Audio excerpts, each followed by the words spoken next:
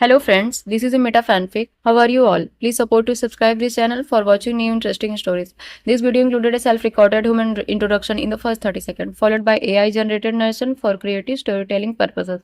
So we will see what if Harry Potter returned to Hogwarts as a professor with the dark secret. But before we start, if you want more stuff like this, then be sure to subscribe and like this video. And if you possible, share this video with your friends. Now let's start the story. Here is short summary. After vanishing for a year, Harry Potter returns to Hogwarts, not as a student, but as the new Defense Against the Dark Arts professor. But his mysterious past and unexpected feelings soon make teaching the least of his challenges. The sheet stirred, a red crop of hair appearing at the head of the bed, gradually followed by the head of Ron Weasley. Last boy, but not the youngest child thanks to younger sister Ginny Weasley. His room was on the top floor in the Weasley house, baptized the Burrow. Ron. For the last time, breakfast. Ron opened his eyes, only to see a bludger heading straight his way. Ah! He yelled, rolling away to avoid the murderous ball heading his way. The result, of course, was his painful drop from his bed to the floor, which was thankfully not that high up. Sitting up, he realized the bludger was part of the new Chudley Cannons poster he had bought. Being a magical poster, it was animated, and the scene was a scene from Quidditch, a fast and furious wizarding sport played on broomsticks and using 4 different balls, 1 quaffle, 2 bludgers and the golden snitch. Ron, seeing as how he was now wide awake, quickly got up and dressed. Exiting his room and descending several flights of stairs before reaching the kitchen. The rest of the Weasley family living at the Burrow were present. Mr. and Mrs. Weasley, Percy, the twins called Fred and George, and Ginny. Sitting down at the table, his plate was almost instantly filled by Mrs. Weasley, who placed sausage, fried eggs, some mushrooms, and several buttered pieces of toast on his plate. The speed almost equaled the way the food appeared at Hogwarts. "Thanks, Mum," he said, before tucking in. Percy was busy reading some official-looking papers, probably some report concerning the sale of thin-bottomed cauldrons. Fred and George were quietly discussing potential articles for Weasley's Wizarding Wheezes, the joke shop they hoped to open once they finished Hogwarts, and Ginny, Arthur and Molly were busy discussing what they were going to do during the day. Molly turned towards Ron. What time did Hermione say she would be arriving today? Ron thought for a bit while chewing on a sausage. She said she would be arriving at 1 o'clock. Will she have eaten before coming over, do you think? I dunno. We could always have a late lunch. Or a picnic. Before Molly could give an answer, a letter flew through the open window. No owl, just the letter. And it went straight to Ron. All conversations stopped. Even Percy stopped looking at his papers to see what was going on. The letter landed straight in front of Ron. Ron, however, made no movement to pick it up. He just looked at it as if it was going to explode. Ron, you've got a letter," Fred said, seeing that his younger brother wasn't moving. "So I noticed, idiot." "Well, read it then." Ron slowly put down his knife and fork and picked up the letter. Opening it, he was relieved when it didn't explode or contain a curse of any sort. He read, "Dear Ron, by the time you have received this letter, I will have gone. I can't tell you where because, well, I actually have no idea where I am exactly. All I can say for sure is that I'm safe, and that there's no way Voldemort can get to me here. There's a lot I want to tell you, but the people, no other word for it here, say I can't tell you. Hopefully, I'll be able to tell you when I get back. I'll be gone about a year, I don't know exactly how long, as that will depend on how fast my training goes. I'll be sending similar letters to Hermione, Dumbledore, Rid and Lupin. They should receive their letters at that same time as you do. Please try not to worry. I won't do anything stupid while I'm gone, and I'll try to regularly send you letters. According to the locals, time passes differently here. It's supposed to pass quicker, but won't affect me, which means that when I come back, I'll be the same age as when I left. Since I can't be reached by owl post, letters will have to be magically sent. You have to touch the letter or package with your wand and say the incantation, Envoyus, followed by the name of the person.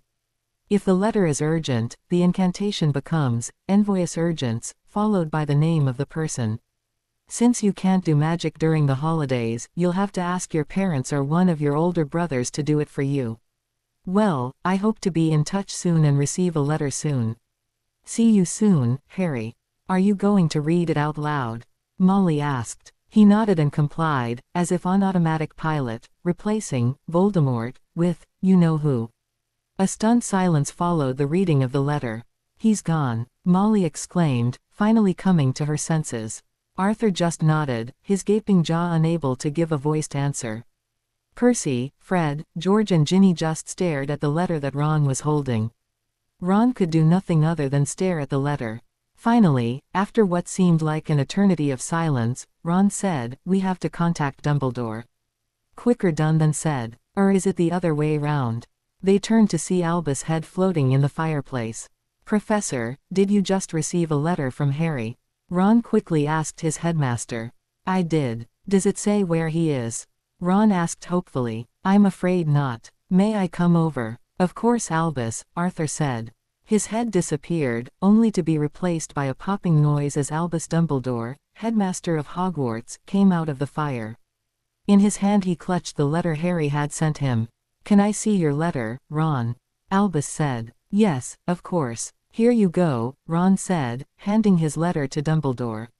After a quick read, Dumbledore spoke. "I'm afraid he gives no other information in your letter as he does in mine."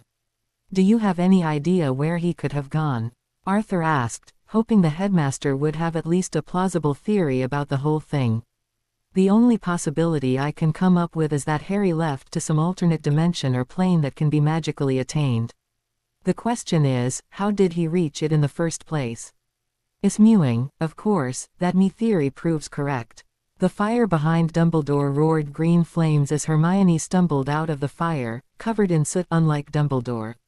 And just like Dumbledore, she held a letter tightly in her hand. She was obviously on the verge of tears, her eyes were shiny and her hand trembling. She just stood there, not knowing what to say. Finally, she chose to say nothing, choosing instead to fall crying in Ron's arms. Molly, too, had trouble keeping in her tears, as Arthur took her hand in his to give it a reassuring squeeze. "What should we do, Professor?" Ron asked Dumbledore, hugging Hermione and patting her back in what he hoped was a reassuring gesture. "Well, I think it would be best if we wrote back, if only to say that we got the letter." Molly nodded, and got up to get some parchment, a quill and a pot of ink. "Professor, couldn't you put a tracing charm on the letter before sending it? It might give some clue as to Harry's whereabouts," Arthur suggested. "Good idea, Arthur. I'll give it a try, although if my theory about his being on another plane proves correct, I doubt he could be traced. But it's always worth a try." Molly returned with the necessary to write a letter. Dumbledore quickly wrote a short note to say that he, Ron and Hermione had received their letters, and that he hoped to get some news soon. Ron signed, and Hermione managed to dry her tears and shakily signed next to Ron. Dumbledore sealed the letter, then performed a tracing and a water-repelling charm on it just in case it was raining where Harry was, wherever that was. Dumbledore then placed his wand on the letter and muttered, "Envoyus Harry Potter." The letter glowed gold for a second, before rising and flying quickly out of the window. "Sir." "Yes, Hermione. I've never heard of that spell before. Did Harry invent it?" Dumbledore smiled at Hogwarts' top student. "No, Harry didn't invent it. It was existed for quite some time. But it has been banned by the Ministry, and declared a dark charm. I wonder where he got the spell from." "A dark charm?" Ron snorted. "It's just used to send mail. Why on earth would a letter-sending charm be declared dark magic?" Dumbledore sighed. "Unfortunately, not all spells or potions considered as part of the dark arts are evil in nature." "Then why was it banned?" Dumbledore gave a little smile. "What do you think would happen if everyone used that spell?" "Well, no one would use owls anymore," Hermione said, more as a question than an answer. "Correct. Which means that no one would have to buy owls for postal uses, nor would all post offices have any use anymore. That means money lost for someone, somewhere. A spell is considered a dark art because it was cause someone financial loss." "That's crazy," Ron all but shouted. "Unfortunately, it's not the only one. Snape knows a number of health-enforcing potions that are considered dark." If anyone could brew them, doctors and nurses would be less needed, resulting once again in financial loss for someone. Dumbledore patiently explained. Of course, never forget that some dark arts spells are truly dark and dangerous. But not all of them are. Ron could just gape at Dumbledore as Arthur spoke. It's the same with jinxing Muggle objects. Some spells cannot be cast on certain objects, because it would remove jobs. Not forgetting conjuring objects or transfiguration. If everyone conjured up all their food, no one would have to buy any. Hermione and Ron thought about this, as Dumbledore turned to Fred and George and said, "This does not apply to objects or food that will be used in pranks." However, his mustache twitching as he tried to stop a smile coming to his lips and a twinkle in his eye. He got up and turned to leave. Upon reaching the fire, he turned to address those present. "I must go. I have some people to contact, plus I must see how successful the tracing charm goes. I hope to be in contact soon. Enjoy your holidays. Do not let Harry's disappearance spoil them. And don't forget to write from time to time." With that, Dumbledore threw some flow powder into the flames and said, in a firm and clear voice, "Hogwarts, headmaster's office," and left in a flurry of green flames. Upon reaching his destination, Albus shook his head and thought, "I hope Sirius doesn't take this too badly," before hearing Rid's heavy paces climbing the stairs. Sirius was staying with Remus Lupin. They had just come back from a spying trip together for Albus Dumbledore in Eastern Europe. Death Eater activity had been noticed in countries such as Bulgaria and Romania, and Dumbledore wanted a complete report as to what the situation was there. Sirius was sitting on the couch in the living room with his feet on the coffee table in front of the fire. Remus was coming down the stairs, his hair wet, visibly just having finished bathing. Sirius was watching carefully with a small grin on his features. His face was no longer gaunt, his eyes no longer dark, lifeless and sullen. His hair was clean and short, and was now worn in quite a stylish crop cut. It didn't really matter if he didn't like it, as it could be magically lengthened, to a certain degree. He could even be called handsome. Of course, the good food and exercise meant that he was back in good physical form, his frame filling out the robes. Just as Remus stepped off the last step, a small explosion of green and purple smoke appeared at his feet, making his float. Remus just managed to keep his balance as the multicolored cloud started floating randomly around the room, carrying a precariously balanced Remus with it.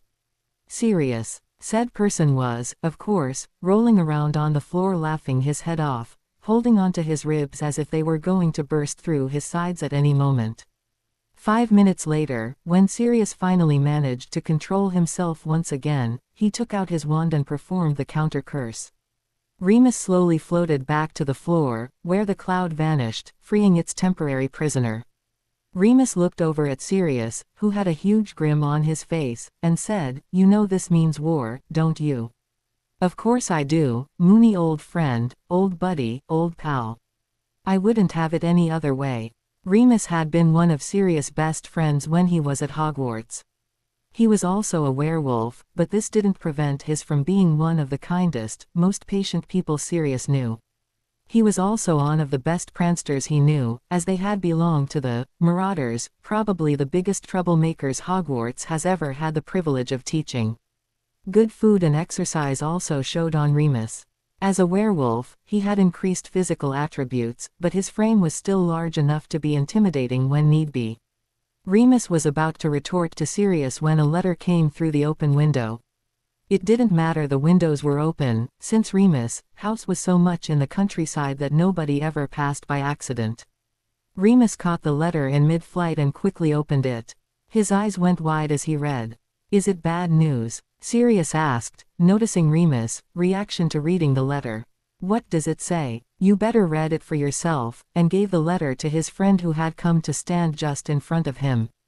Sirius took the letter and quickly read through. His reaction was more or less the same as Lupin's had been. "We have to go to the Dursleys." "My thoughts exactly," Remus said, as he went to get his wand. Once his wand was safely in his pocket, the dissipated to number 4, Privy Drive. "Boy, get up now, don't make me call you again." Petunia's voice shrieked up the stairs.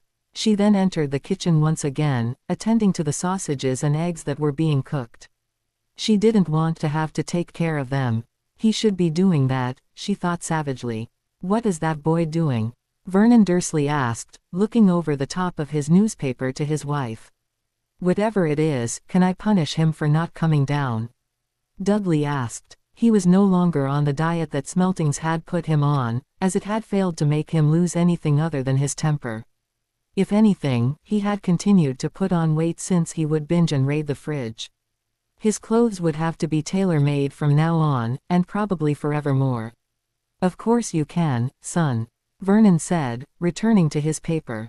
2 minutes passed, before Petunia decided to act. I'm going up there. I'll drag him down here if need be. She got up, just as the doorbell rang.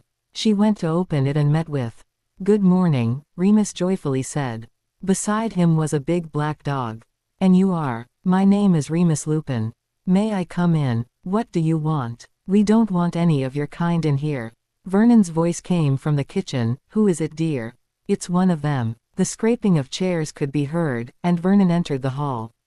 Dudley was doing his best to hide behind his father, and doing an fully bad job of it.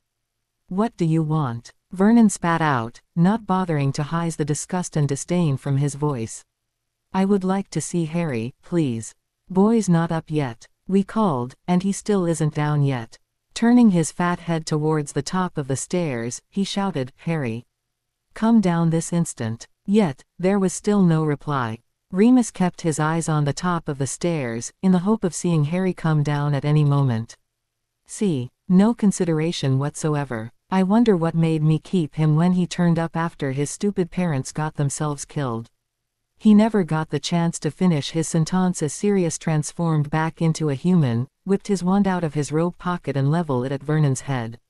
Another word, another insinuation, another breath without my permission, and I will curse you. Get that? Sirius hissed at Vernon, who blanched and stumbled back, banging into Dudley and Petunia and causing all three to fall in a heap at the bottom of the stairs. Remus was glad Sirius had acted, as he was on the verge of losing his temper. And when a werewolf loses their temper, even in human form, the results are nasty. Remus was usually calm, however, and very rarely violent, so no one never really knew about it. Seeing the Dursley family react to Sirius, however, brought a small smile to his lips. Sirius entered the house as the members of the Dursley family were doing their best to disentangle themselves from each other. They weren't doing a good job of it, and it looked like a game of Twister, gone horribly wrong. He quickly ascended the stairs and opened Harry's room. Nothing. No trace of Harry whatsoever. No book, no item of clothing, not even a quill that belonged to Harry was here. It looked like a toy cemetery, broken toys all over the place, not forgetting the broken TVs, console, and empty console game boxes. Sirius looked around in disgust before exiting the room. Taking a quick glance in each of the rooms, he saw no more proof that Harry had at one point lived there. Coming back downstairs, he looked at the Dursleys who were cowering in the hall under Lupin's gaze.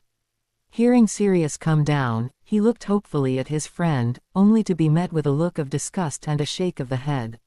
Remus looked at Vernon, bringing himself to his full height and squaring his chest, and asked, "When was the last time you saw Harry?" Last night, around N9:00 clock, Vernon managed to stutter. Petunia and Dudley didn't speak, but nodded frantically at Remus. He finished dinner, then went up to his room. Remus gave a sigh, and the Dursleys withdrew even more at this. They were already pressed against the wall, so they now seemed to be trying to pass through it or melt into it. "Sirius, we'll have to go see Dumbledore about this." Sirius gave a nod and left the house after becoming a dog, followed by Remus. Once they were far enough away, and making sure no one was watching, they apparated to the Weasleys' house. All the Weasleys had been told about Sirius, even Charlie and Bill, so they had no trouble with him. He still stayed in a dog's form, in case the Weasleys received unannounced visitors. Cho-Chang woke up as the light streaming through the curtains hit her face. Cursing under her breath, she turned over, hoping that she would manage to get back to sleep. It seemed that sleep fled from her, and when she did manage to get a good night's rest, she would be awoken. Today, or rather, last night, she had forgotten to close properly her bedroom curtains. Since her window faced the rising sun, this equated her early forceful awakening. Of course, this could but remind her for the reason sleep was missing recently, Cedric. Diggory. She missed him terribly, but not in the way everyone thought. True, they had been going out with each other for several months. Yet, she could see him as nothing other than an older brother, the one she never had, but dearly wished she had had. They had come to some sort of mutual agreement to stop going out together, but to remain good friends, no matter what. However, Cedric had been killed by the Dark Lord during the last task of the Tri-Wizard Tournament end of last school year. That's what Dumbledore said anyway. And she believed him, but she wanted to know exactly what happened. Everything that had happened, and there was only one person who could tell her, Harry Potter. This was where her problem started. Harry must have been one of the sweetest people she knew. He was, every time she saw him, looking out for someone else, usually one of his best friends, Ron Weasley and Hermione Granger. He was also very smart, getting good points in most, if not all, classes. He seemed to excel in defense against the dark arts, but this could be due to the many stressful situations he seemed to find himself in, and had successfully overcome. Every time he would accomplish an act of bravery, the whole school seemed to be aware of every detail. The Philosopher's Stone in the first year, the Chamber of Secrets in his second year, coming face to face with his parents' secret keeper at the end of the third year, without forgetting the Tri-Wizard Tournament just last year. Yet, he would never benefit from his fame. He wouldn't flaunt it. At least, not to her knowledge. Quite the opposite, in fact, as he seemed to hate the fame that came with his name. Without a doubt, he was the person she loved. Not Harry Potter, the boy who lived. Not Harry Potter, Tri-Wizard champion. Just plain Harry Potter. Yet, Cho realized, how well do I really know him? I only know what I see of him, what I read on him. But how well do I know the real Harry Potter? Not well, she admitted to herself. That was why she had made a resolve last night. She had swore to herself that she would write to Harry during the holidays. Goodness knows he would need a friend. Plus, she thought, from what I see, he could start to wallow in guilt, and I can't allow that to happen. He had to know that what happened wasn't his fault. She got up and quickly dressed. Opening the curtains fully to let the light fill her room and leaving a window slightly ajar to make sure her room didn't overheat. It was summer, after all. Walking over to desk, she pulled out a piece of parchment, a quill, and a half-full pot of ink. Placing herself in the chair, she had just opened the pot of ink when she saw a letter slipping between the window and the frame, and fly in her direction. She could do nothing but stare as it landed just in front of her. Warily picking it up, she opened it and read. Dear Cho, it's Harry. I must be the last person you expected to write to you during the holidays, but I just had to. There's so much I have to say. First of all, I want to apologize. I can't help but feel that it's my fault Cedric died. We were in front of the Tri-Wizard Cup. He told me to take it, and I told him to take it. Eventually, I stupidly suggested that we both take it, as it would still be a Hogwarts victory. Some victory. I just thought that you had the right to know. I won't be surprised if you never want to talk to me again, but I wanted you to know that I am truly, deeply, sorry. If you do ever find it in your heart to forgive me, know that I will always be here for you.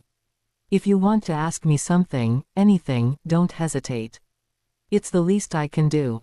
Since I can't be reached by all post, I can't tell you where I am. I'm afraid letters will have to be magically sent. You have to touch the letter or package with your wand and say the incantation, Envoyus, followed by the name of the person. If the letter is urgent, the incantation becomes, Envoyus Urgens, followed by the name of the person. Since you can't do magic during the holidays, you'll have to ask your parents or maybe another member of your family to do it for you. Best regards, Harry. Finishing the letter, she could feel tears in her eyes. He feels guilty. He shouldn't. No one could have known, not even Dumbledore. I have to let him know, but she couldn't react without more information. She would have to ask his best friends if they knew anything. Since Hermione had already arrived at the Weasleys, it was no use she returned to her house. Arthur had gone to her parents to get her trunk, and had stayed for a suspicious length of time. He later admitted he had spent quite a long time talking about different Muggle objects and inventions with the Grangers. He was somewhat obsessed with anything and everything concerning Muggles. The rest of his family, of course, considered him to be slightly insane. Ron and Hermione were in the kitchen, talking about Harry. Remus and Sirius, after telling what they knew, had gone to see Dumbledore. Fred and George had gone back to their room, and regular small explosions could be heard. Arthur and Percy were at work and Molly had gone to do some shopping in Diagon Alley with Ginny. They hadn't been speaking for long before the flames of the fire blazed up and turned green. Before they had the time to consider who would arrive, Cho Chang stepped out of the flames. If they had been expecting someone, it surely wasn't her. She shyly mumbled a hello, realizing it was strange that she appeared like that, seeing as she hadn't really spoken with either of them before, much less been invited over. Hermione gave her a small but encouraging smile. Hello Cho. Noticing she, just as Dumbledore had, was holding a letter tightly in her hand, she asked, "What's the matter?" Cho looked up. "I just received a letter from Harry, and, well, there's parts of it I don't really understand." Ron blanched slightly at this. Cho, could we see the letter please? It might give us some more information." Cho silently handed over the piece of parchment, and Ron took it before reading it, Hermione looking over his shoulder. When he finished, he let out a small sigh and placed the letter. "This does give us more information as to what state he's in. But nothing else. I suppose you want to know where he is?" he asked Cho. We gave a quick nod of her head. Ron pointed to an empty seat, and she sat down, Hermione taking her place once again next to Ron. "To tell you the truth, no one knows where he is." Handing over his own letter, Cho quickly read through it as Hermione started to speak. "We received this letter. He disappeared at some time during last night. We don't know how, we don't know why, we don't know where." Cho had by this time finished reading Ron's letter. "But, hasn't anyone gone to his house to see if there are any clues?" "Professor Lupin and Sirius have been over," Ron said, before realizing what he said. Hermione kicked him in the shin as Cho gave him a puzzled glance. "Sirius? Sirius who?" Ron, looking at the table and muttered something under his breath while rubbing his shin. Bringing his head up, he said, "Sirius Black," in a barely audible voice. Cho's eyes widened in shock. "The escaped convict. The one and only," Ron muttered. "But he killed a street full of people. He betrayed the Potter family. Why would he do anything for Harry's good?" "Because he's innocent," Ron answered. "How can he be innocent?" Cho asked, incredulous. "There were loads of witnesses." Ron and Hermione looked at each other, gave a small nod, and turned back to Cho, who was eyeing them warily. They then took turns to explain to Cho the truth, and how they had found it out. "The only people on our side to know are Dumbledore, Professor Lupin, Harry, Hermione, my family and I. And Sirius, of course." Cho looked, or rather gaped, at them both. "Wow," was the only thing she could say. "Yep, my thoughts exactly," Hermione said. "And have you written back to Harry yet?" Ron's eyebrow rose slightly, causing Cho's cheeks to become slightly pink, and answered, "Yes. My dad suggested to place a tracing charm on the letter, but we haven't heard anything about it from Dumbledore yet." "Oh," Cho said, looking at the table in front of her. A few embarrassing moments passed before Cho spoke again. "Can you talk to me about him?" Ron gave a small smile, knowing that Harry too had a thing for Cho, and before long, all three of them were talking like old friends. There, finally arrived at the end of the chapter. Read and review. The holidays passed, and soon it was September 1st. All the people Harry had written to had kept up a regular correspondence with Harry, who would regularly write back. He would still never give any information about his whereabouts, insisting that he had no idea where he was, which was believable. Dumbledore had tried to locate the letter by following the tracing charm. However, whilst the trail left by the letter was strong at first, it gradually faded till it was no longer detectable, much to the disappointment of Ron, Hermione, and, of course, Cho Chang. Cho and Harry had been writing more often to each other than the others. Every other day, Cho would receive a letter, and send a reply back the day after. Cho was happy that she was finally learning about Harry. Whilst he wouldn't give away information easily, he was becoming more and more open to her as time passed. She still hadn't asked about details as to what had happened after the Tri-Wizard tournament, but was resolved to do so soon. Cho was thinking about this as Wen was walking towards the platforms at King's Cross Station. Her parents were walking next to her, telling her to behave, to work hard, and many things only parents consider to be on importance. Cho was only half listening, since her thoughts kept straying to Harry. Walking through the wall between platforms 9 and 10, she arrived onto platform 9 and 3/4, where many fellow students were already putting their trunks onto the bright steam train. She looked for her house friends, but instead spotted Ron and Hermione, along with the rest of the Weasley family. Cho would visit weekly the Burrow, and Ron, Hermione and herself had become friends. She somehow had the feeling that she had been accepted into their group. It's no longer a threesome, but it's now a foursome, she told herself, allowing a smile to grace her pretty features. That was probably the understatement of the year. She was popular, smart, hardworking, easygoing, had a lot of good friends and was top of her year. She was also considered the prettiest girl in the school, that Ron had once asked if she had any Vela blood. Only one thing missing, she thought with a sigh. Love, with a capital L. However, her letters to Harry were starting to fill that particular void. Harry had promised that once he had had enough training, he would dream hop. He could already do that when the distances weren't great, but wasn't comfortable enough to do it for too great distances or for a very long time. Finally spotting some of her fellow sixth-year Ravenclaws, she hugged her parents goodbye, promising to write regularly, and went to join her friends. The train towards Hogwarts had proved calm for Hermione, Ron and Ginny. Cho had dropped by just after they had left platform 9 and 3/4, and they had chatted for minutes. They had to deal with the constant flow of fellow Gryffindors, each wanting to know why Harry wasn't there. They had also been graced by the presence of Malfoy, although he hadn't stayed long after seeing Harry was missing. Ron was looking out the window, while Hermione and Ginny were quietly conversing. I wonder what he's doing right now, Ron suddenly blurted out. Hermione and Ginny stopped talking and looked worriedly at Ron.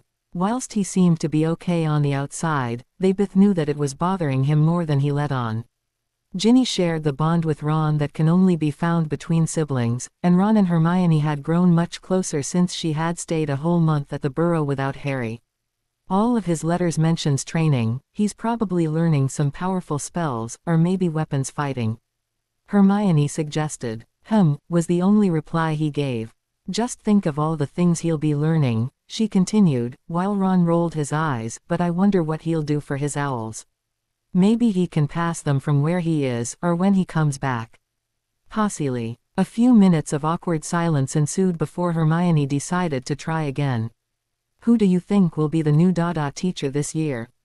Dunno. I hope it's Professor Lupin.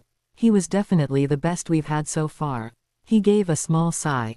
I think we'll be needing these lessons more than any of the others in the near future. Hermione frowned slightly. I think we'll be learning some very interesting potions this year. Some should prove very useful. We'll be doing healing potions, for one.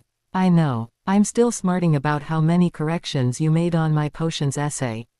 I ended up having to rewrite the whole thing. You're still grateful I did bother to correct it, aren't you? Yeah, but I doubt that it'll make a big difference for Snape. Unfortunately, you might be right about that one. They eventually decided to play Exploding Snap, the fun only increasing as Seamus and Dean, two fellow Gryffindor fifth-years joined in. Not even the rain which started shortly after midday could dampen their spirits. The beginning of the year went smoothly. Ron, Hermione and Cho were grateful to be able to send their mail to Harry without having to ask someone else to do it for them. Lessons went well, especially since Remus Lupin was back to teach the Dada classes, much to the delight of almost all of the students, Slytherins included.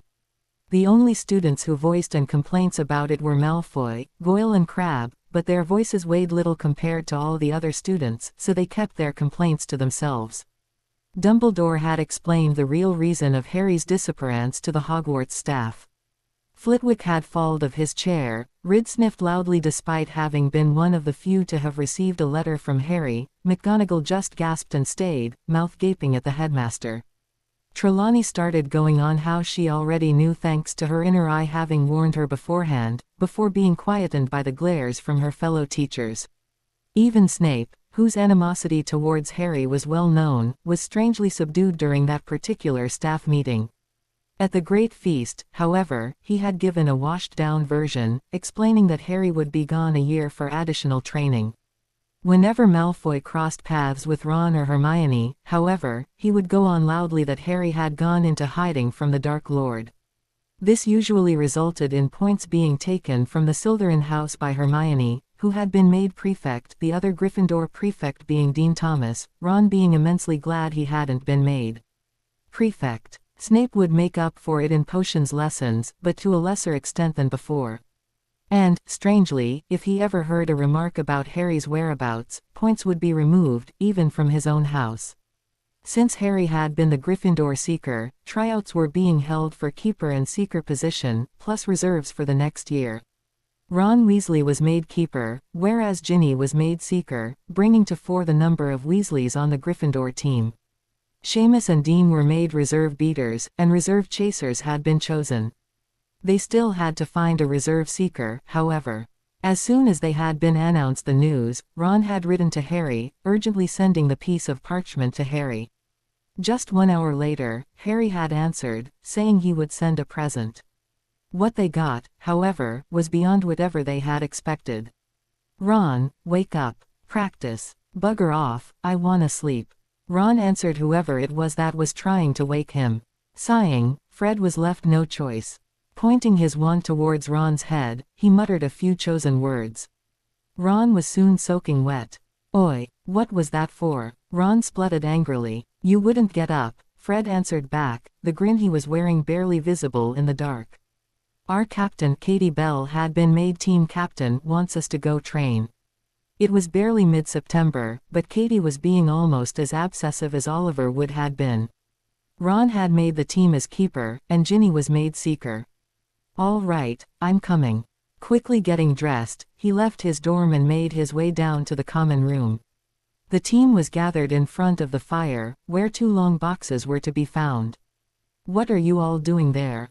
"Waiting for me," Ron managed to say before a yarn interrupted him. "Actually, yes, we were waiting for you." "Huh," Ron answered back. Katie spoke up. "We came down to find 2 boxes in front of the fire. Next to them was a letter, with Ron written on the envelope. We decided to wait." Ron walked up and took the letter Katie was holding out to him. Opening the envelope and taking the letter, he read, "Dear Ron, I decided to send you a present. If my memory serves me well, the first Quidditch match is coming up soon, Slytherin, in 2 weeks' time. In the boxes 2 broomsticks he made them." The rest of the team exclaimed. "The biggest of the 2 is yours, the other going to Ginny. Now don't be alarmed about their initial appearances. They have to activated. You have to place a drop of your blood on the tip of the broom. It bonds you to your broomstick, making it impossible to ride for people you don't want to ride it. There are other personalized features, but I'll leave you each to discover them for yourselves. Keep me up to date. On a more prudent note, don't say where you got the brooms from except to the rest of the team and to those you can trust, such as Dumbledore. And make sure to rub Malfoy's nose in it. Love, Harry." "Wow, he made us a broomstick," Ron said in awe. He didn't know how much effort was put into making a broomstick, but it wasn't any old wizard or witch that was able. Placing the letter to the side, he slowly opened the box. His first impression was one of disgust. Seeing the state of these brooms, he preferred to keep with the school's comets, but remembered the letter, "They have to be activated." Handing the smaller broom to Ginny, he asked, "Should we activate them together?" "No, go ahead first." Ron carefully placed the broom on the floor. Taking his wand, he cast a spell which makes a painless slit. Slowly, a drop of blood dripped from the slit to the broom. The effect was almost immediate. The broom started to glow with a bright red light, and literally transformed. The tail twig straightened, the handle grew a bit in length and smoothed out. Runes, shining with a rich blue or green light, started forming, starting at the tip and heading towards the tail. Everyone was watching, awe being the only emotion present on their faces. About a minute later, the light receded, leaving probably the most beautiful broom they had ever seen hovering next to Ron. They stood there for all of 5 minutes, before anyone could say anything. Ron finally managed to turn to Ginny, and say, "Your turn." She closed her gaping mouth, and nodded. She then proceeded to perform the same charm as Ron had, with much the same effect, but not quite. For a start, her handle was longer than Ron's, and slightly thinner. The tail twigs were also longer. The runes were different, too, and shone with a purple and red light instead of Ron's blue and green. "Wow, Harry, that's one hell of a present," was all Ron could get out of his mouth. No one else could say anything, so they just nodded. Turning to Ginny, Ron grinned and asked, "Wanna try them out?" Ginny, too, grinned. "Do I ever." They grabbed their respective brooms and quickly left to go to the Quidditch pitch, followed by the rest of the team. Needless to say, the brooms were exceptional, light years ahead of what was presently for sale in Best Brooms.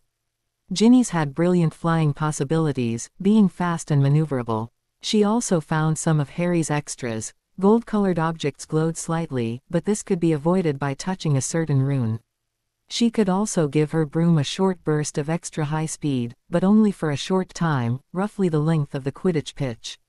Harry, being a seeker himself, knew what was useful on a seeker's broom. Ron's broom was by no means inferior. Whilst not as fast as Ginny's, he had better acceleration and braking. Plus the quaffle would leave a kind of trace so that it was easier to guess its trajectory. And Ron reckoned that it was still faster than a firebolt, despite its being a keeper's broom. But he was sure that he still had a lot to learn about his broom. Needless to say, they easily beat Slytherin 2 weeks later, 370-0. Malfoy would be fuming for weeks after. It was mid-October. Cho was busy studying in the Ravenclaw common room. It was late, and little light shone through the windows. Only some candles and the fire from the fireplace provided light. Putting the finishing touches to her transfiguration essay, Dangers on Becoming an Animagi, she was ready to go to sleep.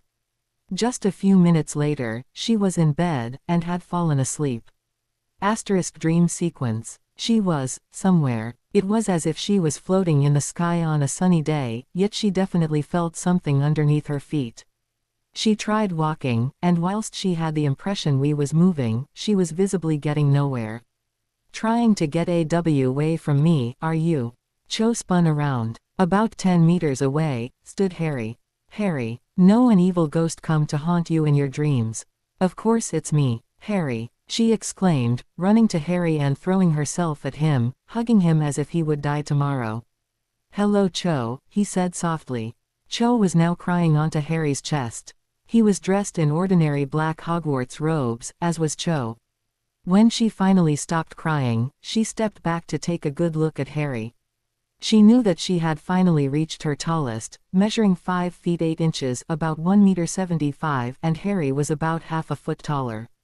He was no longer skinny and looking like he was underfed. He was larger, his frame having filled out well. His features were more or less the same, just a bit more mature. His hair was the same, however, and still stuck up all over the place. He was wearing his glasses, and Cho wondered why he still had them since this was a dream. Harry smiled at her, and said, "I told you I would visit you soon." Cho smiled back, and replied, "Yes, and I'm grateful for it. I'm afraid I can only stay for half an hour. I'm not strong enough to stay longer." Cho gave a reassuring smile, and said, "Don't worry, any time spent with you is a blessing." Harry smiled happily at this, and stepped up and hugged Cho. It wasn't a brotherly hug or a reassuring hug, it was tender, loving. Cho smiled inwardly at this. She could tell, he had feeling for her too. Breaking the embrace, Harry sat down on the sofa that was just behind him. Cho was surprised, as it hadn't been there a second earlier, but then reasoned that anything was possible in her dream. She sat down next to Harry, just content at being next to him. She held his hand in hers, and put her head on his shoulder. After a few minutes, Harry broke the silence.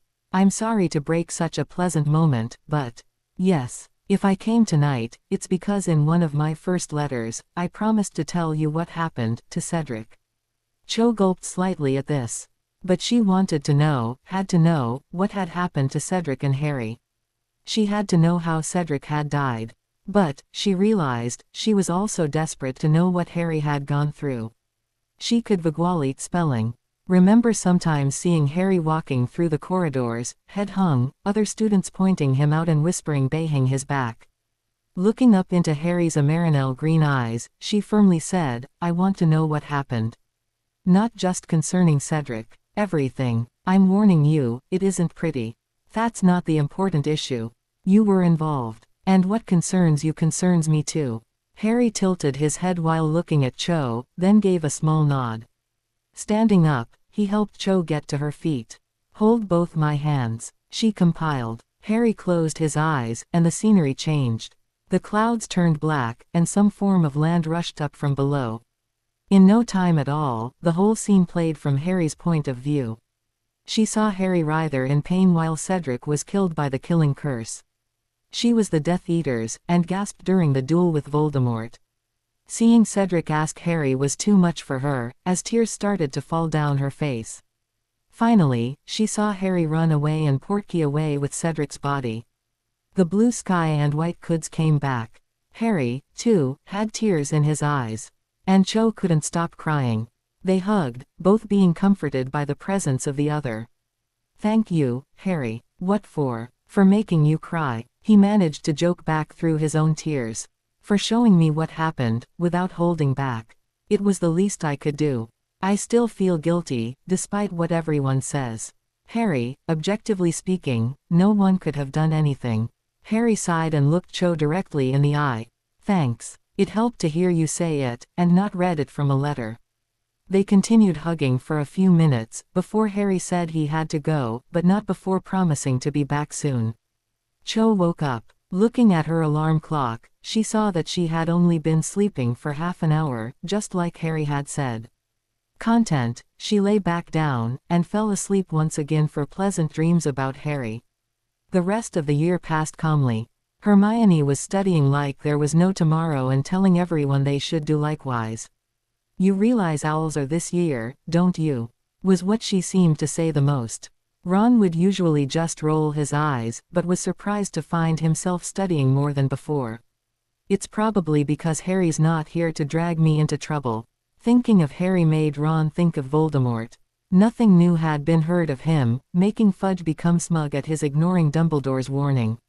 He voices his thoughts to Hermione. One day, do you have any idea why we haven't heard anything new concerning you-know-who? Not really. My guess is that since he wants Harry, he won't attack unless he's sure Harry's here. I suppose so. Cho was seeker for her house Quidditch team. She, too, had received a new broom from Harry, and was amazed with it. During the match Ravenclaw-Hufflepuff, 190-20, she had had to get used to the broom. She had received it only about 1 week prior to the match. She didn't mind. Harry had taken the time and made the effort to make her and Ron and Ginny, she knew, a marvelous broom. This made Cho think. Not only had he the time and the patience to do so, he also had the power and the know-how. Harry would talk about a training plan during his letters and dream-hopping sessions, and she started to wonder what he was learning. As she continued to write every other day, she took the opportunity to ask about his training. His answer was brief: everything. He was learning almost every potion that had ever existed, learning transfiguration, charms, curses and counter-curses. He also learned about magical creatures and herbology, without forgetting astronomy and runes. He also mentioned rune magic, but Cho had no idea what that was. And Harry said he couldn't tell her what it was in a letter, but that he would show her when he got back. From the sounds of things, he was more advanced than her, in every domain. She would sometimes ask questions, and he would always answer the next day. And although he had proposed, she wouldn't let him correct her essays. Harry was also very happy that Cho was good friends with Ron and Hermione, and but could approve of the friendship the four now shared. Christmas came and went, the only notable event being the Christmas ball. Harry had managed to send presents to every one of his pen pals, beautiful necklaces with Protectus charms on them, and, of course, they had all sent Harry a present using the Envoyus Urgens Charmed Cho had sent a silver necklace, Sirius and Remus sent a prank book and a wizard camera, Ron a book on Quidditch, Hermione sent a scrapbook full of pictures taken by the Creevies, and Ginny sent pictures of the Quidditch team, before and during the match, not forgetting the celebration party. Ron finally had the guts to admit to Hermione that he had feelings for her. They've been an item ever since. Cho didn't go. She had turned down every boy that had asked her to go, saying that the only person she wanted to go with wasn't there. She stayed in the common room doing her homework. After finishing her essay for the night, she put her things away and went to bed. Fingering the beautiful fine gold necklace with a tear-shaped sapphire, she wondered what Harry was doing. She was soon asleep. She was, for the third time, in her cloud dream where Harry would visit An. Nothing noteworthy happened the second time. However, the scenery soon changed to become the Great Hall. The tables and benches had been moved to the side, and Christmas decorations were hanging all over the place. Multicolored lights were floating around. It was indeed a beautiful sight. She was standing in the middle of the hall when the doors opened. She turned to see Harry, dressed in long dark green dress robes, with gold runes along the hem. Looking down, she saw she was dressed in dark blue dress robes, with silver runes along the hem. "Hello Cho. You look beautiful tonight," Harry said as he arrived in front of her. Cho blushed. "As do you, Harry. Green is so you." Harry grinned. "I could make them bright orange and pink if you want."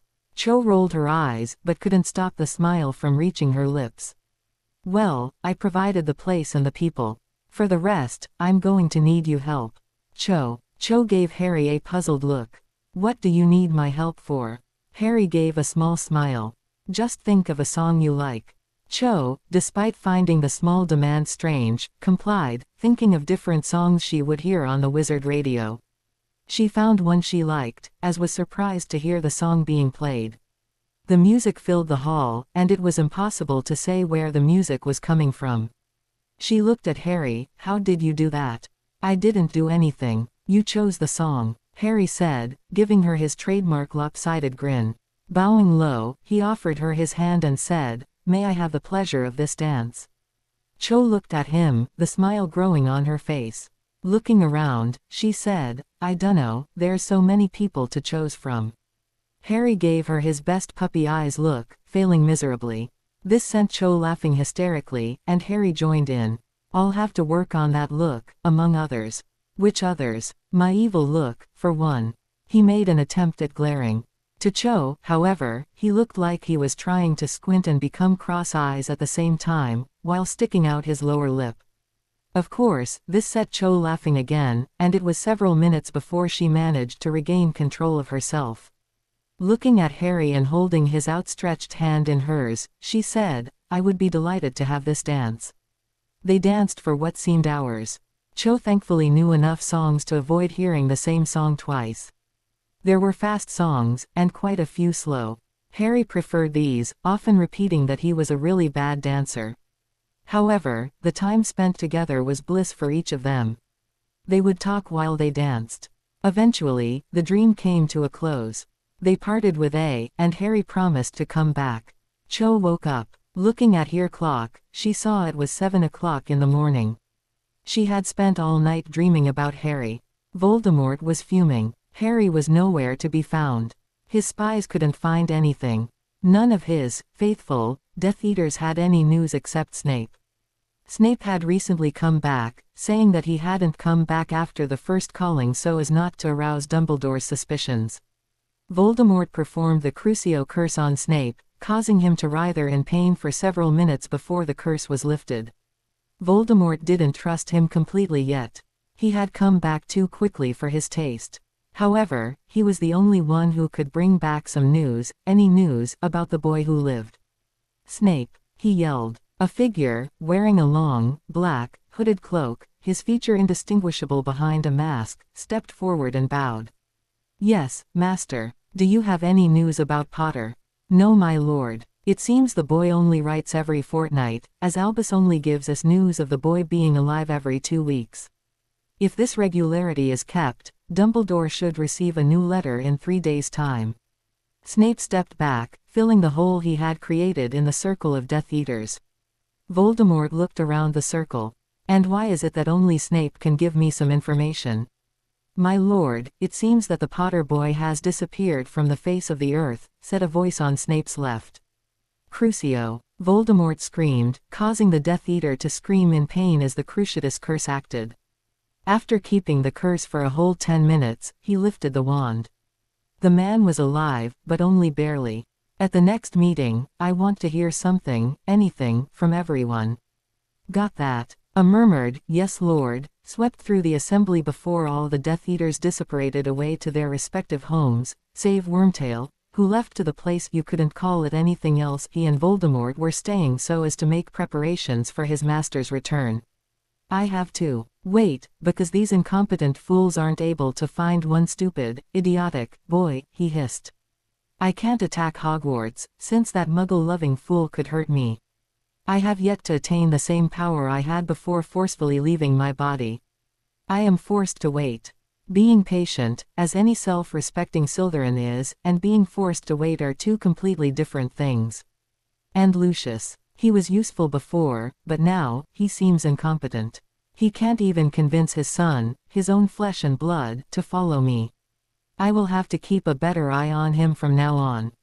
He continued this monologue for some time, before leaving the scene, leaving little trace of the meeting that had just occurred. And while no attacks were made against Hogwarts, a few attacks were made against Muggle-born wizards or against those who were very outspoken against the Dark Lord. Fudge, of course, continued denying that Voldemort was back, much to the dismay of many. The month of June approached. Everyone was studying for their end-of-year exams. 5th and 7th years were under even more stress because of their owls and newts. Even Fred and George, being in their 7th and final year, were seen studying, although they vehemently denied doing anything of the sort. They did have a reputation to defend, after all. The exams came and went. The sky was blue, and since they no longer had lessons, they could laze about a bit and enjoy the weather. Ron, Hermione, Cho and Ginny would take long walks around the lake, or visit Hogsmeade Village. Cho had, once again, come out top of her year. Hermione and Ron would have to wait midsummer before the results of their owls came, and Ginny had done very well. Whilst not top of her year, she was certainly in the top 5. Eventually, slowly, the end of June came. Fred and George played a huge prank on the whole school, themselves excluded. At the end-of-year feast, the cup went to Ravenclaw, turning everyone's skin different colors with polka dots and their hair another color. They wanted to leave with style, and what better way to do so than that? Their belongings packed and placed in the steam train that would bring them to King's Cross Station. Upon arrival, they took their stuff and left the magical world into the Muggle world. After promising to keep in touch and to see each other soon, Cho and Hermione left, while Ron and Ginny went home with their parents to the burrow. Harry felt energy, magic, coursing through his whole being. It wasn't painful in any way, it was actually quite pleasant, and slightly ticklish, truth be told. After what seemed like 5 minutes, the light receded, leaving him in what looked like a bedroom. It was a large room, with 4 doors. Opposite the double door was a big 4-poster bed, in colors of red and gold. His trunk was at the foot of his bed with all his personnel belongings inside it, and all his books, from 1st to 4th year, were in a bookcase next to his bed. His broom, his trusty firebolt, was propped up next to the bookcase. A large fireplace was on the right wall, with 2 comfy seats and a couch in front of it, placed around a small table. Next to the bed was a relatively small door. Walking up to it and opening, Harry realized it was a small clothes room, since his robes were neatly hung up on one side of the room, whereas all his other clothes were neatly folded away and put on shelves. Closing the wardrobe's door, he walked over to the second small door, and opened it to find a large bathroom. In the middle was a large bathtub sunk into the floor, much like a swimming pool is. It looked a bit like the prefect's bathroom. There were also a shower stall on the furthest wall, and a pile of clear towels and bathrobes were placed on several shelves. Everything was white, and not a speck of dust was to be found, anywhere. Opening the door of the last room, he entered a sort of office. A large desk was there, as well as a small personal library. Looking through the desk's drawers, he found an ample supply of parchments, quills and ink pots. There was only one door left. It was a large oak double door opposite the bed. Walking over, Harry placed his hand on the door handle and slowly opened the door.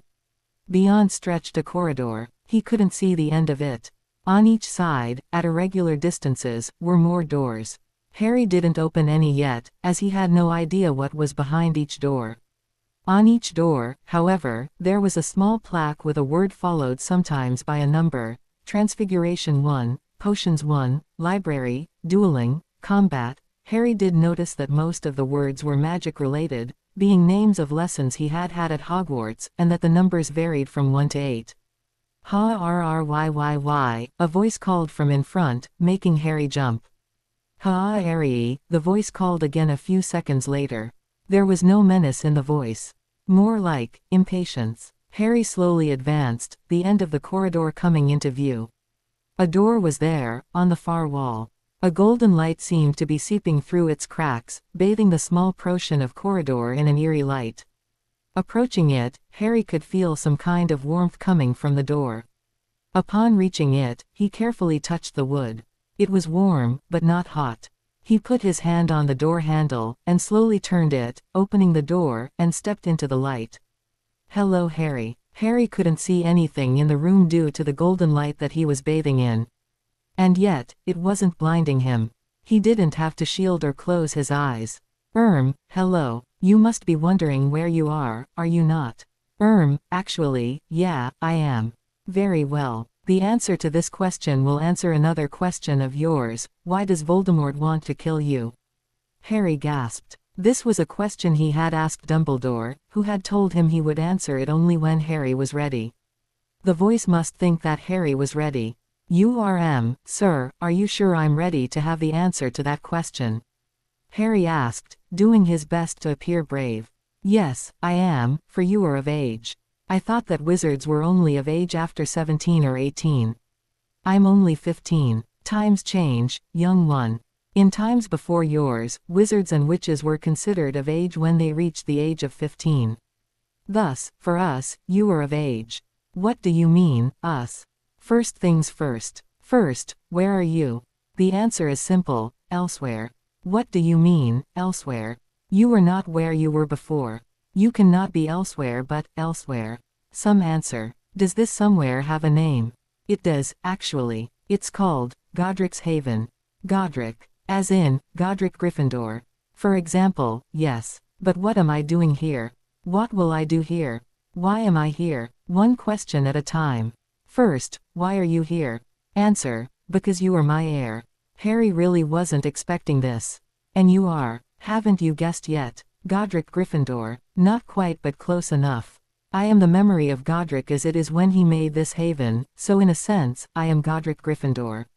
I was good friends with all the Hogwarts founders, even Salazar, despite popular belief. Yet, Rowena Ravenclaw made a prophecy when a very powerful heir of Slytherin would appear, causing great chaos. The students he chose for his house are ambitious, no doubt about that. But an heir of Gryffindor would defeat him. Godric made these quarters to train the heir to defeat Slytherin's heir when the time would come. However, his heir could only come here when he came of age, on his birth date. That is why your father didn't come here. Indeed, you are the first person other than of the Hogwarts 4 to have visited. This was a lot of information for Harry to take in. So what kind of training will I be getting? Ah, good question. Readiness to learn. Good. Well, you will be learning everything. You will be taught normal magic, such as charms, transfiguration and more. Basically everything that can be taught at Hogwarts. How do you know what's taught at Hogwarts? Godric is one of the founders, remember? Where was I? Oh yes. You'll also be learning extinct forms of magic, such as rune magic. What's rune magic? Patience is a virtue. Besides, you'll be finding out soon enough. You'll also be learning necromancy. Necromancy. What do I want to learn necromancy for? There's nothing wrong with learning necromancy. It is one of the many forms of magic, and one of the more powerful ones, I might add. There's much more to necromancy than just raising skeletons. But you'll be learning all that soon enough. You'll also be learning unique skills, such as wandless magic. But enough of that. I sense a question in that mind of yours. How long will my training take? Ah, good question. Time passes differently here than where you live. You will spend several years here, about 6, if I'm not mistaken. However, only a year, more or less, will pass where you live, and you will have aged only 1 year. So I'll be 16 when I get back. Will it be long enough to learn everything? Yes, it is. Ah, I see another question. Is there a way for me to tell my friends? I don't want them to get worried about my disappearing for a year without telling anyone. Ah, loyalty and nobility, traits greatly prized by Godric. He would be pleased, and proud. Yes, there is a way to send objects. A spell, a simple spell, is enough. You must touch the object that you want to send with your wand, or hand in the case of wandless magic, and say the incantation, envoyus, followed by the name of the envoyee and, for urgent packages, envoys urgents. A simple spell. Who will I be taught by? That depends on the subject. You will be taught by echoes, memories of the 4 Hogwarts founders and their brightest students. I'm afraid history of magic will be a bit harder, but what you will learn will be sufficient information for you. Can I ask one last question? You just did, but you can ask another. When do I start? Thus Harry started his training. He soon learned that the numbers on the doors was the level of spells that were taught in those particular classrooms. Harry had to carry a piece of parchment which would give him the schedule of his day's lessons. He would have 1 day's holiday every week. And he never had assignments.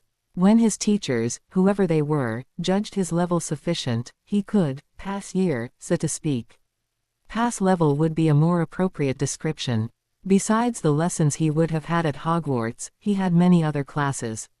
He learned how to fight with a variety of weapons, and, towards the end of his training, could use efficiently every weapon.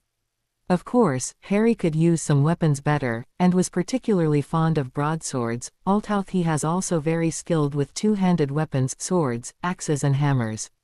He wasn't so skilled with stringed ballistic weapons, but didn't do too bad with throwing weapons. He also had lessons on how to make weapons, and how to take care of them. Without forgetting learning how to cast spells through the sword, increasing the damage done. Harry also learned necromancy, as he had been told. In fact, he quite enjoyed it and proved to be quite good at it. It was indeed more than just raising skeletons. Necromancy involved learning about undead creatures of all kinds, lessons on poisons, bone magic, and even, to a certain degree, healing and regeneration spells, and more. He passed quite quickly these lessons, and soon went on to learn more and more ancient, and powerful, necromantic spells. He learned how to read ancient runes. He learned how to make magical runes, giving the object magical properties that were longer lasting than enchantments. There was also the rune magic he was told he would learn. Basically, he would trace in the air the rune which would act as a spell. Words were rarely used, and only for some of the more powerful spells. He also realized that he was actually good in potions. He already knew that, but the fact was made crystal clear as the potions became more and more complex. Just because Snape wasn't breathing down his neck criticizing everything Harry did made a world of difference. He would even surprise himself and spend time researching different potion composants, and testing different combinations or substituting ingredients to improve a potion. Despite all the lessons, Harry still had free time. He could spend it in the library, looking up spells, potions and runes of all sorts. Or he could take a walk in one of the gardens, just enjoying nature. But his favorite pastime was still Quidditch. There was an indoor pitch, and Harry could play with, and against, illusions, that played almost as well as the real thing.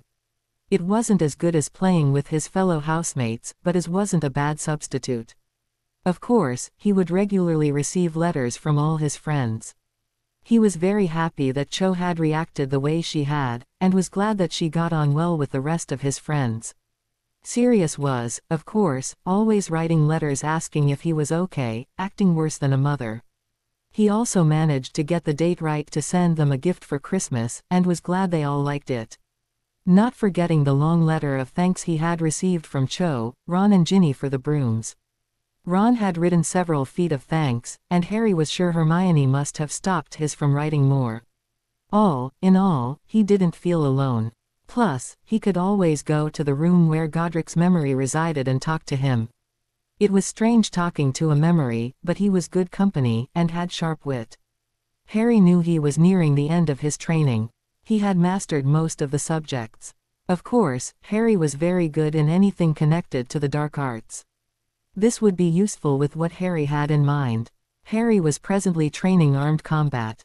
He had been surprised to have been trained also in the use of Muggle weaponry, guns and the like, but supposed that he had to be prepared for all circumstances. Harry disliked fencing. The weapon seemed so fragile in his powerful hands. Harry had drastically changed. He had grown to reach his height of 6 feet 2 inches, about 1 meter 88, and was now of large build, very little of it being fat. Of course, he was still very agile, and surprisingly fast when the need arose. Of course, Harry could understand why some people liked fencing. The weapon was quick and light, and when used with a main gauche parrying blade it was a very effective style when used in correct way. Harry still did it like it. He soon switched to one of his favorite weapons, a two-handed warhammer. This was Harry's own personal. He had made it himself, so it was tailor-made. He had made one or two others, but they were his first attempts. This one was near perfect. Harry had crafted several runes along the handle and on the head of the weapon, making it more than deadly. Alone, it was a formidable weapon. In Harry's competent hands, it could wreak havoc and destruction on a large scale. Of course, Harry wouldn't be using any of his added bonuses. He wanted to train, and couldn't do so effectively when being helped, even if it was his own doing. Starting slowly, he gradually increased the speed of his attacks, eventually making the hammer blur. He then started to slow down, eventually stopping. Harry stood, just breathing, when some clapping could be heard. "Well done, Harry. That was very impressive. Thanks, Godric. Can I do anything for you?" "I'm afraid not. And there's nothing I can do for you either. You have reached the end of your training. You have excelled in most, if not all subjects. Even potions, despite your saying the opposite. You will soon be returning. I am here to prepare you for your return. I'm all ears, Godric." "Rather muscular ears, then. Anyway, I have taken the liberty of putting away all your personal belongings in your trunk, as well as many useful objects. A duplicate of the library, for example, and a range of weapons has also been placed at your disposal. You will have to put away your own personal weapons, however. Your clothes, of course, have been put away. Not forgetting, your precious firebolt broom, are your latest birthday presents." Whilst here, Harry had made it a small hobby to make objects, and then improve them. His weapons, for one. However, he was very proud of the trunk he had made for himself. It wasn't an ordinary trunk. Measuring about 2 meters in length, 1 meter in width and 70 centimeters, a bit more than 2 feet in height, it had 9 locks on the long side, and 7 on the top. The locks on the long side caused the trunk to open into a compartment of different sizes, which could hold many an object. By using the keyholes on the top of the trunk, you would enter a room. Harry had different rooms for different uses: bedroom, workroom, combat training room, weapons room where he kept all his weapons, personal and rather big library, and others. Along the sides were many protection, strengthening and anti-burglar runes, along with a whole range of charms and enchantments, just to be on the safe side. Concerning his latest birthday presents, Harry smiled as he recalled that he had received quite a few presents from his friends not long ago. He supposed that it was the 31st of July for them. Ron had sent a self-updating book on brooms, Hermione had sent scrapbook containing photos of hers and Ron's 5th year that Colin had taken, Ginny had sent a box of chocolate frogs, she was over her crush of Harry, and had gone out for a while with Dean Thomas, but they broke up. Sirius and Remus had sent Harry's parents wedding rings, Harry had cried when he saw the rings, and Cho had sent him a necklace. In her note, she explained that the necklace was charmed to recognize its twin, and would warm when its twin was close. Of course, she was the one wearing the twin necklace. "Thank you, Godric. Don't thanks me, lad. It's not like it took much of my time or effort. It's gonna be strange going back and seeing all my friends again. There are certain things you should know first. You are still a 16-year-old boy, This takes place just after the 31st of July, our time, but have already reached your full physical height. This means you are still subject to teenage worries along with the others, without the growing pains or voice troubles. Also, whilst you have learned a lot of things here, you do not know everything. You can still learn. And lastly, a warning, you are powerful. Immensely so. But so is Voldemort, as are his followers. Do not, under any circumstances, take them lightly. Thank you Goldrick, for everything. What date will it be when I get back? Last week of August. Okay. I can't go back to school, since they can't teach me anything. What can I do? You could become a teacher. Me, a teacher? I don't think so. Nope, no way, zilch, nada. Why ever not? Well, however, the more he thought about it, the less ideas came to mind. Quite the opposite. He actually found it to be a good idea. Actually, that's a good idea. I think I'll take you up on that. Told you so. Something just came to mind. How will I be getting back? And where will I be? Good question. That, my friend, depends on you. You will have to tell me where you want to go. Well, if I am to become a teacher, I choose to appear to Albus Dumbledore. A wise choice. And a very powerful wizard. Not as powerful as you or Voldemort, but he holds his own very well. When will I leave? As soon as you're ready. Meet me in my room and I'll give you your last instructions. Harry left the room carrying his warhammer, and went to his private chambers. Opening his trunk, he placed the weapon in the appropriate room. He went into his bathroom and took one last, long, relaxing bath. It was the last one he was going to have. He was going to miss this place, but he missed his friends more. Upon finishing his bath, he dried and went into his trunk's bedroom, where his wardrobe was. He changed into Muggle-style army trousers and a black t-shirt. Black army-style boots on his feet, he completed his ensemble with a dark green hooded cloak. Gold and silver runes lined the hem. It was stylish, but above all practical in case anything happened. Admiring himself in the mirror, he exited the trunk. Locking it, he shrunk it using wandless magic. Having mastered it after a lot of hard and stressful training, he pocketed his trunk and wand. He didn't want anyone to know that he could do wandless magic, not yet anyway.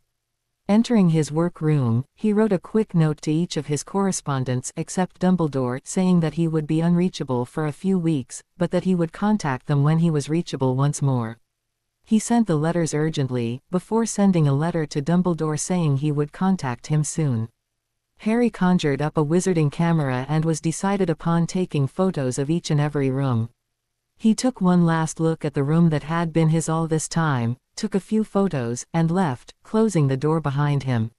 He walked the length of the corridor, stopping by every door to take one last look in each of them, without forgetting to take at least one photo. Finally, he reached the end of the corridor, and entered the room. It was no longer the golden light-filled room that it had been when he had first been here.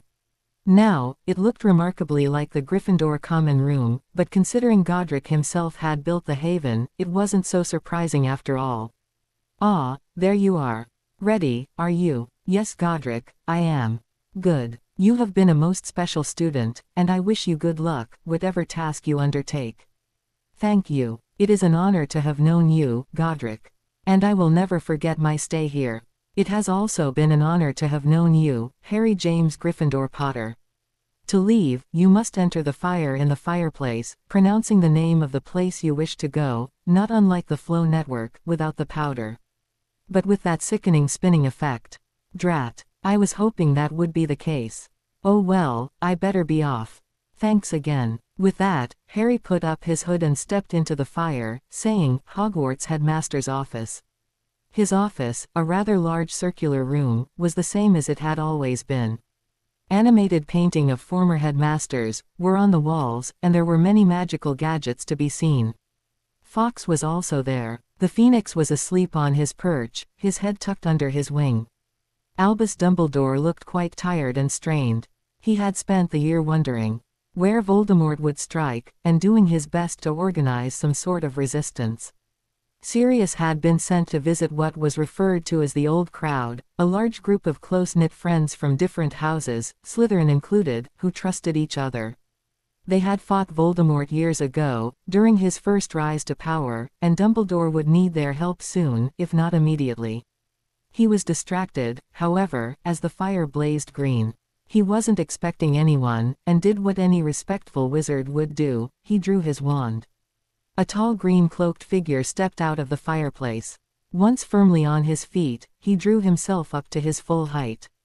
Albus saw he was slightly smaller than himself, but was much larger. His hood was up, not allowing Albus to see his face. And from just his physical description, Albus was unable to say who this stranger was. The former just looked around, as if taking everything in. Finally, he turned towards Albus, and took a small step back. Now, Professor. I won't hurt you," he said with a small chuckle. Albus could recognize the voice. It was the voice of a certain short, scrawny, green-eyed, raven-haired boy. But deeper, more mature. Albus lowered his wand. Harry removed his hood. Albus saw how much the boy had changed. He was nothing like the scrawny little boy that had first entered Hogwarts. He had reached maturity, and his eyes held a fire, that of wisdom and knowledge. And determination. The way he stood was that of someone with a lot of physical strength, and the ability to use it to the full. "Hello, sir. I hope you're well." Albus smiled a grandfatherly smile, and the twinkle in his eye was ever present. "I'm well, Harry. You've changed some. That's one way of putting it," Harry answered, a smile tugging at the corners of his mouth. "You said you would like to make me a proposal." "Yes, Professor," Harry said, seating himself opposite his former headmaster. "I would like to pass my OWLs and NEWTs before the start of school term. And then join the Hogwarts staff. Become a teacher." "Which lesson?" "I was thinking of defense against the dark arts. Although thanks to my training, I could honestly replace the teacher for any of the lessons. Except divination." Harry let out an involuntary shudder and Albus gave a small chuckle. "That's the one thing I refuse to teach. Remus has been occupying the post of Dada teacher this year. His problem wasn't too much of a problem this year, thank goodness. His second year, amazing. Maybe he broke the curse." They both chuckled. "I was thinking, Professor. Painful experience, by the way. Professor Lupin could teach the 1st to 4th years, while I take the 5th to 7th years. We could also teach wand dueling, and I could teaching weapon and hand-to-hand combat. Of course, the two latter courses would be optional lessons, and only given to those who would use them well. You have been giving it some thought, haven't you? Now, I would have to pull a few strings to let you pass your exams, but it shouldn't be too much of a problem. As for being a teacher, I would have to make the suggestion to Professor Lupin, but I don't think he would have any objections. Another thing, Professor, I don't want it known that I'm back yet. At least, to the masses. Voldemort is likely to attack soon after learning my whereabouts." "Quite right, Harry. It's most infuriating, knowing he has risen once again, yet not manifesting his presence save for the odd attack on Muggle-born wizards. Fudge is almost ecstatic, sometimes sending me owls telling me has taken the right course of action. Fudge is probably the biggest idiot I've ever met. I would use another word than idiot, but he is still the minister, and I am surrounded by chaste ears. When are you planning on letting your identity be known?" "I was planning on being on the train bringing the students to Hogwarts, in case Voldemort tries any funny business. After that, I was hoping to leave it a week before showing myself to my friends, as I was hoping to see my family later." "Family?" Harry gave a small smile. "Whilst not blood-related, Sirius and Remus are the closest people I've got for a father and an uncle. I'm sure they would be very happy and proud to hear that." "Pardon my interruption." "No worry, I haven't thought farther than that. I suppose the staff would have to know, since I'll be close to them." "That's it. I'll be needing sleeping quarters, of course." "Of course. I suppose you would like to be close to the Gryffindor Tower." "That would be perfect. Do you have any belongings?" Harry patted his pocket. "Shrunk my trunk. Let's go then." Albus got up, as did Harry, who lifted his hood, as they began to make their way towards Harry's new sleeping quarters. Along the way, Harry gave a brief summary of where he was, his teachers, and the training he had followed. Albus listened closely, and seemed interested in the rune magic and necromancy. "Who taught necromancy?" "Salazar Slytherin did. He may not have been evil, but he still was very interested in what's considered to be the dark arts as a whole. I would suggest it be taught here, but I wouldn't have the time or the energy to do so. Upon arriving before a painting depicting a sunset landscape, Albus and Harry stopped. This is the entrance to your new quarters. The entrance to the Gryffindor common room is just around the corner. As a teacher, you will be kept up to date as the password changes. For now, you'll have to think of a password for your own quarters. Harry's brow creased slightly as he gave it some thought. I don't want a password. It can be overheard, or guessed. Could I rather enchant one of the stones to recognize who I want it to, and grant them entrance? Excellent idea, Harry. Harry moved to the side of the painting. Choosing a stone, he placed his wand upon it and chanted in an undertone. After 20 or so seconds, the stone started to glow a gold light. Harry removed his wand and placed his hand upon the stone. Saying his full name, Harry James Gryffindor Potter, the stone stopped glowing, and looked like any of the surrounding stones. Placing his wand against the stone once again, he chanted another incantation, similar to the first. The stone started to glow again, but a bright silver this time. Indicating for Albus to come over, he said, "Place your hand upon the stone and say your full name." Albus complied, Albus Hickmat Winfred Dumbledore, and the glow receded, leaving a normal-looking stone once again. Harry, why did you make it glow a different light? I want to place levels of security. I could give different people different levels of priority. This means that, for any reason, I could block people under a certain level from entering.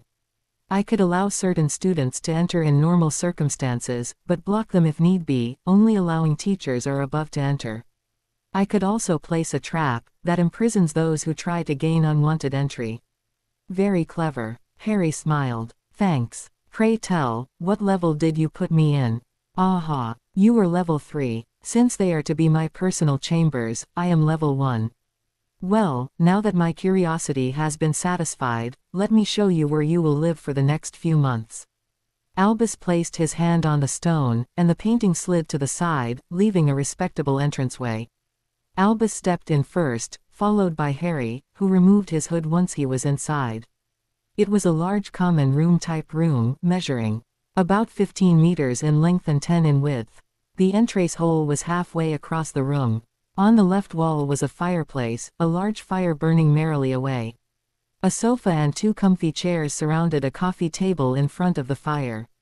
The floor was covered in a dark blue carpet.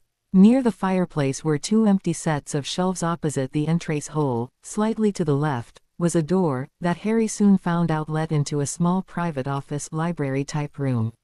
Not as large or as extensive as Harry's, but not bad all things considered. Next to the library was a small storeroom, empty at present. On the right wall, opposite the fireplace, there was a set of stairs that led to a balcony that went around the room. There were 4 doors, 1 left, 2 opposite and 1 to the right of the entrance hole, 2 bedrooms, a bathroom and a spare room which Harry had no idea what he would do with.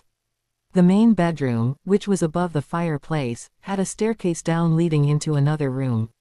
And the spare room on the wall opposite the fireplace had a door leading to another equally sized room, making it a room behind the fireplace. Well, Harry, what do you think? It's really great, sir. Magnificent. How can I thank you enough? By being a good teacher, Albus answered, with a twinkle in his eye. There's just one thing missing. Before Albus could ask what, Harry walked over to the entrance hole and conjured up a large full-length mirror using his wand. Placing it next to the entrance hole, he enchanted it so that he could see who was next to the entrance hole when need be. There are just 3 small matters left to be discussed. Albus said. Yes, Harry said, turning to face Albus. First, since you will be a teacher, you will have to start calling me, Albus. Sir will no longer be acceptable, and will even be suspicious. Headmaster will do it first, but try to adapt. I'll try, Sir, Albus, but it won't be easy. You'll soon get the hang of it. Next matter concerns your name. Since you wish to remain anonymous, you cannot go around being called Professor Potter, can you? No, I hadn't thought of that. But, what will I be called? I'll leave you to find a name. Harry thought for a moment. Well, for a first name, James. James Andrews. That sounds quite good. Excellent. Now, Professor Andrews, last of all, when do you want to see Sirius? Sirius had visited as soon as Dumbledore had contacted telling him that Harry had returned. Sirius was almost brought to tears in seeing how much Harry had grown during his absence. Remus had also come, and the three of them spent a few evenings catching up. Harry had also been introduced to Professor McGonagall, who had cried at seeing Harry again. Rid had also shed more than a few tears, and had held him in a bone-crushing hug. Harry had performed the entrance charm for them. Sirius and Lupin were level 4, whereas McGonagall and Rid were level 5. Lupin was pleased with sharing the dueling lessons with Harry, and was enthusiastic about the combat lessons. He even considered joining. The week passed quickly, and Harry was able to pass his OWLs and NEWTs. He had done brilliantly, passing every one, not doing so well in History of Magic, but enough to get by. It was now the 1st of September. A Thursday. Harry was standing near the entrance of platform 9 3/4. He had been there since 8 o'clock in the morning, and was thankful for the fact it wasn't raining, despite the gray clouds in the sky. He was dressed in black boots, trousers and a long-sleeved dark gray shirt. Today, he was wearing a dark red and gold cloak, with a number of silver runes along the hem. His hood was pulled up, since he didn't want to be recognized just yet, and had been charmed so as to prevent it from falling under any circumstances. Harry had also placed a voice-modifying charm, so that no one could recognize him by his voice. On his back was his two-handed warhammer. It was magically attached, meaning there were no annoying straps. It was almost glued on. One of the more practical runes, all things considered, Harry mused. Most of the people who entered gave his a small nod of greeting, save for the first years who walked quickly on. It was now 10:30, and a large crowd of students had already arrived. He hadn't seen Hermione, Cho, or any of the Weasley family yet. Nor Malfoy, for that matter, Harry thought for himself. Ah, speak of the devil, just as Malfoy passed through the barrier, next to his smarmy-looking father. They both gave Harry a look, almost a stare. Whilst Malfoy had grown, he was still at least half a foot shorter than Harry, and much thinner, lacking muscle. They must have decided he wasn't worth looking at, judging by their faces, as they left without glancing behind them. Lucius helped Draco onto the train, then left. Time passed. It was now 9:45. Just then, a tall red-haired boy entered platform 9 3/4, walking next to a bushy brown-haired girl. Ron and Hermione. They were both pushing their trunks, and seemed to be looking in the crowd for someone. Me, Harry thought, letting a small smile creep its way onto his lips. They were soon followed by Ginny and Molly Weasley. That's it, Harry thought as the four made their way towards the train. Then he remembered. Fred and George had graduated, and had opened a joke shop in Diagon Alley. Ron had told him in one of his letters, and they had sent a few photos showing different people in embarrassing situations due to their jokes and pranks. And Arthur Weasley, along with Percy, were probably working, Harry thought, although the thought of Percy not working would be more shocking. His train of thoughts was interrupted by the arrival of someone. And not just anyone. Cho. She was still as beautiful. And she had grown. Harry had a small smile, thinking that she was a bit bigger than Malfoy. She was followed by two people Harry guessed were her parents. He could only just hear them giving a last piece of advice before hugging Cho goodbye and exiting. Cho suddenly looked up, and started to look around. Harry wondered why, and then, bam! The necklace he was wearing, the one Cho had given him, it was warm. Cho's, must be too. Oh bugger, Harry thought. He quickly turned around, and took it out. It was warm to the touch. Harry quickly cast a small masking charm on it. The necklace glowed with a light purple light before resuming its original shine. It was no longer warm. Harry put it away again, and turned back to look at Cho. She was fingering the necklace, but had stopped looking around, and was instead heading towards the train stopping just before it, and made a first attempt to put her trunk on board. It looked heavy, and she seemed to be struggling, so Harry made his way over. "Excuse me, do you need any help?" Cho looked up, and gave a small smile. "Yes, thanks." Harry picked up the trunk, and he could see the look of surprise on Cho's face. He makes it look so easy, she thought. He brought it in and placed it in a free space. There you go. Thanks. What's your name? I'm Professor Andrews. I'll be teaching defense against the dark arts for 5th years and up. Nice to meet you. I suppose I'll be seeing you soon. Harry hopped off the train, and went back to waiting near the entrance. He saw Cho exit the train, put her trolley away, and make her way towards Ron, Hermione and Ginny, who were leaning out of a cabin window to speak to Molly Weasley. The last few minutes passed, and Harry boarded the train just before it left. He started at the back, and made his way swiftly forward, checking in every compartment to see if everything was okay. What worried him, as he neared the front of the train, was that he had yet to see the Crabbe-Goyle-Malfoy trio. He eventually reached the very front compartment, the one he usually was in with Ron and Hermione. Upon nearing it, he saw Goyle and Crabbe in front of the door, sniggering, while the voice of Malfoy could be heard. So, Potty still isn't here. Shame. The sooner he gets back, the sooner the Dark Lord will deal with him. Just stuff off Malfoy, Ron answered. As he made his way forward, he tried to guess who would be in the compartment. From what he remembered, there would be 4 people: Cho, Ron, Hermione and Ginny. Seeing his approach, Goyle and Crabbe straightened out and tried to look menacingly at Harry. However, Harry was about as tall as them, and his clothing left no doubt as to what physical shape he was in. Without forgetting the weapon that he was carrying on his back. As he approached, they both quavered slightly, before stepping back. Upon reaching the door, Harry shooed yes, the word exists Crabbe and Goyle away, and looked in the cabin. Malfoy was standing in front of the foursome, Ron sitting next to Hermione, holding her hand, and Cho next to Ginny. They were all 4 looking at Malfoy with loathing and disgust in their eyes. And Granger, you may be a prefect, but you've no taste, taking Weasel here for your boyfriend. Malfoy drawled on. What did you do by him? Ron would have jumped Draco, had he not seen Harry standing behind him. Draco, however, never had the opportunity, as Harry grabbed the back of his robes and flung his backward into the corridor. Draco hit the wall with a bang, his eyes losing their focus for a few seconds. He looked up and, seeing Harry, slowly stood up. Noticing his 2 goons were standing several meters away, fear in their eyes, he realized he was alone on this one. He drew himself to his full height, and attempted to look Harry straight in the eye. An intimidation tactic was to let your magical aura flow around you, letting your adversary know how powerful you are. Draco did so. Harry looked on, as did everyone else. Draco was powerful, not amazingly so, but more than the average wizard. That all you can do? Harry asked. Draco frowned. Let's see what you can do then, Draco sneered back, rather bravely in Harry's opinion. Harry slowly realized his power. It built up, and soon was greater than Draco's.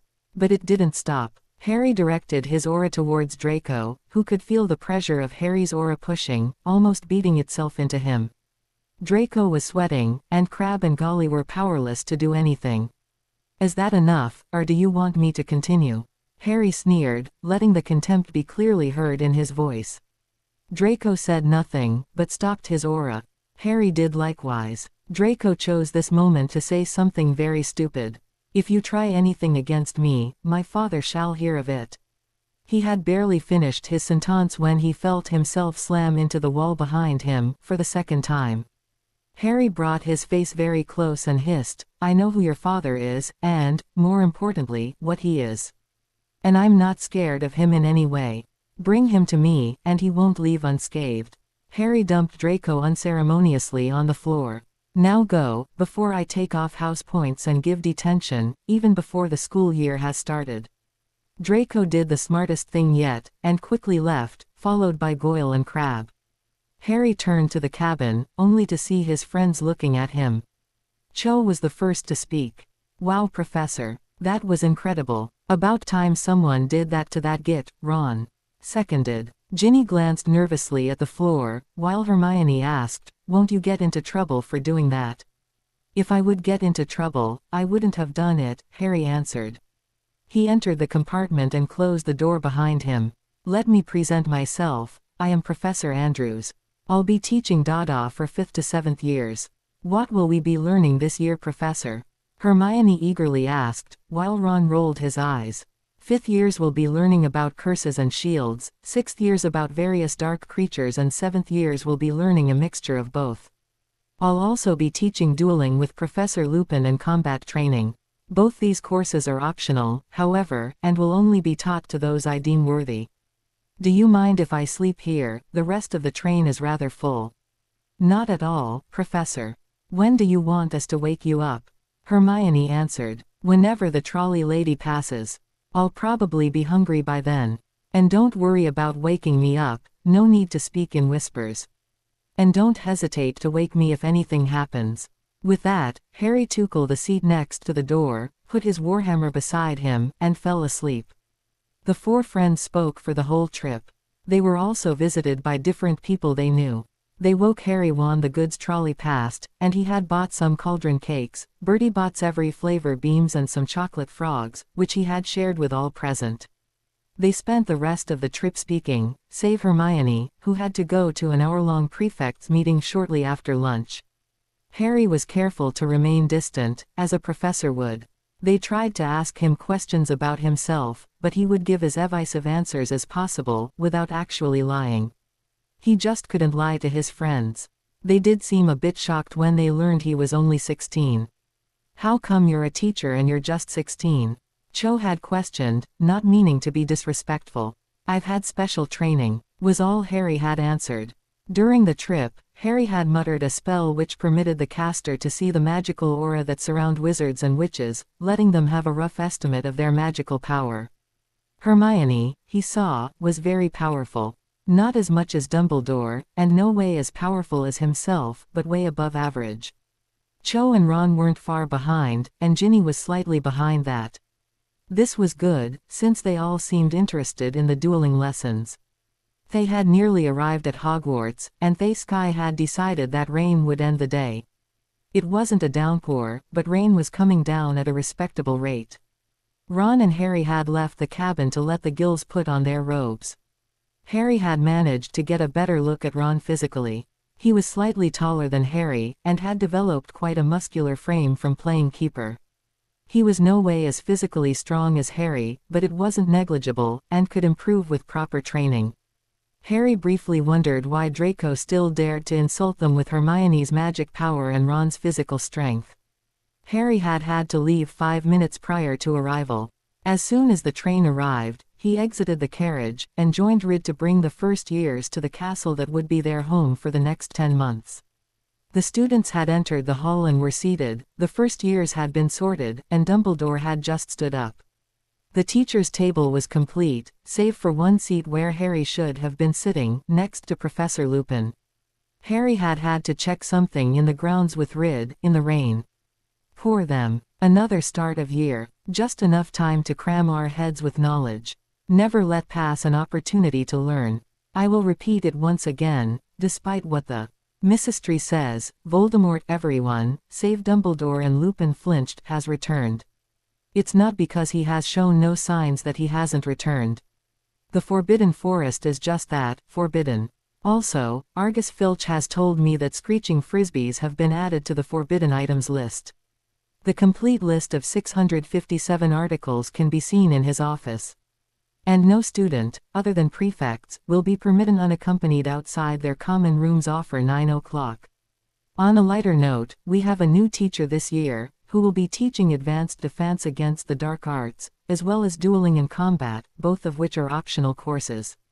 Both courses are only available to third years and above. A paper will be sent to each common room tonight, and all those interested in one of the courses will be able to sign up. He is out in the forest at the moment. Bang! The grand hall's double doors were flung open. All heads turned towards the doors.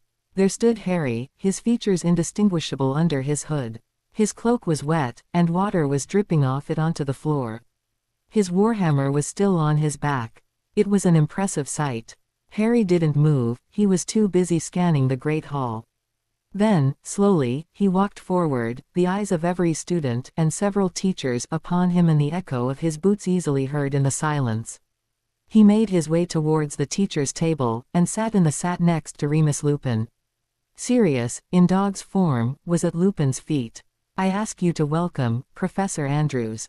A few people clapped. Dumbledore, McGonagall, Lupin, Cho, Ron, Hermione and Ginny, as well as a few other Gryffindors and Ravenclaw who had spoken with Ron, Hermione or Cho.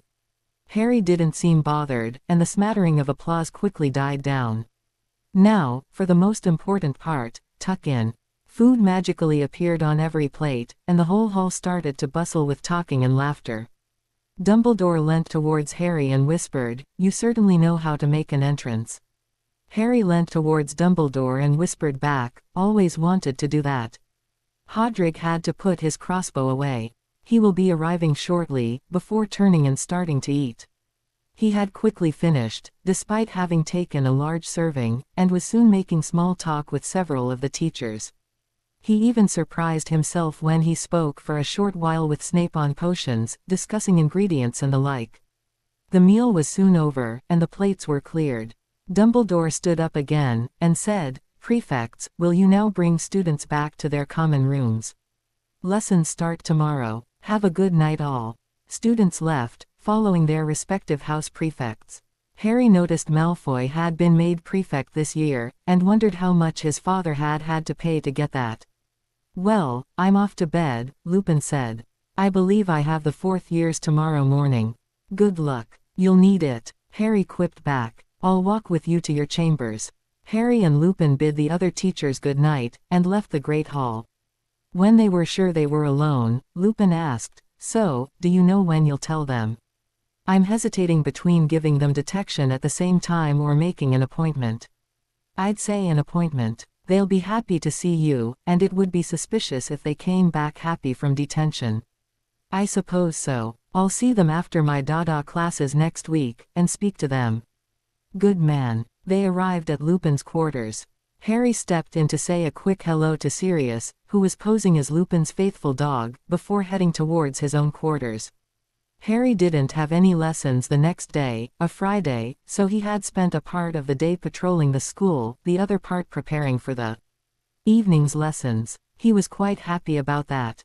He had received the lists of people who had signed up for dueling and combat. There was a surprisingly small amount of people who had signed up for the combat lessons, and most were Gryffindor. There were 13 from Gryffindor. Hermione, Ron, Ginny and Seamus had signed up. Amongst others 4 Ravenclaw, Cho included, 4 Slytherin, Malfoy, Crabbe, Goyle and a 5th year that Harry didn't know, and only 3 Hufflepuff, Justin Finch Fletchley and Hannah Abbott, along with a 4th year Harry didn't know. And Remus, of course, but he wouldn't be on the students list. Harry thought that most of the students didn't think they would need the combat course, as they would rely solely on magic. Dumbledore had placed the combat lessons on Friday evenings, from 7 till 9, whereas dueling lessons were Tuesdays, also from 7 till 9. Harry just wished he had had more time to prepare for his first lesson. He had decided to teach them all the basics of sword fighting at first. Then, he could make half the lesson for sword fighting, the other half would be learning a weapon of their choice. That way, they are better prepared. Harry had quite an extensive array of swords, and Dumbledore had told Harry of the existence of several weapon rooms in the castle. He hadn't had the time yet to try and find them, and had no need for the moment. The day passed calmly, and Harry had prepared what he would need for his lessons and for future Dada classes. 25 swords had had dulling charms placed on them, meaning the students wouldn't be mortally wounded if they were hit. Just in great pain. At around 5:30, Remus came around to Harry's living quarters, and they left for dinner together. Harry took along the trunk containing the swords, since the lessons would be given in the Great Hall. They chatted on the way there. Since Remus had expressed his desire to join Harry's courses, Harry had inquired as to what fighting abilities Remus had. As it turned out, he was quite skilled in gauntlet fighting. Generally, the gauntlets have blades on them, to inflict additional damage. Plus, Remus benefited from enhanced strength, endurance, agility and speed that came with being a werewolf. They arrived in the Great Hall. A few students were already there, as were a few teachers chatting away at the head table. No one paid much attention as they entered and made their way towards the head table. Harry placed his trunk slightly to the side, and sat down. At 6 o'clock, everyone was seated, and dinner began. It was, thankfully, an uneventful meal, most likely due to the absence of Fred and George. The meal lasted about half an hour, before students started to drift away. At 5 minutes to 7, Harry asked all the students to leave so that he could prepare for the course. Of course, they had no choice but to oblige. Once the great hall was empty of all the students, and all the teachers save Remus, Harry moved all the tables and chairs to the sides with a wave of his wand. He also brought the trunk in front of the stage. At 7 on the dot, Harry opened the doors. In the entrance hall were some 50-odd people, more than what was on the list. First, those who wished to be spectators, enter and take a seat. This is a lesson, and silence will be required. About half of those present entered. There wasn't just students present. Several teachers were also there, such as Dumbledore, McGonagall and Snape. That's a surprise, Harry thought to himself as his former potions master took a seat next to the headmaster. Turning back to the rest of the students, Harry said in a loud voice, "The rest of you, place yourselves somewhere in the hall. Don't be too far from the stage, so as to be able to see what I am doing. And make sure that you have enough space. I don't want anyone unnecessarily hurt." The rest of the students entered. They tended to stay according to their houses, although Cho was in between the Gryffindor and the Ravenclaw students. Remus was near Ron and Hermione, and insisted they call him Remus, since he was as much a student as they were in this class. Once they were arranged in an orderly way, Harry distributed them swords, checking to be sure the dulling charms were still in place. He then made his way back to the stage. Now, some basic rules will have to be followed by all present, for your own safety. First, you will obey what I say. Refusal to do so will result in the removal of house points, detention, or removal from this course. Second, if any student makes any attempt to harm another student outside a duel, the same measures will be applied. This includes enchanting the sword in any way. I will tolerate no exceptions. Third, I will not tolerate any behavior that puts a fellow student down. If you disagree with any of these rules, you can place your sword back in the trunk and leave. No one moved. Good. Now, a question. Does anyone here have any armed combat knowledge whatsoever? Remus, Cho, Hermione and Draco raised their hands.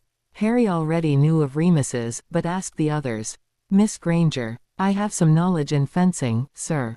My parents made me take it a few years ago, and I kept doing it during the summer holidays.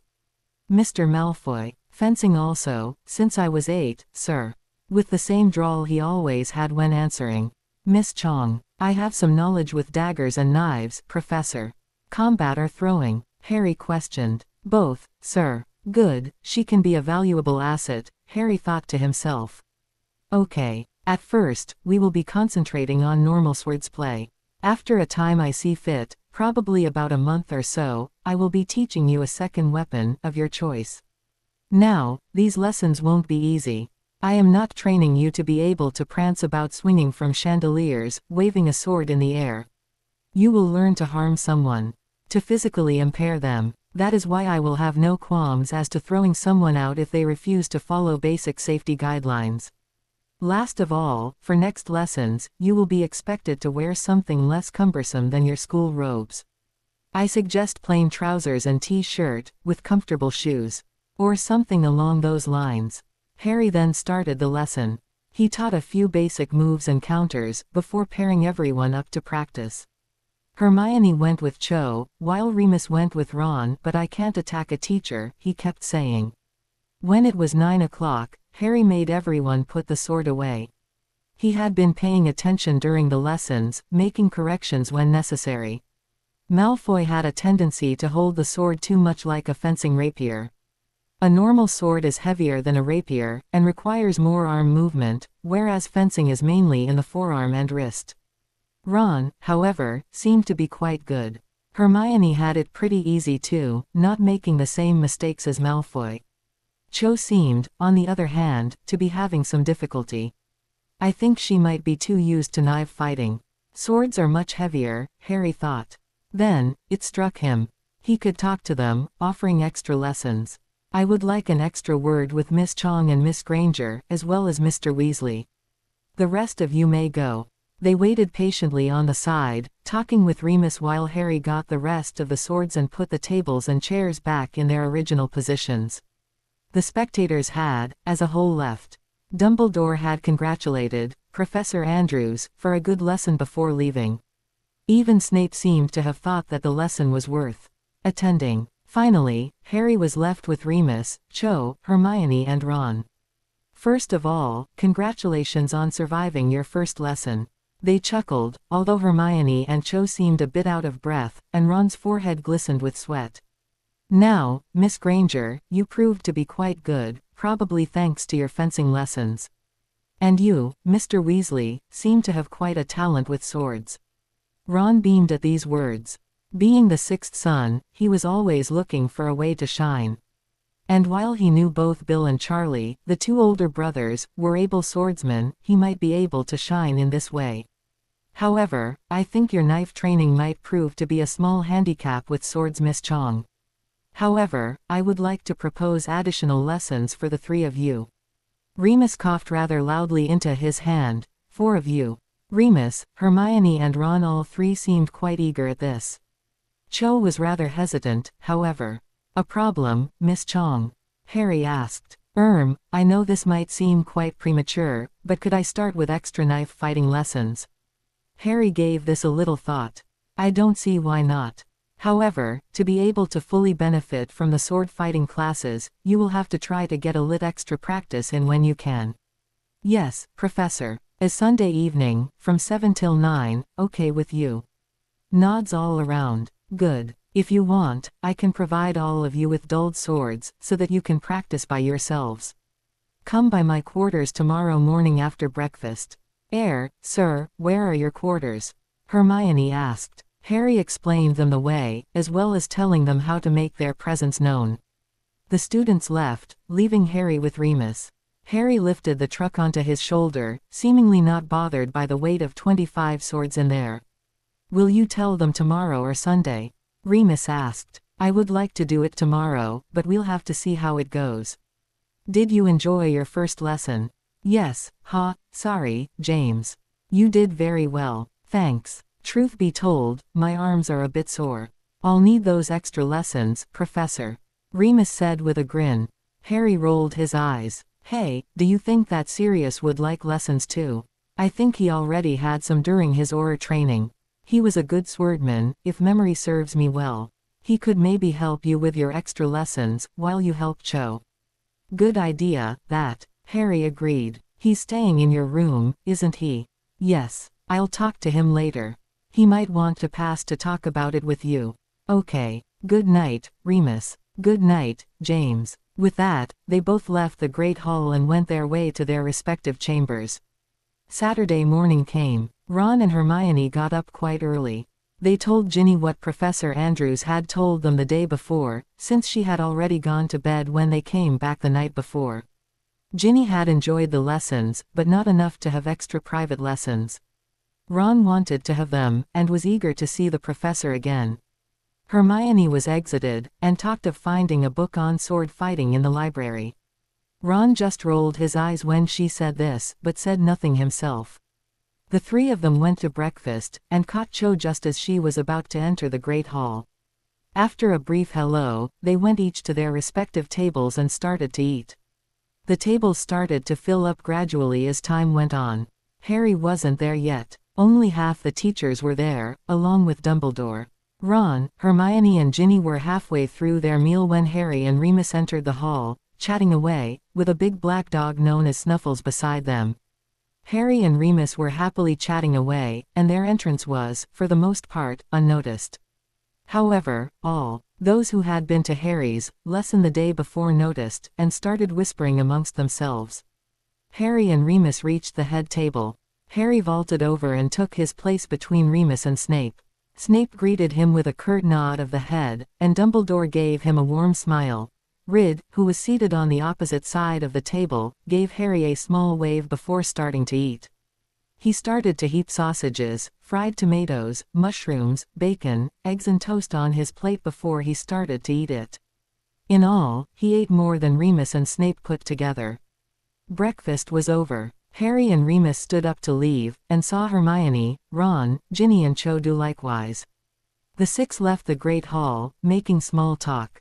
Remus asked how their day had been yesterday before armed combat lessons. Unfortunately for them, they had started with double potions, still with the Slytherins. This had, of course, resulted in quite a few points being removed from Gryffindor House, and Neville melting his first cauldron of the year. Upon arriving at the painting leading to Harry's chambers, Harry placed a hand on the enchanted stone, which glowed briefly with a golden light before turning green and fading. The painting moved to the side, and all entered. The four students were slightly awed with Harry's quarters. He had filled the shelves with a few interesting items, as well as books. Hermione walked over and started to look at the titles, seeming a bit shocked when she saw some of the titles: Less Than Friendly Curses, Dueling Curses, 1001 Ways to Cause Pain. Ron went and looked at some of the objects, not recognizing any of them. This was normal, since Harry had made them. Remus made his was to a small cupboard which Harry had added, and took out a bottle of chilled pumpkin juice and a goblet. Ginny and Cho were waiting nervously near the entrance. The painting closed, and Sirius was able to change back to human form since everyone present knew who he was. "Make yourselves comfortable. I'll just be a minute," Harry said, entering the small storeroom near the office. Harry had taken out the more important or necessary objects, such as clothes, weapons for personal use and other useful objects. He had also taken some books, since he could still learn, as Godric had told him. He had placed his personal belongings in his bedroom. The rest of his belongings were in his trunk, which he had placed in the storeroom. Grabbing its handle, he dragged it into the common room. Cho was sitting down looking into the fire, fingering her necklace. She had taken to doing so when she had felt it become warm on platform 9 3/4 2 days ago. Ginny was talking with Remus and Sirius, and Ron and Hermione were discussing what some objects could be used for. They stopped what they were doing when Harry came back. He brought the trunk into the middle of the room and stood it up. Taking a bunch of keys out of his pocket, he opened one of the keyholes. A handle magically appeared, and Harry opened the door, indicating for everyone to enter. They did so, and were amazed at what they saw. It was a series of 4 rooms. There were weapons of all sorts on each wall. Some were menacing, some just ordinary looking. Some had runes on them. Some seemed to irradiate a special aura. Harry stepped in behind them, leaving the door open. The first room contained all the swords. The left wall had several normal-looking swords, and the gang decided that was where they should choose from. They went over and started looking for one they liked. "There's a spell to help you, if you want," Harry said from behind them. Hermione turned to look at him. "What's the spell for?" "Just like wands choose their ideal owner, some weapons are just meant to be with a certain person. Of course, some weapons will never choose a owner. The spell helps you to find the weapon that was made for you, if it's here. You just have to point your wand towards where the weapons are and say the incantation, Weaponus Idealis, and concentrate on the type of weapon, in this case, swords." "And how do we know which is the one we're destined for?" "You'll know. I can't explain it better than that, because it's different for each person and weapon." Everyone moved away from the wall, and Hermione took out her wand. Pointing it at the swords, she said the words. A slight wind could be felt, and the light seemed to falter. Then, one of the swords started to shine. Hermione put her wand back in her pocket, making the room return to normal, before heading to and picking up the sword. It wasn't all that fancy. Quite light and of normal length, it sat comfortably in her hand. There were 3 runes, 2 placed on the sword's hilt and 1 on the blade. Each of the people present, except for Harry, did the same. And each time they were attracted to a different weapon in a different way.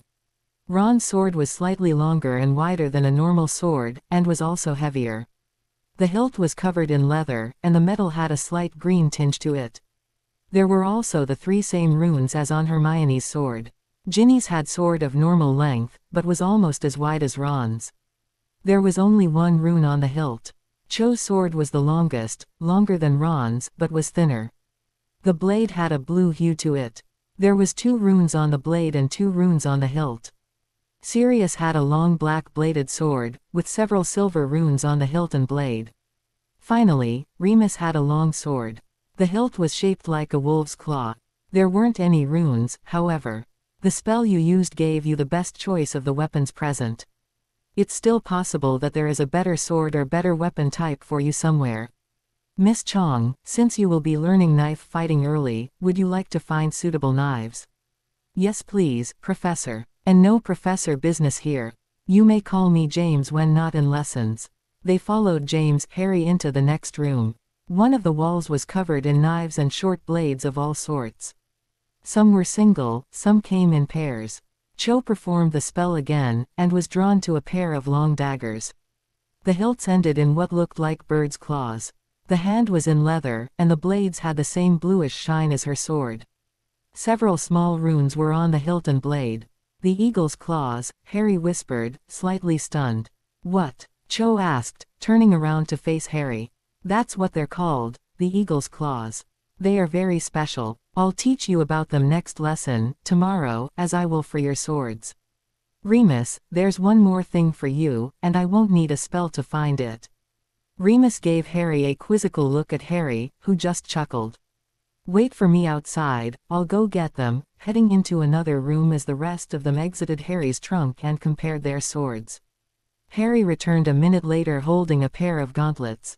After closing his trunk and putting it away, he showed Remus the gauntlets. The forearms were made of a black metal, and had several runes along its length. The hand was solid leather with metal for the knuckles. The fingers were cut off, leaving the fingertips free. What's so special about them? Ron asked. They're called the werewolf's claws, and are very special. Harry put them on, and they adapted to fit his arms perfectly. As you can see, they are enchanted to fit you perfectly. I'll explain the runes another time. The special part is this. Holding his arms to his sides, he gave a small flick of each wrist. Magically, 3 blades sprouted from the forearms, overlapping his hand by 30-odd centimeters. Everyone gasped. The blades are enchanted to be extra sharp and strong. With another flick of the wrists, the blades retracted, leaving no proof that there are blades. I think you'll find them very useful. You can keep them on at all times. One of the runes is there to dull pain during werewolf transformations, and another one helps you to control yourself in werewolf form. Remus was a bit shocked at this, but gratefully thanked Harry. Now, I trust each of you not to abuse the fact that I have given you a weapon. If I find out you have used it outside of your own practices or my lessons, I will seriously consider taking it back and refusing to continue lessons. Understood. They all nodded in agreement. Good, now there's just one more thing to do. Remus, I believe it's time, don't you? Remus gave a small nod and a smile, while the students were looking at him, nonplussed. Cho, Ron, Hermione, Ginny, removing his hood, meet Harry Potter. Their reactions were different from what Harry expected. Ginny gave a small gasp and rushed to hug Harry. Ron and Hermione just stood there, gaping at Harry. Cho gave Harry a wary look, fingering her necklace. What's wrong, Cho? Harry asked, a bit of worry discernible in his usually steady voice. You can't be Harry. My necklace isn't reacting. Harry hit his forehead. Taking out the necklace Cho had given him, he muttered, finite incantidium. Both Cho's and Harry's necklaces started to warm. Cho gave a big smile and rushed to hug Harry. Harry scooped her up in his arms, twirling her around, Cho laughing delightedly. Ron and Hermione still hadn't moved during all this. They barely blinked, and the others were wondering if they were breathing. Ron eventually reacted. Blimey Harry, you've changed. Dumbledore said the same thing. Harry replied with a grin, after putting Cho back on her feet and wrapping his arm around her waist. Harry! Hermione cried, finally coming back to her senses. She rushed forward and grabbing Harry in a hug, knocking most of his breath out of him and nearly knocking him over. Cho had just managed to avoid the rush. Hermione, I need to breath. Harry gasped out. Remus smiled, while Sirius was laughing out loud. Hermione blushed a bit and let go of Harry. Ron came over and grabbed Harry's hand, started to shake it. Good to see you, mate. Pity you had to shame yourself and become a teacher. Harry gave a smile. It's good to be back, although I don't think I'll make it. The shame of being a teacher. His smile now rivaled that of a Cheshire cat, as did Ron's. Harry, how on earth did you become a teacher? You haven't had your owls or newts yet. Hermione exclaimed. I'll tell you all everything, although Remus and Sirius have already heard the story. But let's sit down. Do you want to hear it here, or shall we go for a walk? Here, if we go out, you'll have to hide your face, Cho said with a grin, standing next to Harry once again. As if that's a bad thing, Sirius muttered under his breath to Remus, as both of them left to let them catch up around the fire. Harry told them everything, although they already knew most of it since they had kept regular contact. Harry, Cho asked, how come you're different from when I saw you in my dreams? You dreamt about Harry, Ron asked. Hermione smacked him on the arm, and Ginny rolled her eyes. I dream-hopped, Ron. I was able to control my appearance to a certain degree. Besides, I'm not that different from how I was in your dreams, am I? A lot more muscle, Cho answered, with a grin. Ooh, is that a complaint? Harry grinned back. I'll just have to let myself go and lose all these muscles and go back to being small and skinny. Harry Potter, don't you dare, Cho all but yelped, while Hermione, Ginny and Ron laughed. They spent the rest of the morning chatting away. Hermione had done very well in her owls, getting 15 out of a possible 17.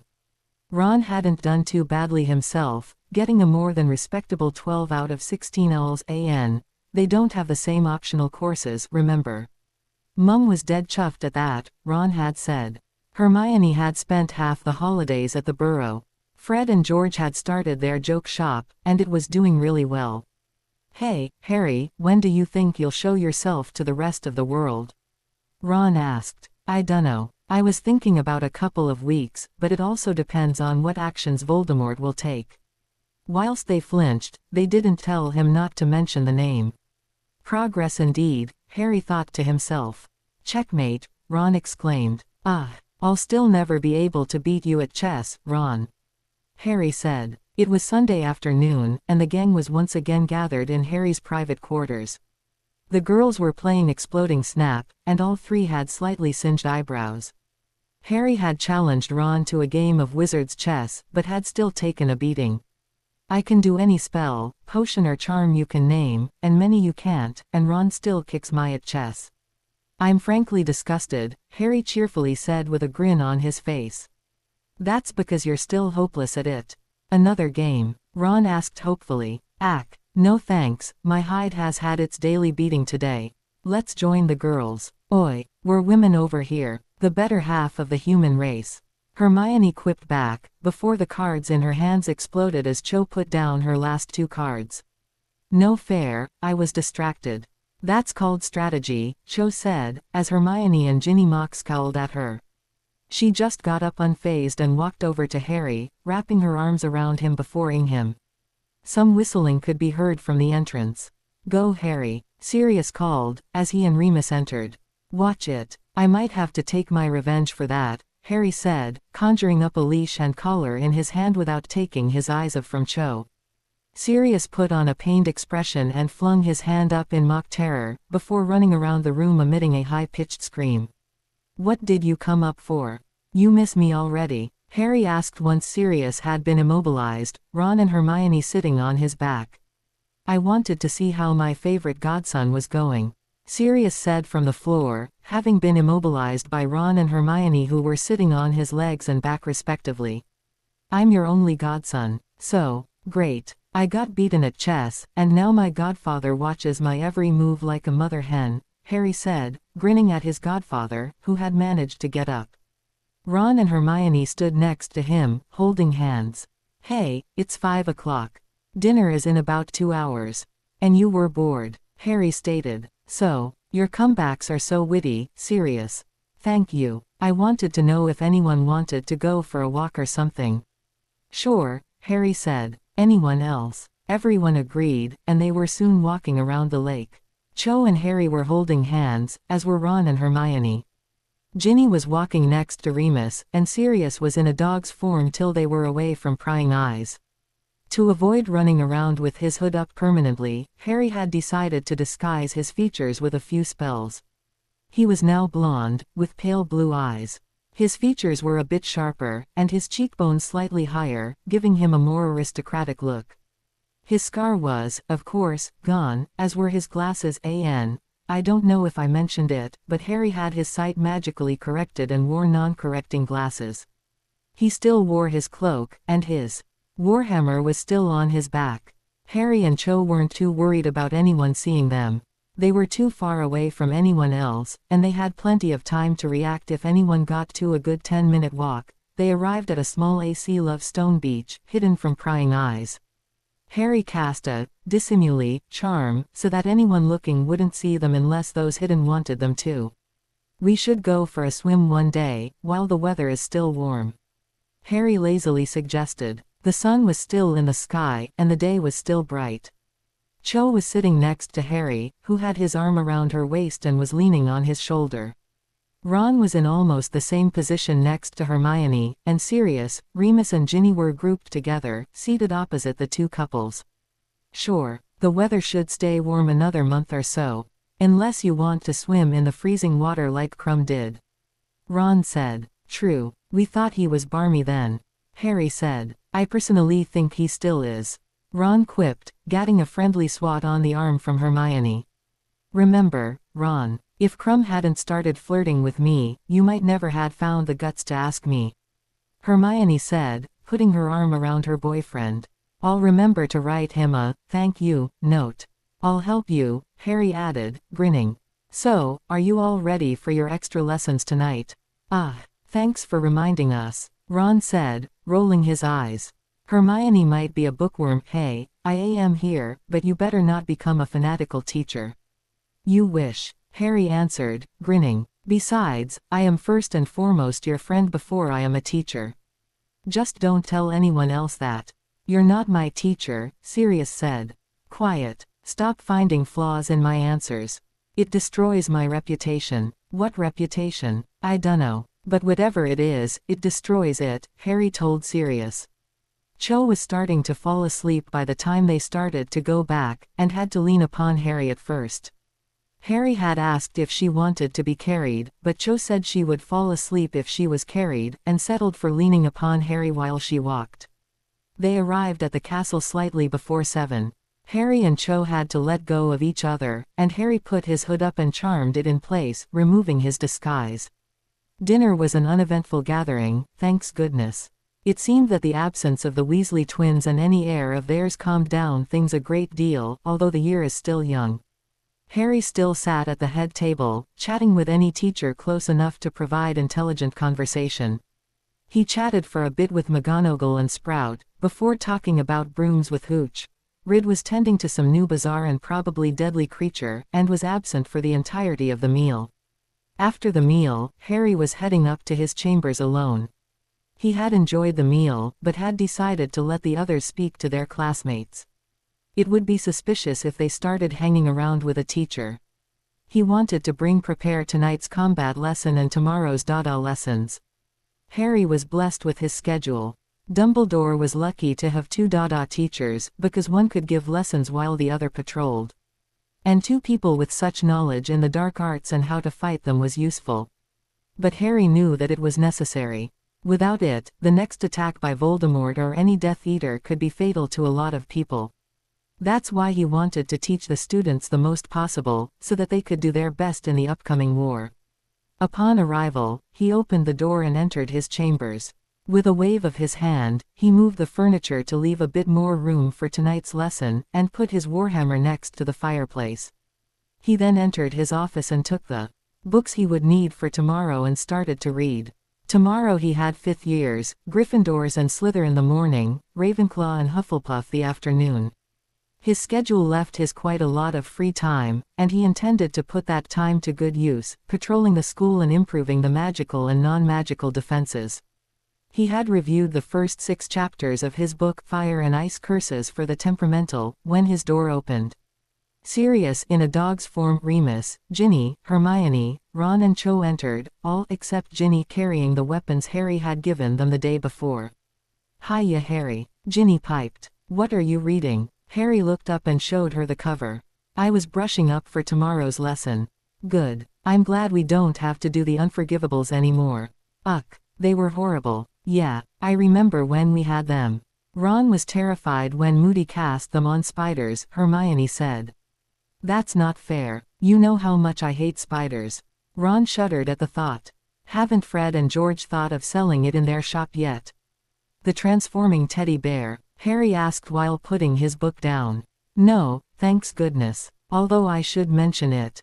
They'd love to be reminded, and I'm sure they would sell. Unfortunately. Another shudder. Right. Down to business. I suppose you're here for your additional lessons. Nods from everyone. But first, I'll explain you weapons to you. Cho, Ron and Hermione, you swords have the same runes, so I'll start with you. They brought out their swords and held them out. Okay. The rune on the blade is a strengthening rune, make the blade harder to break. Some movements are done only to that end, so it's quite useful. On the hilt are a homing rune and a binding rune. Before activating them, I need you to give your sword each a name. They looked at him like he had asked them to Malfoy. All three had their mouths open and were openly gaping at him. Without overlooking the fact that Harry was sounding very teacher-like in his was of lecturing. What do you mean, name it? Remus asked. Just that. The runes need to have a like between the person and the owner of the weapon. The name provides the link. It doesn't really matter what the name is, since you won't have to say it or anything, but it's still necessary.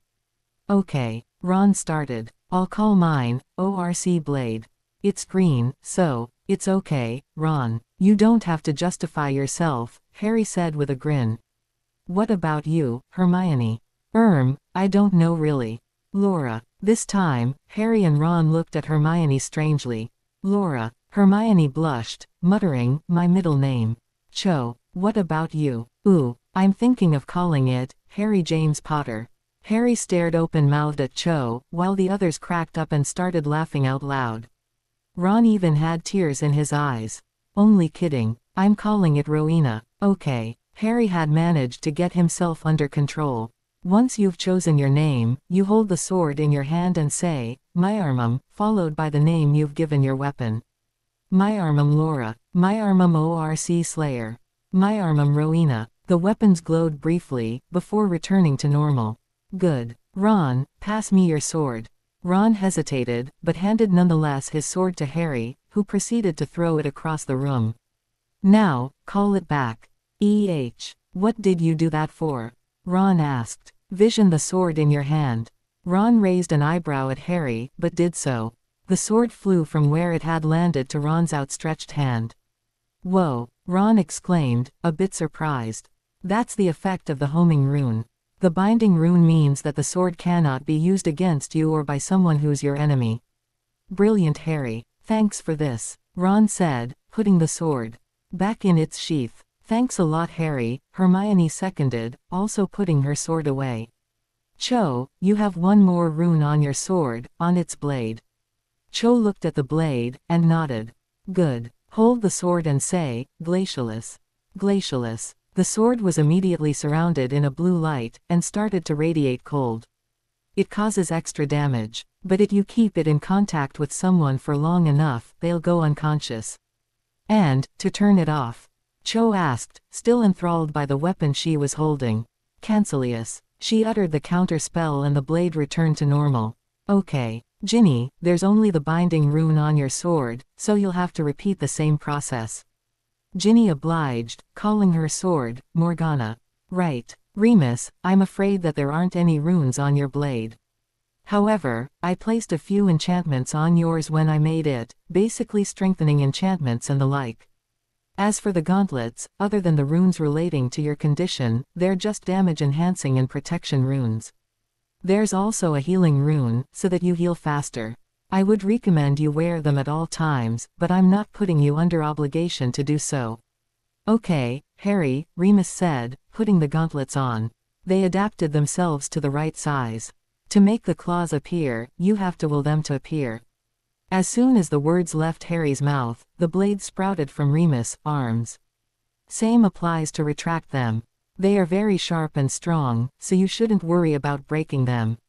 But come to see me if ever that happens.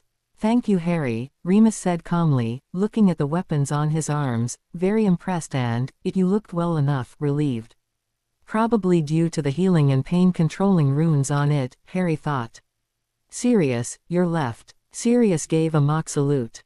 At ease. Now, your sword is what could be called a protecting blade. The first rune is a shield-invoking spell. You have to immobile to cast it, but it is very strong thanks to the strengthening rune next to it. You have to imagine the shield around you to invoke it, and imagine it's no longer there to remove it. The next 3 runes are storage runes. You can store a spell in it by placing your wand on the rune and casting the spell.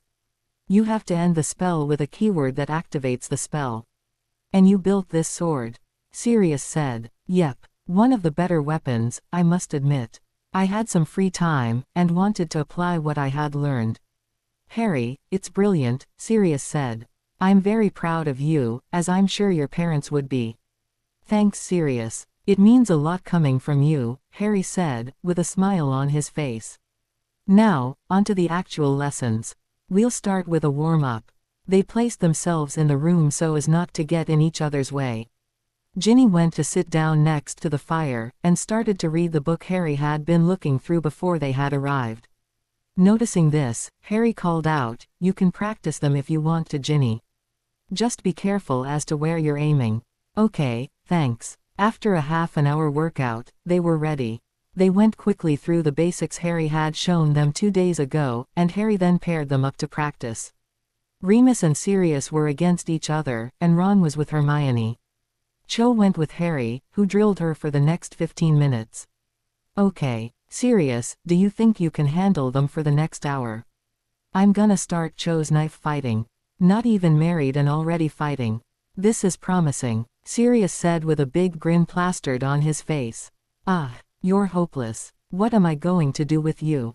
Harry said, throwing up his arms in mock exasperation. The smile on his lips betrayed his real feelings, however. Sirius moved to the front, and started doing slightly more advanced moves and putting the basic movements into sequences, while Remus, Ron and Hermione followed. Ginny was halfway through the first chapter, practicing the basic fire-casting spells, while Harry brought Cho to an unused area of the room. "Okay, I'll explain the runes on your daggers another time. For now, I would like to test your level. I would like to you passionately, but we can't all have what we want," Cho answered back. Harry gaped a bit, while Cho had a cheeky smile on her lips. Snickers could be heard from the others, causing Harry to blush. Okay. Right, I'll go get my knives then." "Right," he managed to stammer before heading into his storeroom. When he came out, he was holding the fighting knives Sirius and Remus had sent him for his birthday last year, but his ears still had a pink tinge to them. "Ready? Yup, let's do this," Cho answered. They started. Cho was a good fighter, quick and precise. She attacked and parried fluidly, and Harry surprised himself by actually having fun.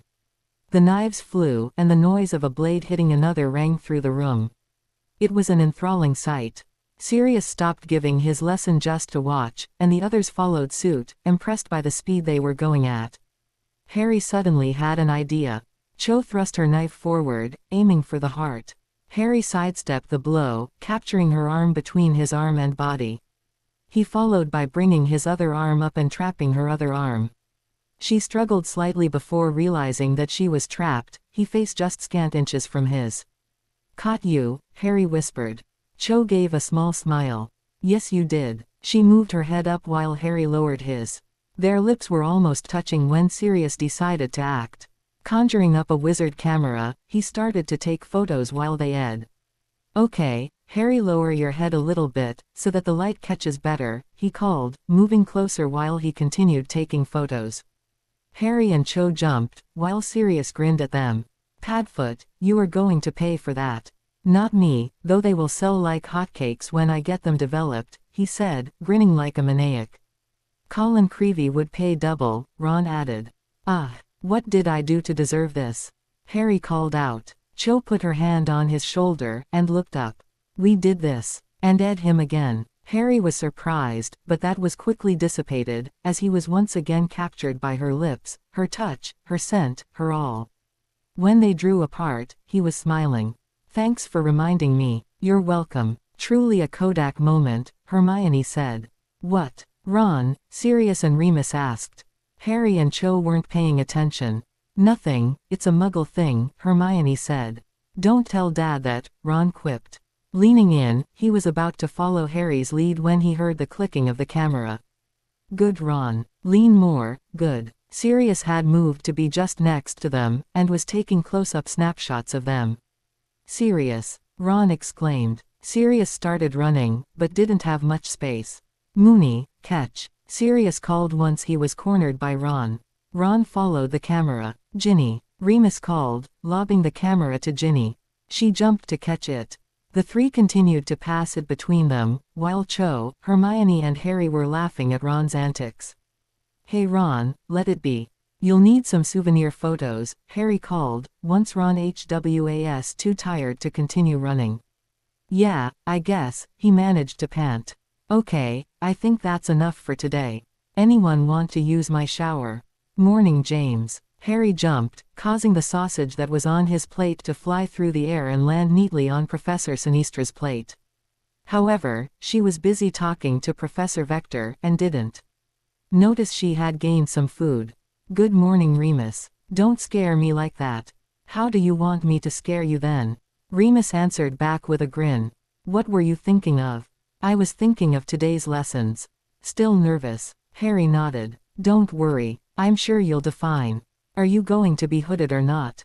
Good question. No, I think I'll put on the same disguise as I did yesterday and let my hood down. Good man. Let them see the fear on your face. Remus, you're not helping, Harry groaned. James, take a deep breath, and think. Think of your past teachers, of what they did to make you enjoy lessons, and do the same. That's my advice. Harry smiled. Thanks, Remus, although becoming a werewolf is not on my to-do list. Congratulations, by the way. Congratulations. What for? Remus asked, puzzled by Harry's remark. For officially breaking the curse of the Dada position. I think Albus should announce it today. I may just do that, said a voice just behind them. Harry jumped again, sending another sausage flying away to an unknown destination. He and Remus turned and saw Dumbledore's smiling face, his eye twinkling like always. It does merit some sort of celebration, he quipped, before taking his seat and starting to eat. Harry somehow managed to finish what was on his plate and set off to his classroom. Upon arriving, he entered and closed the door behind him. After checking, both magically and non-magically, that the room was indeed empty, he lowered his hood and performed a disguise charm on himself, taking the same blonde-haired, blue-eyed look he had taken yesterday. Only 10 minutes left before lesson started. Some students could be heard behind the door, the more motivated. Harry took out a piece of parchment and put it on his desk. On it was a list of subjects that had to be seen during the lesson. A brief overview of fire spells and a few examples. 5 minutes before the bell rang, Harry opened the door, allowing the students already present to enter. Most of the Gryffindors were already present, and Ginny was among them. About half the Slytherin were also there. Harry briefly wondered why Dumbledore continued to put the two houses in lessons together, but reasoned that having lessons together might lower the animosity between the two houses. The bell rang, signaling the start of lessons. A few last-minute students entered and took their seats, before Harry closed the door and took his place next to his desk. After performing the customary roll call, Harry started his lesson. Good morning all. My name is Professor Andrews, and I'll be your defense against the dark arts teacher this year. I know I'm young, but I have a lot of experience dealing with the dark arts. Last year, you studied the unforgivables. A few students shuddered, along with basic dueling and some curses and counter-curses. This year, we will start by dealing with another category of spells, fire spells. These spells are often used by dark wizards and their followers. Can anyone suggest why? A few hands were raised, and Harry chose Ginny. Because they are hard to trace. Yes, that's one reason. Can anyone else see another reason? Some more hands went up, and Harry chose a Slytherin student this time, because they can kill more people at the same time.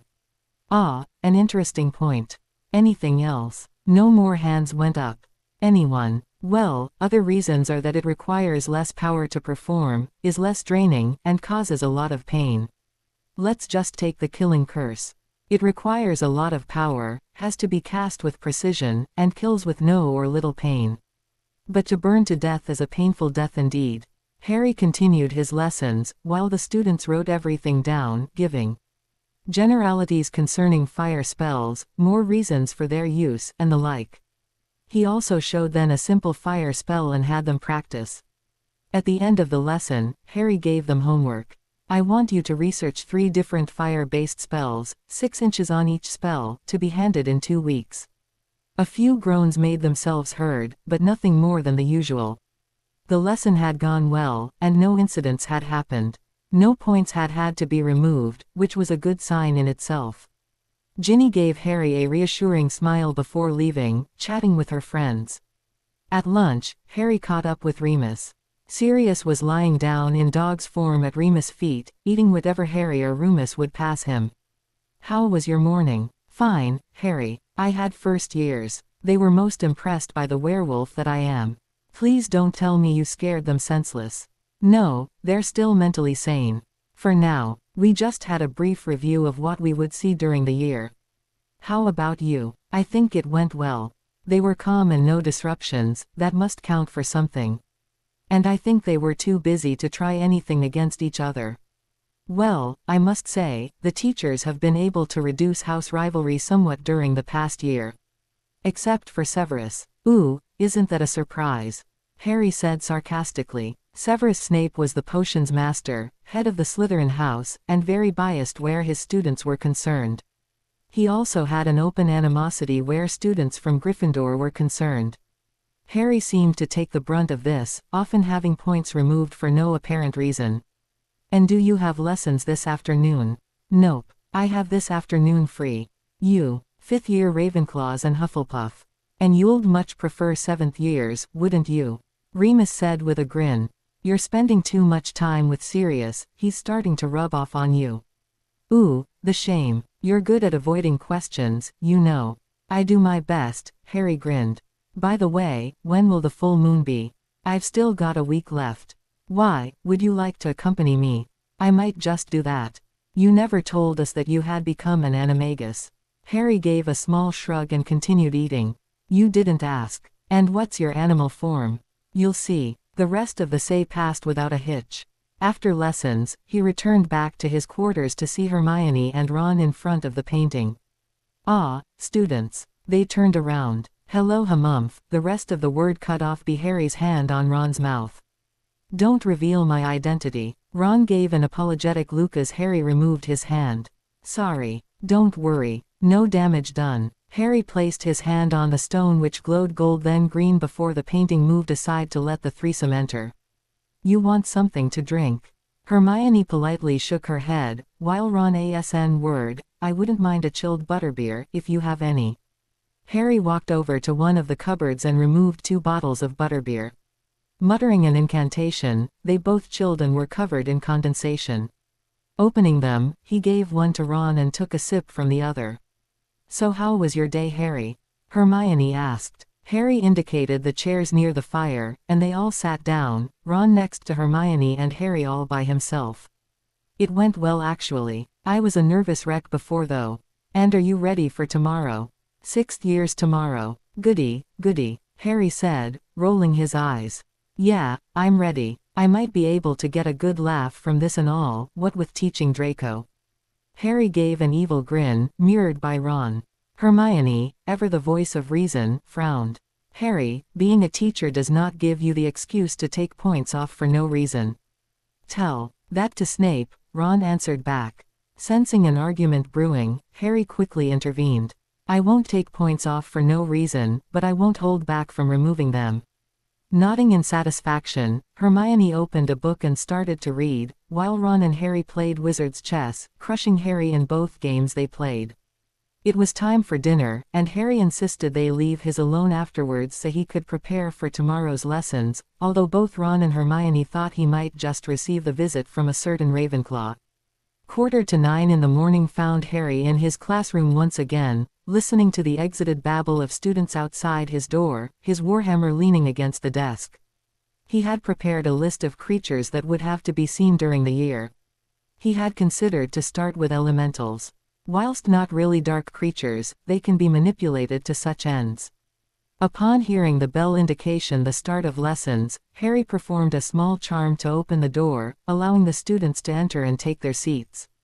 Hermione and Ron took front row seats, and gave Harry a reassuring wink.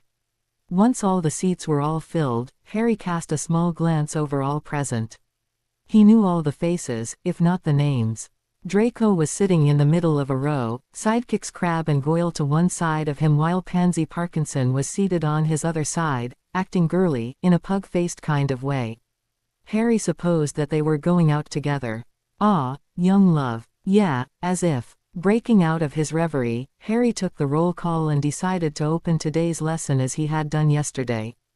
Good morning all. I'm Professor Andrews, and I will be your Dada teacher for this year. Do any of you have any questions? Draco raised his hand, and questioned before being answered, "Are you any good?" he said with his drawl. This brought several snickers from the Slytherins, and quite a few scowls from the Gryffindors. Harry just raised an eyebrow. I would have thought your own personal demonstration on the train would suffice. The one where you ran away afterwards. Draco scowled and muttered something under his breath while the Gryffindors snickered. Are there any serious questions? Seamus Finnegan raised his hand. Why are you replacing Professor Lupin as Dada teacher? Professor Dumbledore rightfully thought that having two people well versed in fighting the dark arts is always a plus. Especially now. Harry gave a quick look at everyone present. Some of the Gryffindor looked slightly scared or grim, and several Slytherin had small smirks on their faces. Draco, however, had a small frown. But sir, despite all that has been said, we've seen no real proof of you-know-who's return. To that, I'll answer this. I, as well as others, believe that Voldemort, everyone flinched, has indeed returned, and is just making preparations while he slowly returns to full power. Now, even if he hasn't returned, there are still some of his loyal followers out and about. They made that clear during the Quidditch World Cup. What's to stop them starting again? And third, dark creatures will always be a possible menace. That's why these lessons are important. Anything else? Giving a look around the class, the only change he noticed was that Draco's face had a deeper scowl, and a hint of despair. Odd, I'll have to look into this, Harry thought. Now, since there are two teachers for one lesson, I have free time, and am willing to help anyone out of classes if they so desire, even in other lessons. Although it's always better to ask the teacher concerned. Now, this year, we will be seeing the more powerful creatures than can be used by the powers of darkness. We will be starting the year with elementals, and will also talking about vampires and wendigos, amongst others. Now, who knows what an elemental is? Everyone turned to Hermione, whose hand had shot up before the question was finished. Miss Granger, an elemental is a spirit representing an element, such as fire, water, earth or air. Correct. 2 points to Gryffindor. Now, each elemental has different properties, depending on the element. They have to be invoked during a ritual, although regular calling of a certain elemental forms some sort of bond. There are 5 levels of elemental, depending on the amount of power and free will you wish to give the elemental. Harry continued like this during another hour, while the students took notes on the creatures, any special abilities, and so on. Now, does anyone have an idea on how to actually beat an elemental? That is the aim of this lesson, after all. Several hands were raised, and Harry decided to ask one of the Slytherins. Yes, Miss Blaze. I have never read that Zabini Blaze is a girl or a boy, so I have decided to make it a girl. I suppose you would have to use a spell that used the element contrary to the element you want to attack. Correct. 2 points to Slytherin. So, for a water elemental, your best bet would be a fireball of some sort. A simple water conjuring spell would suffice to destroy a weak fire elemental. The rest of the class was spent discussing different ways to destroy elementals, from direct attacks to breaking the object it was linked to. No other incidents happened, and the lesson finished smoothly. Harry's Tuesday had gone well so far. The 6th-year Ravenclaws and Hufflepuffs had acted almost perfectly, and Harry was hoping that the rest of the year would be the same. It was now dinner time. In half an hour, Harry would be ginning dueling lessons with Remus. He was starting to get used to teaching now, and, while he wasn't overflowing with confidence, he wasn't so nervous. After all, he had 2 days of lessons under his belt, and was starting to feel comfortable. It's not like he lacked training in this domain. He had finished dinner, and had started to look over the list of students that had joined. They were much more numerous than his armed combat lessons. Quite a few Slytherins had joined, as had Gryffindors. Next in number were the Ravenclaw, followed by the Hufflepuffs. Harry wasn't surprised that Cho, Ron, Hermione and Ginny had all signed up. It was the kind of thing they would do. Plus, since they were known as close friends of the boy who lived, they were more likely to be seen as possible targets. Draco also had signed up, along with his dumb-as-mud goons. Although Harry was still puzzled about Draco's frown when Voldemort's return had been mentioned. Dinner was over, leaving Harry all of 15 minutes to prepare the room. Announcing this, the students started to the room was free. Harry moved the tables and chairs to the side once again, clearing a large space in the middle. Only he and Remus were present, so Harry started to ask Remus about Draco. Remus, has Draco been acting different at all the past year? He has, actually, now that you mention it. He seems more reserved, and doesn't, well, strut about as much. He mentions his father less, too, now that I think about it. No idea why. No, I never really noticed till you asked the question. The school bell struck 7 o'clock, and Harry opened the doors. Those who wished to just see take seats. Some teachers and students took seats, leaving a rather large group standing outside the doors. The rest of you place yourselves in the center of the hall. Harry let them enter, walking up to stand on the stage next to Remus. Okay, the aim of these lessons is to provide you with a practical knowledge of curses and counter curses in a dueling situation. You will be learning more curses, with counters, to do so. For the most part, they are not pleasant. If you have any problem with this, please sit down.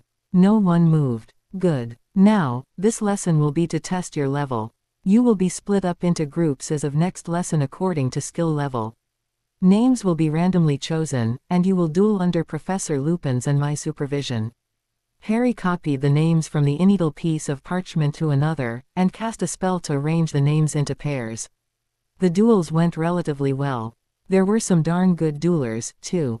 Cho and Hermione were among them, whereas Ron fell under the not bad category. Draco did pretty good as well, although Crabbe and Goyle were dismal, managing to fire only 2 curses in the 4 matches they had. Harry and Lupin decided to alternatively teach the stronger and weaker groups, to leave them a little bit of variation. Finally, the lessons came to a close. Harry's friends were all in the stronger group. Probably because we've been through so much together, Harry mused, thinking about their previous adventures. The students started to leave. Harry saw Cho, Hermione, Gianni and Ron waiting to talk to him, as well as Draco Malfoy. Ron was glaring daggers at this. Harry leaned over to whisper to Remus. Take them to my quarters. I have to speak with Draco. Remus nodded, and went to join the group. He spoke a few words before they all left. Harry jumped down from the stage, putting the tables and chairs back in place with a wave of his wand. He didn't want to reveal to anyone yet about his ability to do wandless magic. Draco slowly walked over. Professor. I wanted to talk to you. Harry nodded, waiting patiently for Draco to continue. Professor, do you really believe in you-know-who's return? Harry was slightly surprised at this question. Yes, I do. And I don't intend on taking it lying down. Draco gave a small nod. My father, he's a Death Eater. Draco nodded. And he wants me to be one too. If Harry was surprised before, he was shocked now. He hadn't expected Draco of all people to openly admit this fact. He also looked scared, now that Harry took a good look at his face. And you don't want to be one? Draco slowly shook his head. No, and I've told him so. But he continually tells me that I have to be like him, to serve the same master. He punishes me when I refuse. But I don't want to. I don't want to be like him. I want to decide what's right for me. I want to decide what I want to do. Draco ranted, almost spitting out the last sentence. Harry nodded. He seemed sincere. However, Harry couldn't be completely sure, even if his gut instinct was telling him that Draco was, indeed, telling the truth. Draco's head was bowed as he stood before Harry, so he quickly cast a truth-speaking charm that would make sure. "And what would you like me to do?" Draco looked up. "Help me, Professor. I don't know how, but don't let me become like my father. Please." Just these few words cast aside any doubts Harry could have had. Draco did really want to avoid becoming a Death Eater. Well, the first thing to do would be to tell Professor Dumbledore. He would be able to help better than most. Snape, also, could help. Draco just nodded, listening to every word Harry was saying. "I could also give you some charm, or a portkey if ever things become too much when you're with him. You do realize, however, that you will have to change. What happened on the train shows that you have improved, but can still get better." Draco looked down at this, and nodded. "Okay, head back to your common room, and I'll go to speak with Dumbledore." Draco turned around and left the hall, leaving Harry to think. Arriving at the gargoyle that guarded Dumbledore's office, Harry gave the password "Sugar Quills" and climbed the stairs. Upon arriving, he knocked on the door. "Come in." Harry opened the door and entered. Snape was seated in a chair before the desk, and was visibly annoyed with being interrupted. Harry just ignored his look and spoke with Dumbledore. "I have a matter to discuss, that interests both of you." A puzzled look crossed Snape's face before it became a scowl again, while Dumbledore just raised an eyebrow. "Drop?" he asked. "No thank you. It concerns Draco Malfoy." Dumbledore raised his eyebrow again, while Snape's face reverted to a scowl. "He spoke to me after the dueling lesson. He explained that his father was trying to get him to join the Death Eaters but that he didn't want to. I wanted you to know." "And what do you want us to do?" Snape disdainfully asked Harry, who was still disguised. Snape doesn't know Harry's true identity. "Help him, in any way we can. You, Severus, should realize the importance of helping them before they go over to the dark side rather than after. Thank you for bringing this to our attention. We will think of something. You may return to your chambers." Harry nodded, and left Dumbledore's office. Harry arrived at his chambers opening up, he stepped in. He was still thinking about what Draco had said, and didn't notice that everyone was looking at him. He removed his disguise and started to make his way to the staircase when a voice called. "Harry." Spinning around, he saw Sirius and Remus, as well as Cho, Ron, Hermione and Ginny giving him strange looks. "What are you lot doing here? You told us to wait for us, remember? You said you were going to talk with Draco." Remus answered. "Oh yeah, I forgot. I was just thinking about him, actually." "What on earth possessed you to think about that slimy git?" Ron asked. Hermione frowned, and was about to reprimand Ron on his choice of words when Harry spoke. "He asked me if I believed in Voldemort's return. When I said yes, he told me his father was pushing him to become a Death Eater, but that he didn't want to." "Harry, you can't tell me you believe that," Ron said. "I cast a truth spell, Ron. He's telling the truth. That doesn't excuse the way he's been treating us, all the things he said." Ron was starting to get angry, and he usually lost it at some point and exploded. "Ron, I'm not saying it does excuse anything he has said or done. Simple that if he wants to come back, pushing him away won't help." Ron scowled in a very Snape-esque way. "Well, I don't trust him. I don't expect you to. But at least try to treat him civilly," Harry told him. Hermione held Ron's hand in hers, and he turned and gave her a small smile. They started to lean forward, but stopped when they saw Sirius take a camera out of his robes, so they settled for leaning on each other.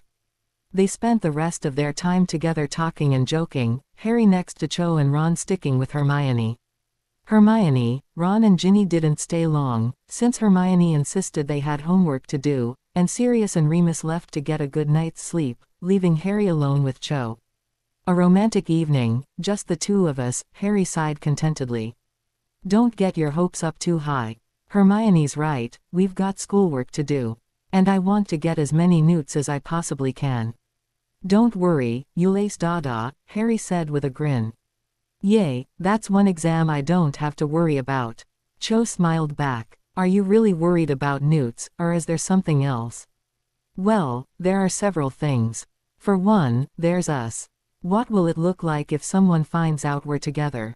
Not only is there the student-teacher thing, but there's also Voldemort. Cho, Harry said, turning so that he was looking her directly in the eye, I love you, and would do anything for you.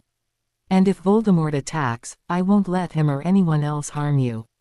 Cho's eyes shined with instant tears. Oh Harry, I love you too, she whispered, throwing her arms around Harry in a tender hug. They stayed together for a few minutes before Harry spoke again. You said several things. What else is there? Well, Cho started, visibly calmer than before, since it's my last year, I won't be able to see you afterwards, when it's over. Harry was startled. Of course you will. We've still got 10 months of the year left. Plus, no matter what happens, we will always be able to make time for each other. You could even become a teacher here, your points certainly agree with me. But I won't let anything come between us. Thank you Harry. You don't know how it feels to hear you say that. Harry slowly leaned forwards, his jest mirrored by Cho, as they ed along, deep, loving, by the light of a roaring fire. Harry woke up from a magnificent dream. Of course, Cho was in it, but that's beside the point. He had been tempted to dream hop, but decided to only do so when he was comfortable with his teaching, when he was in the rhythm of things, and when Cho had settled down into a regular study habit. They had stayed up about an hour more last night, talking about things Cho could do once she finished Hogwarts. Harry had suggested she become a teacher, and she didn't find it too bad an idea. She was best in charms and transfiguration, and they gave some serious thought about her becoming one of the teacher's apprentices. But Harry wasn't worried, they still had many months before they had to come to a real choice. Getting out of bed, he went through his morning exercise session, consisting of stretches to warm up and keep flexible, followed by a general workout. Harry could always use his training room in his trunk, but decided instead to have a small weapons training on the grounds. Putting his disguise on, he put on some light sports clothing, wrapped his cloak around his shoulders, and get his trusty warhammer, which he slung over his shoulder before heading down. He reached the main doors before meeting someone. Dumbledore arrived at the same time, the twinkle in his eye ever present. Good morning James. Have a good night. Yes thanks, Albus. I slept like a baby. And yourself? Did you ever stumble on the chamberpot-filled room again? I'm well. I never found the room again, but I still have hope. Drop. He asked, holding out a tin Harry hadn't even seen him get from one of his pockets. No thanks. I'm just heading out for a small training session. See you at breakfast, Harry said, exiting the hall, meeting the fresh morning chill head-on. Suppressing a shiver, Harry walked down next to the lake, where the giant squid was poking the odd tentacle through the water's surface, as if to test the air temperature. Harry removed his cloak and placed it under a tree overlooking the lake. Starting off with a warm-up with the hammer, he progressively moved on to more complex and faster movements.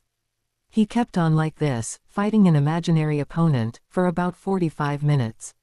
His arms weren't aching, since he wasn't going out full strength, but he had still worked up a sweat. Once he had finished, he slowed down, finishing with a few small cooling down movements and stretches. He stood there, warhammer in hand, breathing in the cool morning air, when he heard someone applauding. He turned to see Cho there clapping her hands, standing next to Hermione and Ron who were holding hands. Gee, Harry, that was brilliant, Ron blurted out, always straight to the point, earning an elbow to his ribs as Hermione glared slightly at her boyfriend. Cho gave a big sigh, batting her eyelashes at Harry. My hero, my savior, she said in a girly manner, before giving another sigh. Hermione tried to hold in her giggles, resulting in making her snort loudly. Harry grinned at his friends. How long have you been watching? Not long, Harry. Only about 15 minutes or so, Hermione answered. Anyone want to join me for a swim? Harry asked. They all shook their heads, so Harry went to his cloak. With a wave of his wand, he was now dressing in some snazzy dark blue swimming trunks, revealing his muscular frame in the early light. They hadn't had the opportunity to see how much Harry had changed, so they gasped when they saw how many muscles Harry had gained to his training. Hearing them, Harry turned and struck several poses, causing Cho and Hermione to giggle and Ron to laugh. Harry ran to the lake and did a few links before coming back. Drying himself with a quick spell, he got dressed, slung his weapon over his shoulder, and they all made their way towards the Great Hall. "So, what lessons do you have today?" Harry asked. He would have liked to hold Cho's hand, but they couldn't run the risk of being seen by another student or teacher. "We've got double history of magic, followed by double transfiguration, and history of magic after lunch," Hermione answered. "What about you, Cho?" Arithmancy and history of magic the morning, followed by Dada the afternoon." "How's the new teacher?" she asked Hermione, giving her a small wink. "Ooh, he's awful, worse than Snape." "Really mean he is," as Harry and Ron looked at her, shocked. "I heard he's really ugly as well." "Is that true?" Cho carried on. The boys were now beyond horrified. "Oh yeah, and he smells really bad," Hermione answered. Harry caught on at that moment, leaving Ron confused alone. "I've got the 7th year Ravenclaws this afternoon. I've heard they're a rowdy lot of lazy troublemakers. Do you know anything about that, Cho?" Harry asked, giving the girls a smile. Ron still looked shocked, but was now looking at Harry instead. "No more than the 6th year Gryffindors," Hermione quipped. "The girls will be utter hell, then," Harry said, before laughing out loud. Hermione and Cho soon joined him, leaving Ron with a very puzzled look on his face as they entered the Great Hall. Harry's morning went relatively well. Apparently, the 7th year Slytherins and Gryffindors had the hardest time keeping themselves away from each other. Harry had had to take several points off each house, although he had refrained from giving detention. He treasured his free time too much, although he was determined not to shy back if ever the need arose. As it was, the lesson was finished, and no one had died. He could be at least a little happy at this miracle. He had a double serving of them first thing in the morning, leaving the rest of the time before lunch blissfully free. Harry considered taking a nap, but decided to put his time to good use. He would prepare for the worst, and add to the already numerous wards placed at Hogwarts. He left his classroom and went to his office, which was just next door. Upon entering, he remembered the many times he had already visited this room. Most memorable was when under Lockhart's occupation, when the room was covered in fan mail and moving pictures of Gilderoy Lockhart himself. Next came Remus Lupin's memory. The room was interesting them, a few objects here and there and maybe the odd dark creature even, kept away in some dark space. Lastly, Alistair, Mad Eye, Moody. The false one, anyway. Turns out he was a Death Eater under Polyjuice Potion. But the room had been filled with many strange and wonderful dark detectors, such as a sneakoscope or a faux glass. Harry hadn't entered here yet, stalling the moment. He needn't have worried. All objects had been removed, leaving only a desk and a few chairs, empty bookshelves and cupboards on two sides of the room. Harry hoped that he would find a quill, a pot of ink and some parchment in the desk. Seating himself, he started to go through the desk. He found the quill and the ink, but no parchment yet. Upon opening the last drawer, he found a piece. It was a large, slightly dog-eared piece of parchment that seemed somewhat familiar. Then, it clicked. It was the Marauder's map. Taking his wand, he tapped it lightly, whispering, "I solemnly swear that I am up to no good," before ink lines started to draw the familiar sight. Once finished, he was presented with the map of Hogwarts. He was that Dumbledore was in his office, that all the other teachers were busy giving their lessons, that Filch was on the opposite side of the castle with Mrs. Norris. And Peeves was zooming around in an empty corridor on the 2nd floor. Tapping the map once again, whispering despite being alone mischief managed, he wiped the map blank. Folding it up, he put the map in his pocket. He realized that there had been no parchment, so decided to work in his chambers. Exiting his office, he locked it and placed several wards on the door. Even though it was empty, he thought it best. Maybe Moody's constant vigilance is starting to rub off on me, Harry thought as he made his way to his chambers. Harry was in his office, busy writing different wards and runes he planned on placing to increase the security. He wanted to make sure the common rooms were secure as well as the Great Hall. Next would come classrooms and teachers' quarters, although they could probably put up their own personalized wards. Harry realized that he hadn't placed any wards around his chambers yet. Half an hour later, he had filled a roll of parchment with different security spells, such as activable shields, barriers, wards not allowing different kinds of spells being cast, and the like. He had also thought of placing transportation runes in key locations around the school. He knew apparition wasn't possible. After all, Hermione had told them that often enough. But no measures had been taken for rune magic. It hadn't been common back in Godric's time, and it was all but extinct in this time. So he could place a network of runes that would permit him to jump from one rune to another, making faster transportation. Of course, they would have to be password activated, just to be sure. When he was finally finished, he noticed that it was almost lunchtime. Leaving the 2 pieces of parchment on his desk, he got up. Making sure his disguise was in place, he exited his chambers. On his way down, he didn't come across anyone.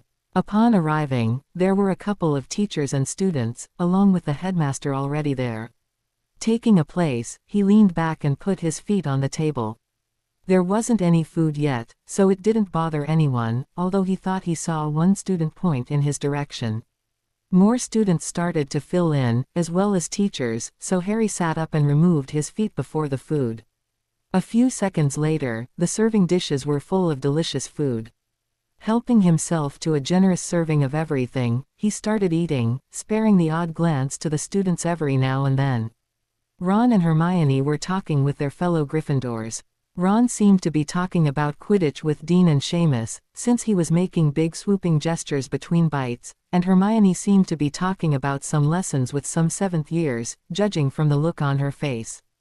Cho was also talking with her classmates, although Harry thought he saw her steal the odd glance in his direction. Once he was finished, he struck up a conversation with McGonagall, talking about lessons and the like. Once lunch was over, the students started to leave to head to their next lessons. Harry stood up and went over to where Dumbledore was seated. Albus. Turning, the headmaster looked carefully at Harry. Yes, James. I have been looking at several different wards and additional security measures that could be taken. Perhaps we could go over them tonight. Yes, that would be an excellent idea. Perhaps at 8:30. Yes, that sounds good. In your office. That would be the best place. See you later then, Harry concluded, standing straight and heading off to his classes. Arriving, he saw the Ravenclaw and Hufflepuff students lined up against the wall. Passing them, he opened the door and entered, the students following and taking their seats. They weren't very nervous, since they had asked their younger housemates how he gave lessons. Harry stood behind the desk, waiting for the students to take their seats. Once everyone was seated, he took the roll call. Once that formality was done, he got started. Good morning, class. As you probably know by now, I'm Professor Andrews, and I'll be giving you this year's Dada lessons. This is your 7th and final year, and you will be learning many advanced curses and counter curses, as well as the most dangerous dark creatures. Now, what are the darkest curses that exist? Several hands shot up, and Harry chose a Hufflepuff boy. The Unforgivables, sir. The Killing Curse, the Cruciatus Curse and the Imperious Curse. Correct, 2 points to Hufflepuff. Now, those curses were normally seen when you were in your 4th year. They require a lot of power behind them, so we will be seeing some weaker but more common versions. Localized pain, partial control, and the like. They also have their equivalent in potions, so we will be seeing those later on. Now, who here was able to resist the Imperious Curse, even if it was only partially or for a short time? Only 4 hands went up, Cho included. Okay, there's nothing to be ashamed of. Not many people can throw it off partially, let alone completely. And they are often used in such a way that the person doesn't realize they are being controlled. A Hufflepuff girl raised her hand. Yes. Sir, what's the use of partial control spells? Good question. I'll show you with a practical example. Harry took out his wand. Curse me. Sir, she said, hesitantly. Attack me, with any localized curse you want. Except the Unforgivables, of course. And I'll use a curse that controls your wrist. She stood and took out her wand. She obviously didn't want to attack a teacher, especially on her first lesson. She pointed her wand at Harry, and weakly muttered, Expelliarmus. Before she completed the incantation, Harry flicked his wand to the side and muttered a small spell, causing her wrist to pivot. The spell flew across the room, narrowly missing one or two students and finally hitting the wall. "Thank you. You may be seated." She hurriedly sat down again. "Now, I didn't bother to direct it against anyone. But the spell takes relatively little effort to cast. Imagine I had caused you to aim for an ally during a battle, it would be much more effective." The lesson continued, with Harry casting the odd control spell now and again, making their wrists jerk out of line when they were writing, making them leave long ink streaks on their parchments. No one noticed he was doing it, and they thought it was their own doing. It was actually rather funny to see the odd student concentrating, then have their arm jerk, followed by some mild cursing. Every so often, he would catch Cho looking at him intently, or giving him a quick glance when the others were copying something of interest down. Harry managed to curse her, but instead of making her arm jerk, he made her write, "I love you." She gaped a bit when she saw what she had written. She looked up and saw Harry smiling. Blushing slightly, she continued to write as if nothing had happened. Harry hoped we wouldn't lend her notes. Not soon, anyway. The rest of the lesson went smoothly. Harry had the students try the wrist control curse on each other. He had to do it one at a time, to avoid random spells being sent all over the place. Harry had placed a target on the wall, and points were awarded whenever the deviated spell hit the target. No one had managed, although a few students had been close. They had received a few points, since they were the most successful. The end of lesson bell rang. The students packed their books, and left the class, talking about the lesson they had just had. Harry was relieved that they had enjoyed it. At least, those he heard had been positive. He also heard a comment from a Hufflepuff, describing him as hot, before giggling. Cho looked his way, winking before she followed her friends back to their common room. Harry was happy. He had already been teaching for 3 whole days. People liked his lessons, no one had died or even gotten injured, which was a feat in itself. He enjoyed being back, being able to talk with his friends once again. And yet, there was still a shadow, hanging over him, Voldemort. Made worse by the fact that Fudge wasn't acknowledging his return and therefore taking no measures to fight him. Harry knew that old Voldy would stop at nothing to reach him. And who knows what he was doing at the moment. Snape sometimes gave a bit of information, since Dumbledore had asked that he play spy once again. But Voldemort didn't trust him completely yet, and didn't give him much information. And the little he had brought back wasn't useful by itself. Still, it was better than nothing. They knew that Voldemort still hadn't completely recuperated, so that was something. However, each time Snape came back, he said that the number of Death Eaters was increasing. Slowly, but surely. Harry wondered if Dumbledore had another spy among the newly recruited, but chose not to ask. If Dumbledore wanted him to know, he would tell him when the time was right. Looking out the window, Harry saw that it was still bright outside. Deciding to leave such dark thoughts to another time, he pushed them to the back of his mind and left the classroom to regain his chambers, locking the door behind him. The rest of the day up till dinner went well. Harry had advanced Dada tomorrow. At the end of the 5th year, students could choose additional advanced courses, or start accelerated basic courses they wish they could have taken back in the 3rd year. Of course, Ron and Hermione had taken advanced Dada, as had Cho the year before. Harry remembered Ron's letter when they had to choose, saying that Hermione wanted to take everything, and that Hermione's letter had ranting about the merits of advanced arithmancy. He had spent the afternoon setting up what he would do for his lessons. He had a double serving of 6th years the first 2 periods of the morning, and 7th years after, leaving him with the whole afternoon free. 1 lesson out of 2 would be physical training, the other dueling, curses, and shields. Dinner was an uneventful happening as well. You could really tell that the Weasley twins had left. Not that people were sad or anything like that, simply that random food items didn't explode, or people didn't suddenly change color during their meal. It was sad, in a way, Harry thought, that they hadn't managed to find their replacements. Although nothing prevented him from doing anything. And Dobby was sure to help him with spiking the food, he thought with a smile on his face. The meal ended, and the students left the Great Hall to go to their respective common rooms. Hermione was already studying like her life depended on it, and Ron, being her boyfriend, studied with her. Of course, he just said it was because he wanted to get better grades, but everyone knew better. Cho was also studying. She was in her very last year, and Newts awaited her at the end.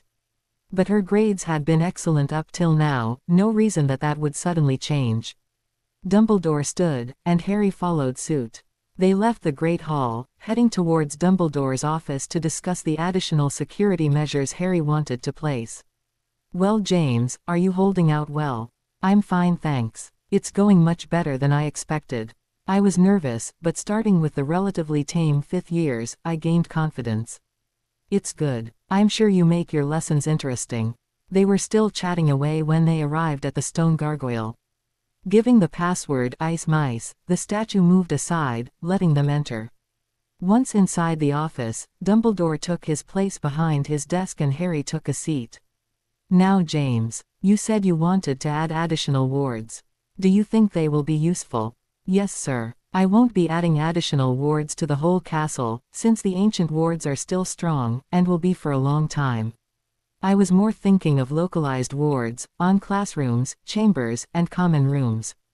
"Will they interfere with the original wards?" "I'll have to do a little research, but normally not. The wards are implemented in the castle itself, and deeply rooted in the surrounding area. The wards I want to place could be considered as surface protection."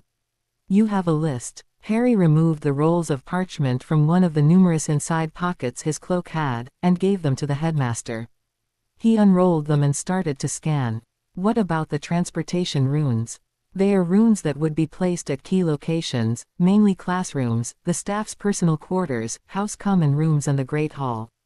They would let me move from one place to another in a short amount of time." "Wouldn't they let anyone use them?" "No. I can make them invisible, and password activated. The password could be disactivated in emergencies, such as requiring the moving of large amounts of people. Getting students back to their common rooms, for example." "And what about the Great Hall?" Dumbledore asked, still skimming through the wards Harry had written down. "Protection shields placed around the tables, the aforementioned transportation runes. Maybe even the possibility of moving down into the kitchens if an attack occurs." Dumbledore stayed silent, finishing looking through the scrolls. "Well, this seems satisfactory. You have certainly given this a lot of thought. However, I'm still not sure how much this would interfere with the original wards. Could you do some research to this effect, and come back when you have found what you need?" "That shouldn't be a problem, Albus. I might have to go into the restricted section, though." "Which shouldn't be a problem, since you're a teacher. No need to use your invisibility cloak anymore," Dumbledore said with a twinkle in his eye. "Oh, yeah, I forgot about that. Well, if there's nothing more, I'll head back to my quarters. Lessons, tomorrow. Oh, before I forget, is there anything new concerning Draco Malfoy?" "Yes, Snape has spoken with the lad. He is not ready to be a spy, so arrangements will be taken to remove him from his father's care. However, this will be difficult, since Fudge still doesn't believe in Voldemort's return. However, if we can prove his return and the existence of several notorious Death Eaters in the Ministry, then it should be possible. Okay, I would like to provide him with a portkey for when he returns home, so that if the pressure becomes too great, he could go to a place where he would be secure." "Yes, that would be good. However, he will probably be staying in the castle during the holidays, and I see no reason why Lucius would come and force his to return home, so you still have a little time before this is necessary. However, we can never be too sure." "Is that all?" "Yes, sir. Good night." "Good night, Harry," Dumbledore answered, as Harry left his office. Harry awoke bright and early on Thursday morning. Today would be a busy day. He would have advanced Dada with the 6th years, then 7th years, during the course of the morning. The afternoon would be spent doing some more research on the school's wards, then probably the placing of some of the wards. He had already started to do some research yesterday. None of his friends had come over since they had schoolwork to hand in, and Remus and Sirius had just popped by for a few minutes before leaving. Harry had gone through several books, and had already completed most of the research necessary. As it was, he could conclude that there was no risk for Harry to place additional wards. There were a few he couldn't place, but he had counted on not being able to place them all, so it didn't really matter. Harry got dressed, put up his disguise, and went down to the Great Hall. It was about half full, and almost all of the other teachers were there. He strode over to the head table and sat down. The food was already set, so he served himself a large serving of food and started to eat. Remus came down shortly after and sat down next to him. "That's a large serving you've got there," he remarked. "I'm hungry," was all that Harry said as he continued to eat. Once he was finished, he sat back, contented. He hadn't lacked food during his stay at Godric's Haven, but it had lacked company other than memories of powerful witches and wizards. It was good to be able to interact with those you spoke to. "So, what have you got today?" "Third years, I believe." "You." "Advanced 6th and 7th years the morning, leaving me free to do my thing the afternoon." "And what exactly does that entail?" "Setting up extra wards and the like. Better protection." Pretty soon, it was time for lessons. Harry waited for the hall to be almost student-free before getting up and heading towards his class. Upon arriving, he saw that it must be one of the more popular advanced courses. Out of the 50-odd students that make up the 6th year, there were about 30 or so waiting in front of his classroom. He opened the door and entered, the students following and taking their places. Harry noted that he knew quite a few of those present. Ron and Hermione, of course, Seamus Finnegan, Dean Thomas, Draco Malfoy, Zabini Blaze, and more. All from different houses, although less Slytherin compared to the other houses. Once everyone was seated, Harry started the lesson. "Good morning, class, and welcome to Advanced Defense Lessons. These lessons are slightly different to what you will learn during regular lessons. While the regular lessons are more general, advanced lessons gives you more practical knowledge, actually using what you already know. Half the lessons are going to be physical training," several groans could be heard, "and you are encouraged to continue exercising during your free time. Sometimes, the only solution to a given problem is to escape, and you won't get very far if you weigh as much as a baby killer whale." Several people started to snigger at this, while Harry gave a brief thought to his oversized cousin, who probably weighed more than a baby killer whale. "You will be tested on your physical condition during the end-of-year exam. So next week, meet me at the Quidditch pitch in training clothes. The other half of the lessons will deal with what you want to learn. I will be handing round pieces of parchment at the end of the lesson, and you will write down what you want to learn. I will make the lessons according to what you write. It is anonymous, so don't be ashamed. For today's lesson, and the lesson in 2 weeks' time, I wanted to do something more fun. A question, which is better, to be more powerful, or to give the impression we are more powerful?" A stunned silence came over the class. What kind of question was this? A few students started to speak to each other, and Harry could hear bribes of conversations. Stupid question, of course it's better to be more powerful, is it a trick question, maybe, and so on. "Well, anyone care to give their opinion?" "Yes, Miss Abbott," Harry said, as the 6th-year Hufflepuff raised her hand. "Well, I would say it's more important to be more powerful, sir. You can't cast some spells if you aren't strong enough." A few voices murmured their consent, while a few people frowned. "Mr. Boot, what's your idea on the subject?" "Well, while being powerful is important, if you don't know the spell, it's no use. If you give the impression that you're powerful, you can be intimidating." "Good point. You are, in fact, both correct. Just an example of giving the impression of being powerful." Harry raised his arm, palm facing forwards. He had hidden his wand in a leather band on his wrist, where the tip was just under his palm. "Stupefy," Harry said, and the green light sped towards a random student, who just barely managed to avoid the light. Lowering his arm, he asked, "What did I just do?" "You tried to curse a student," someone called out. "What with?" Harry asked. The class started to buzz, as people realized that his wand hadn't been in his hand. Of course, they didn't know he had hidden it, nor that he could really perform wandless magic, but that was the point of the lesson. Sir, you performed wandless magic," said a student who Harry didn't remember the name. Did I? Harry asked, with a hint of amazement in his voice. I must be really powerful, to perform wandless magic, mustn't I? Hermione slowly raised her arm. Yes, Miss Granger. You gave the impression that you used wandless magic. Harry smiled, and withdrew his wand from its hiding place. Now, imagine someone attacks you. You use just this little trick. Your opponent may be distracted by your supposed ability to perform wandless magic, leaving you the opportunity to take advantage of him. Or her, he added as an afterthought. There are many different ways to lull your opponent into a false sense of superiority or inferiority, and you can take to advantage. The question is not if you are more powerful or not, but the impression you give. Of course, there is absolutely nothing wrong with being powerful enough to cast high-level spells, but you have to know the spells, and be able to use them in situations of stress. The discussion continued for some time. 10 minutes before the end of the lesson, Harry handed out the papers, letting each student write down something before taking them back. By the time the end of lesson bell rang, people exited the class happy. 10 minutes later found Harry watching the 7th years enter the class and take their seats.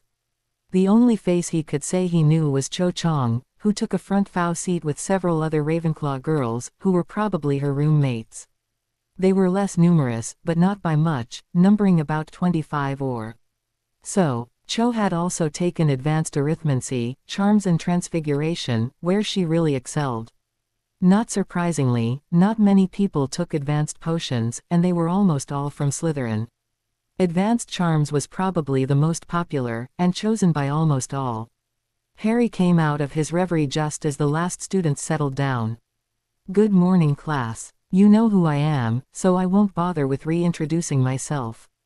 This year, we will be doing physical training 1 out of every 3 lessons, starting next week. Lessons will take place on the Quidditch pitch in proper training clothes. The other lessons will be talking about rarer forms of dark arts, such as potions, runes, and rituals that exist. You will have to learn about them to fight them. You will also learn several curses and hexes that are considered dark, and you will be learning them. They may just save you life. The students began to murmur among themselves, but it died down quickly as Harry continued speaking. Not many people know, but most dark curses have their potion equivalent. The Cruciatus curse, for example, can be transplanted into a potion, the aptly named Cruciatus potion. We won't be learning how to brew it, but we will be learning what can stop its effects. Take notes of what will follow. The students sprang into action, taking out pots of ink and loading quills. Harry then proceeded to talk about the Cruciatus potion and the Imperius potion, their obvious effects and how to counter their effects. The bell signaling the end of the lesson rang out. Harry gave them their homework assignment for in 2 weeks' time research 2 more dark potions, uses, ingredients, and countermeasures, and the students packed away their belongings and left. Almost all of them. Cho had stayed behind. Harry took a quick glance over her shoulder, and saw that the door was open. What may I do for you, Miss Chong? He asked. I was wondering, Professor, if you had a book which I could borrow which spoke about basic sword movements, for armed combat lessons. Yes, I have a couple of books on the subject. You could meet me at my private quarters, after dinner. Or would you rather earlier? After dinner would be fine, sir. Thanks you. She winked at him, before turning around and walking off. Harry knew he still had some time before lunch, but decided to have an early lunch and finish his research. The earlier he got the ward set up, the better. Harry had visited Dobby, who had been able to see through Harry's disguise. Harry knew, however, that the house elf would keep the secret, whatever the cost. He was too grateful towards Harry and too faithful to Dumbledore for it to be otherwise. Harry asked if food could be brought straight up to his quarters at lunchtime. And what Harry wants, Harry gets. At least with Dobby, anyway. Harry left the kitchens and went to the library. He went straight to Mrs. Pants to get the required books. She went and came back with 4 big leather-bound books, levitating them in front of took them and returned to his chambers, where he proceeded to go through them. He had managed to get through 2 of them when Dobby brought him his lunch. A large silver tray, covered with a large variety of foodstuffs, enough to feed 2 people. Harry ate, although he didn't manage to finish everything, then finished with his research. It was 2 o'clock when he was finished. And now, he was 100% sure that the wards he would put up didn't interfere in the slightest with the original wards. He left his chambers, and headed down to Dumbledore's office. Upon arrival, he gave the stone gargoyle the password and went up the spiral staircase. Reaching the top, he paused before the large oak door, listening to see if the headmaster wasn't already in a meeting. Not hearing anything, he knocked and entered, greeted by the sight of the headmaster behind his desk, reading some papers. "Good afternoon, sir," Harry said, entering the office and closing the door behind him. Looking up from the paper he was reading, Dumbledore smiled. "Good morning, James. What may I do for you? I just came by to tell you that I've finished conducting my research on the wards that are on Hogwarts. I had to take off a couple of the wards that I had intended to do, but other than that, there should be no problem." "That's good to hear. When were you planning to set them up?" "I was planning on placing those on the Great Hall today, as well as the common rooms. Tomorrow, I could do the grounds outside, Quidditch pitch in the teachers' quarters, and do the different classrooms over the weekend. There won't be classes, so nothing to disrupt." "Yes, that is satisfactory. Very well, you have my go-ahead." "Thank you, sir." "Thank you, James," Dumbledore said, with a twinkle in his eye and a smile on his lips. Harry gave him a small nod before turning around and leaving the office, heading towards the Great Hall. Harry had just spent slightly over an hour placing different protection runes in the Great Hall. It was quite tiring because when creating magical runes, not only is a great deal of concentration and precision involved, you have to weave a spell into the runes. As it was, he had placed protection runes over the house tables and head table. When activated, magical barriers would appear over the tables, protecting all those who would be seated. And taking into consideration the size of the room, quite a large number of runes had to be placed for the shield to be effective. Otherwise, the shield would be too thin to be of any use. It was now about 3 o'clock. The final lessons would soon be finishing, and Harry was slightly behind schedule. He had hoped to do all the common rooms, but since the Great Hall had taken so much time and energy, he figured he only had the time to do 2 of them today. He realized that he should have done the common rooms first, but it was too late to change anything now. Making his way towards the Gryffindor common room, he arrived before the painting of the fat lady. He didn't have to give the password, seeing as he was a teacher. He entered, and found it to be completely empty, save for Hermione's big ginger cat that went by the name of Crookshanks. Harry considered it to be quite an appropriate name for the bow-legged feline, but kept this particular remark to himself. Harry then proceeded to place several charms upon every entrance, the main entrance guarded by the fat lady, plus the entrances of the different boys' and girls' dorms. Upon arriving at the door labeled, Boys 6th Year, Harry paused. This is where he would be, if he hadn't been taken away to Godric's Haven, where his classmates would also be sleeping. He paused an instant to remember different memories, the wake-up calls, waking up or falling asleep with someone else, usually Ron, snoring. He opened the door. There were 5 beds, indicating that his bed hadn't been removed.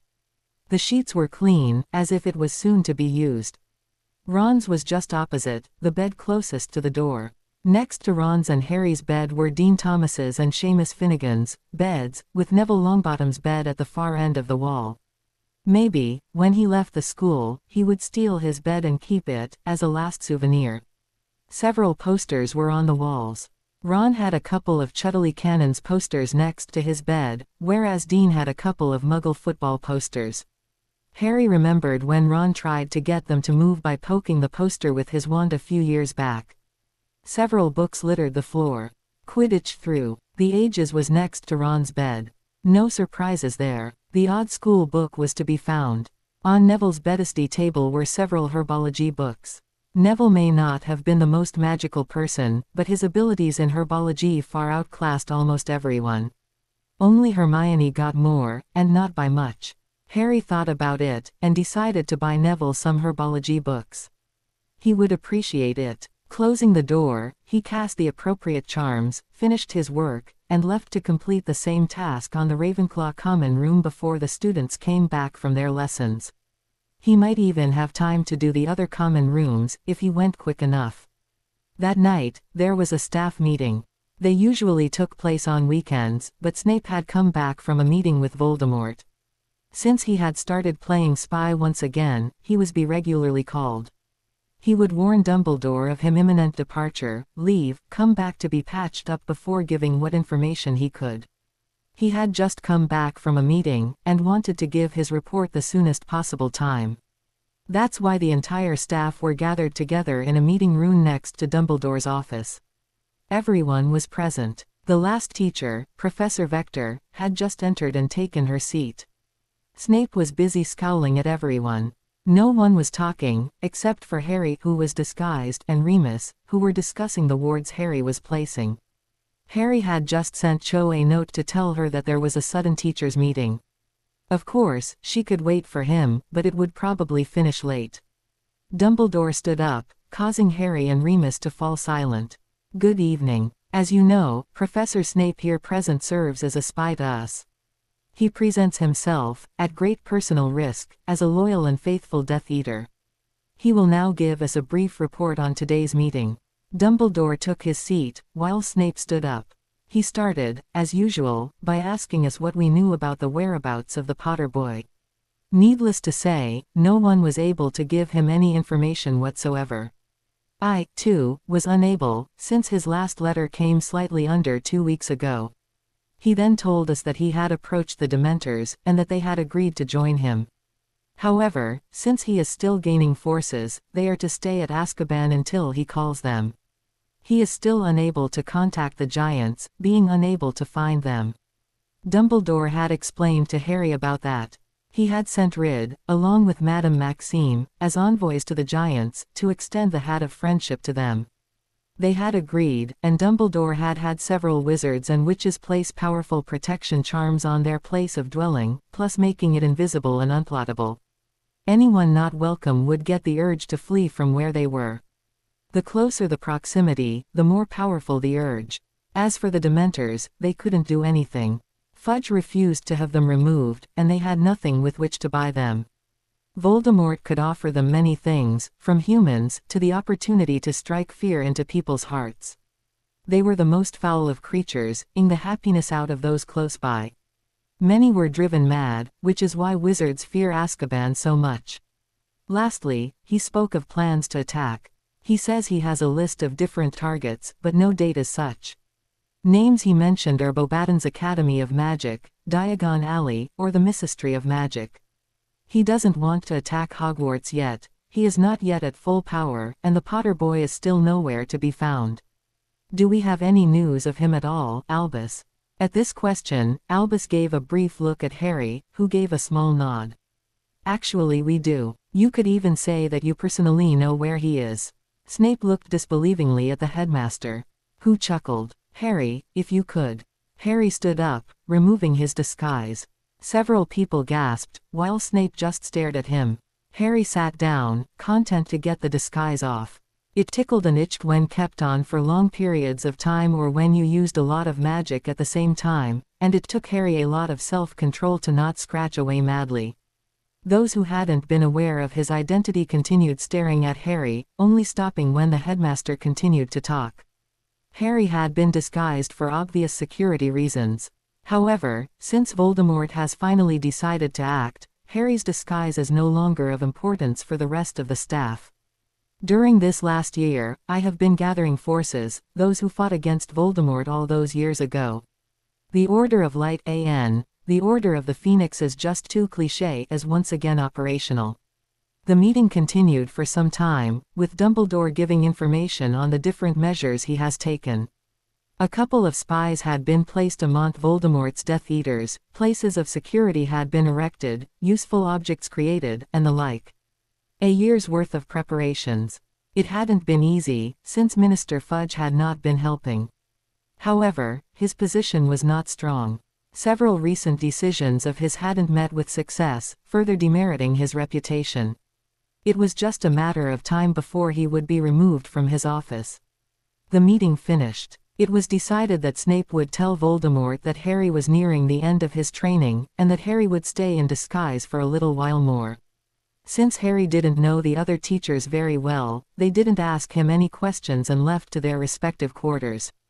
Harry stayed back to talk a bit with Rid before leaving and going to his chambers. Cho wasn't there, but she had left him a note saying she had waited for a bit but left to continue with her schoolwork. Harry went up to his bedroom, got changed, and fell into a dreamless slumber. Friday. Harry didn't have lessons on Friday, except for combat lessons the evening. Nonetheless, he woke up bright and early. Getting up and brushing his teeth, he thought of the things he had to do today. He had several wards to put up. The Hufflepuff and Slytherin common rooms, the ground outside including the Quidditch pitch and the teachers' quarters if they accepted, of course. In other words, he had a lot to do today. Getting dressed, he went down to the Great Hall. Most students were already there. The same could also be said for the teachers. His presence was mostly unnoticed, students busy eating and talking about today's lessons, and teachers were talking between themselves. As Harry approached the head table, he looked at Snape, who was glaring at him. His eyes held a strange mixture of loathing and respect. He wondered why. Ignoring Snape's look, he went to a free place, sat down, and began to eat. He didn't speak to anyone the entire meal, lost in his own thoughts.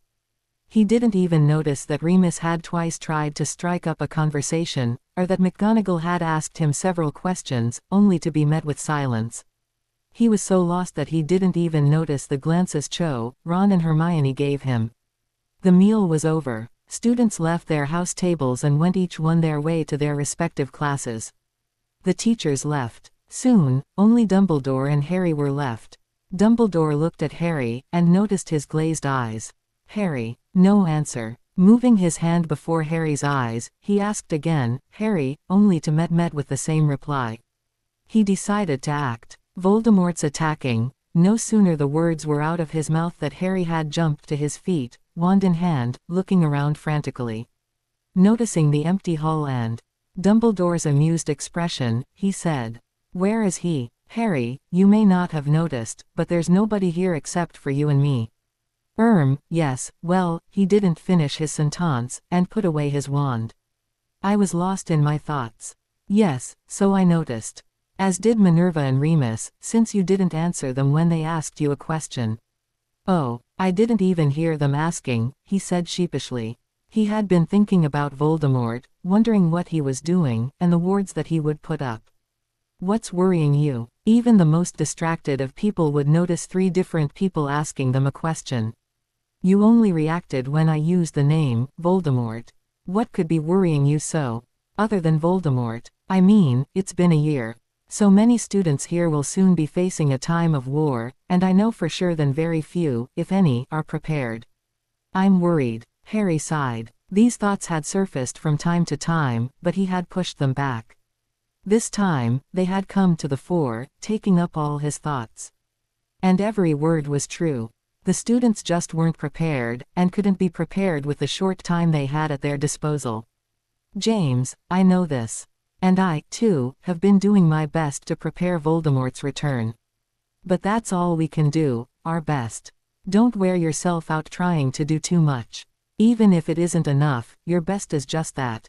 And if everyone does as much, there is still hope." Dumbledore smiled as his words sunk into Harry's mind. And as they did, a thought came through, what's comin' will come, and we'll meet it when it does. It was what Rid had told Harry just before they had to return home after his 4th year. And he was right. "If you will excuse me, Professor, I have some wards to place." With that, he stood and left the hall, leaving Dumbledore watching him, a smile on his lips and a twinkle in his eye, ing on a drop, as Harry exited the hall. All day was spent placing wards. He had finished the common rooms and the teachers' quarters, which had gone quickly. The Quidditch pitch had taken much more time, given the size of the darn thing. If Harry hadn't enjoyed playing the game so much, he would have given up halfway through. After lunch, he had continued placing wards, protection spells and charms, surveillance wards, detection spells, and everything else he could think of. He also placed a number of runes, allowing Harry to be aware whenever a presence coming from outside arrived. By dinner time, he was magically exhausted. He could still have performed a number of spells if need be, but he could feel the effort he had made during the day. Of course, he was careful to hide this from the students.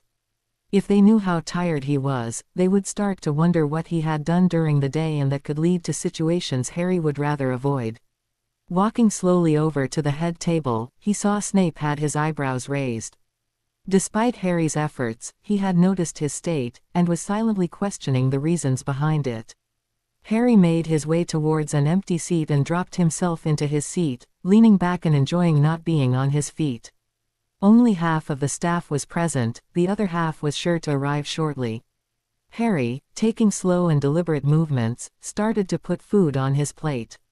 Today was pasta, and every type of pasta Harry knew, and some he didn't, could be found along with a variety of sauces. He smiled as he remembered the first time he had eaten here, the food suddenly appearing in plates and dishes before their very eyes. Of course, since he had been in the kitchens, he knew that it was the house elves that prepared the food, placing it on tables which transported the food from the kitchens into the Great Hall. In a way, it was magical. Harry started to eat. A couple of teachers entered, as well as students who rushed to their respective house tables to eat. Harry's eyes scanned the hall, taking everything in. He wasn't being paranoid, since he wasn't fearing an attack. He was simply observing. After all, he had gone from fourth-year student to teacher after a year. No longer would he sit down with housemates, talking about coming Quidditch practice or whatever homework such and such a teacher had given. He didn't worry about house points being removed, either, which was a good thing. He just sometimes had the impression that things had gone too quick. Much like the upcoming war. It would be stupid to deny that a war was coming. Only in this morning's Daily Prophet, which he had only bothered to read at lunch, were mentioned 2 attacks on Muggle-born wizards, with a dark mark hanging over each house. Fudge was trying to cover it up, and continued to deny Voldemort's return. He really was the biggest fool Harry could think of. He had half a mind to find the minister and beat him to a pulp, but that wouldn't solve anything. Like Dumbledore said, we could only do our best. And that, for Harry, was protecting the lives of all those in Hogwarts. Harry had now finished what was on his plate. He felt better, the short time resting having replenished some of his strength. Looking at the time, he realized that he had to get his swords for tonight's lessons. Getting up, he left the Great Hall and jogged to his chambers, taking turns here and passages there. Arriving, he opened the entrance and proceeded to float the swords down to the Great Hall. Tonight's lesson was going to be tiring. He hadn't been wrong when he thought it was going to be tiring. His arms ached, lungs burned, his heart raced, and he had to pretend it was nothing. Stupid, idiotic pride. After a warm-up and basic sequences, he was already tired out. And he still had an hour left. He would never last at this rate. Okay, we'll start with some small duels. Who would like to duel? Almost everyone put their hand up. Okay, those who don't want to duel can move to the back of the hall to practice in pairs. Make sure the dulling charm of your partner's sword and your own are active before starting. The others, come to the front. Brilliant idea. That way, I don't have to do any effort. Now, does anybody want to duel anyone else in particular? No one moved. Okay, we'll do this differently. Taking some parchment, he magicked everyone's name on a piece before piling all the pieces of paper into one small heap. Casting a small spell, 2 pieces of folded parchment came out of the pile. Harry picked them up, unfolded them and read them aloud. Remus Lupin and Ronald Weasley. The other students made a circle, and Remus and Ron stood in the middle. Okay, check your swords. Both ran their thumbs over the blade before nodding. Remus looked quite calm and composed, as he always did, whereas Ron was shaking quite visible. Ready. Both raised their swords in front of their faces. Go. Remus lunged forward, swinging his sword horizontally from right to left. A simple blow. Ron blocked, but barely, having trouble dealing with the fact he had to dissociate his opponent with the teacher. Remus followed up with a few more basic blows before getting through Ron's blocks, hitting him in the thigh. Ron winced, but stayed upright. Mr. Weasley, you are facing an opponent, not a teacher. Fight accordingly. Ron gave a small nod, before attacking himself. He lunged rather well, starting off with the same move that Remus had started with. Soon, they had a proper duel going, although they only used the basic movements Harry had taught them. A few more blows were exchanged before Ron was hit in the same thigh, causing him to fall onto one knee. Harry gave a small whistle. Okay, good start, once Mr. Weasley got into the swing of things. Next duel. The rest of the lesson continued like that. Those who had dueled went off to the side to continue practicing. Hermione also won her duel. Ginny dueled against Crabbe, who didn't even have time to swing his sword before Ginny had disarmed him. By some twist of fate, Malfoy had to go up against Goyle. Goyle actually wasn't too bad. He had the strength, but lacked speed and agility. Draco, on the other hand, lacked strength. Golly swung his weapon madly, forcing Malfoy to do some evasive dodging more than once. Malfoy eventually beat him with a clever blow to Goyle's hand, causing him to lose his weapon. But Goyle had come oh so close to beating him, it was almost funny. The duels finished in time. After a brief cooling down session, the swords were put away and the students returned to their common rooms. As they had done last week, Remus, Ron, Cho hadn't dueled, but had trained with another Ravenclaw while the duels had taken place. Hermione and Ginny waited for Harry. Once all the other students and teachers had left, Harry allowed himself to fall to the floor. Cho ran over. Harry, are you okay? She asked worriedly. No, I'm knackered. I spent the whole day putting up wards, and I'm literally spent, he said. I'll be okay as soon as I get a good night's sleep, though. I'm actually surprised my disguise stayed on. I must have overdone it this morning when I put it on, he managed to utter. Remus put the tables back in their proper places. Leaning on Remus and Ron for support while Cho followed levitating the swords, they made their way back to Harry's chambers. Cho left the trunk near the entrance hole while Remus and Ron carried Harry up the stairs. After making their way to the master bedroom, they got him into bed. Actually, that's twisting the truth a bit. They unceremoniously stuffed him under the bedsheets once they had removed his boots and cloak, not bothering with the rest. Remus removed his disguise, which had been close to removing itself. Wouldn't it be better if someone stayed to watch over him, just in case? Ron asked. I'll do it, Cho immediately volunteered. Remus smiled at her. He's lucky he has you, you know. Take good care of him. And don't tire yourself out. Remember to get some sleep, too. With that, Remus, Hermione, Ron and Ginny left the room. Cho heard the painting move and getting back into place, before she was met with silence other than the sound of the fire burning in the fireplace. Looking at the bed where Harry was soundly asleep, she smiled. He looked so peaceful, almost angelic. She arranged the covers on his double bed to cover his whole body, leaving only his head visible. She would have liked to stay awake all night, watching him, but she knew he wouldn't want that. She watched as he shifted slightly and whispered a name so softly she almost didn't hear it.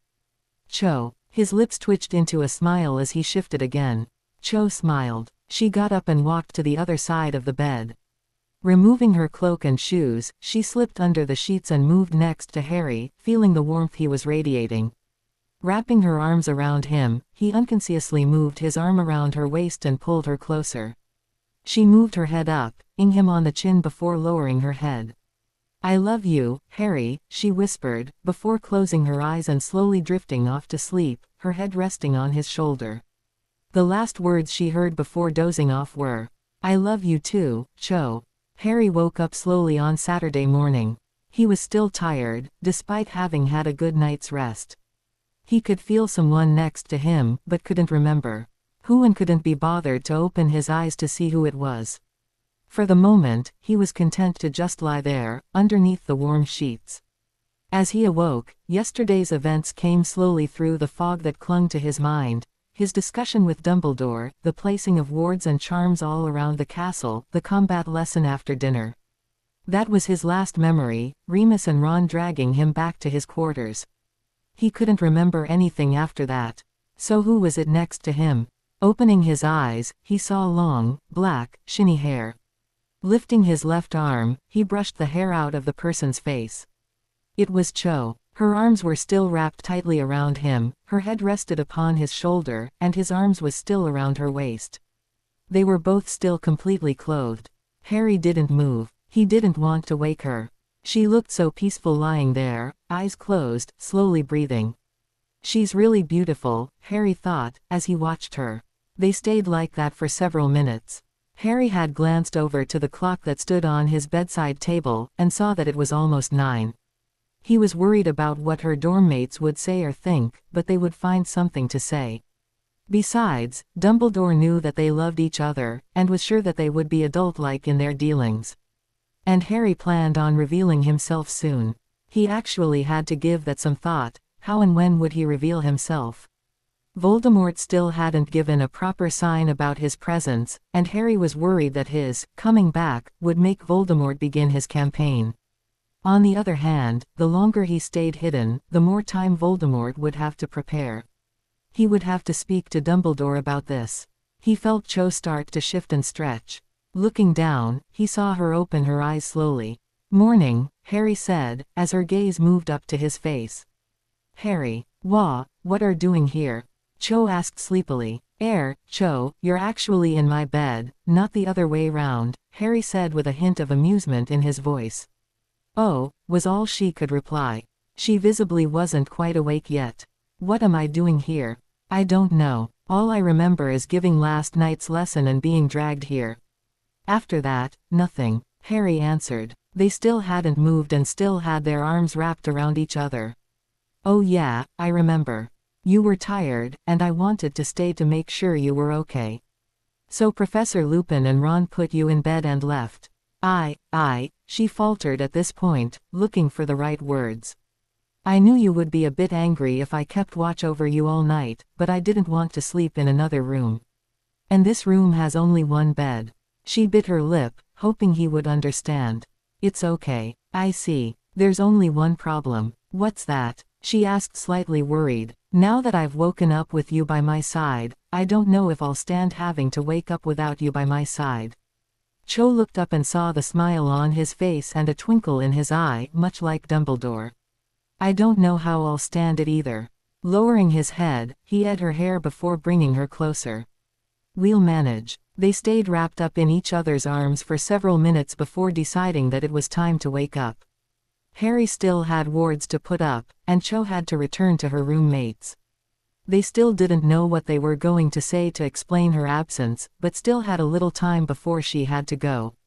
They got up, Harry stretching to remove the many kinks that had appeared in his back. His first thought was to take a shower and change clothes. But Cho would have to be brought back to her house dorms first.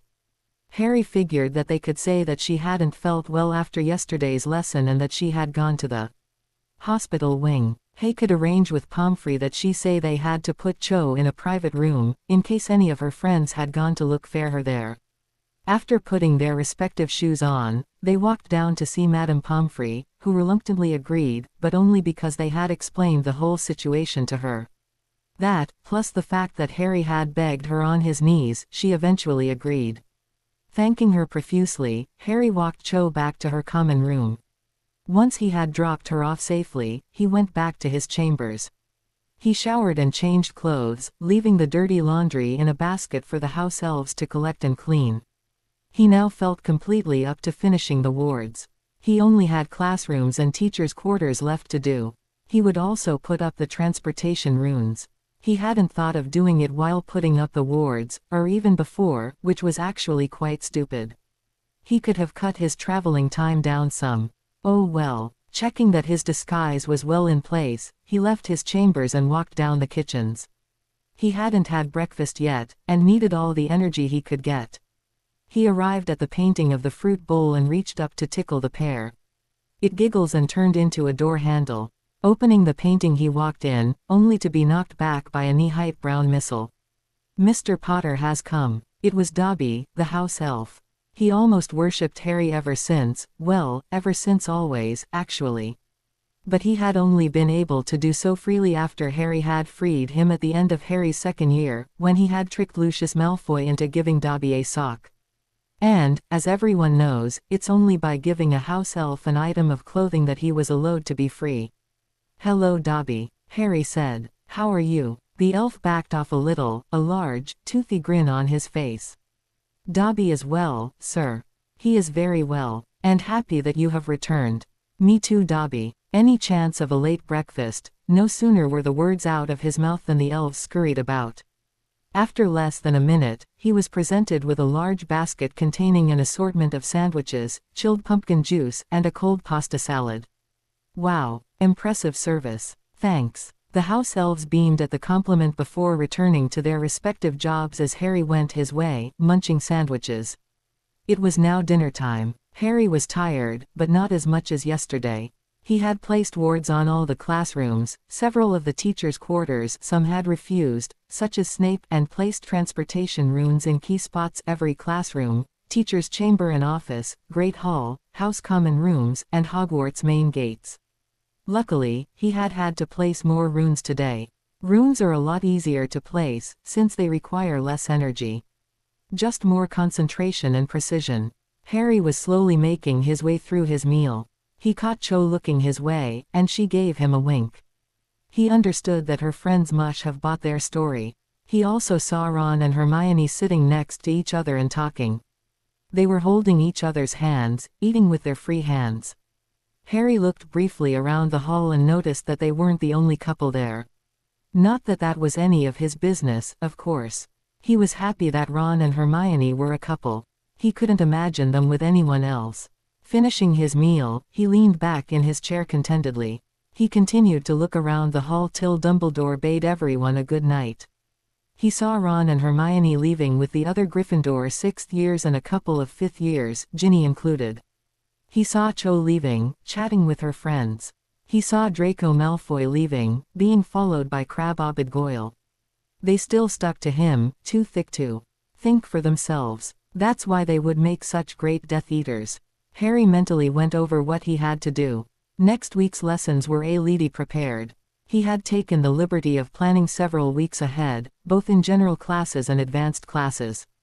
And since next week's advanced classes were both physical training, he didn't have much to prepare. General classes had been taken care of as well.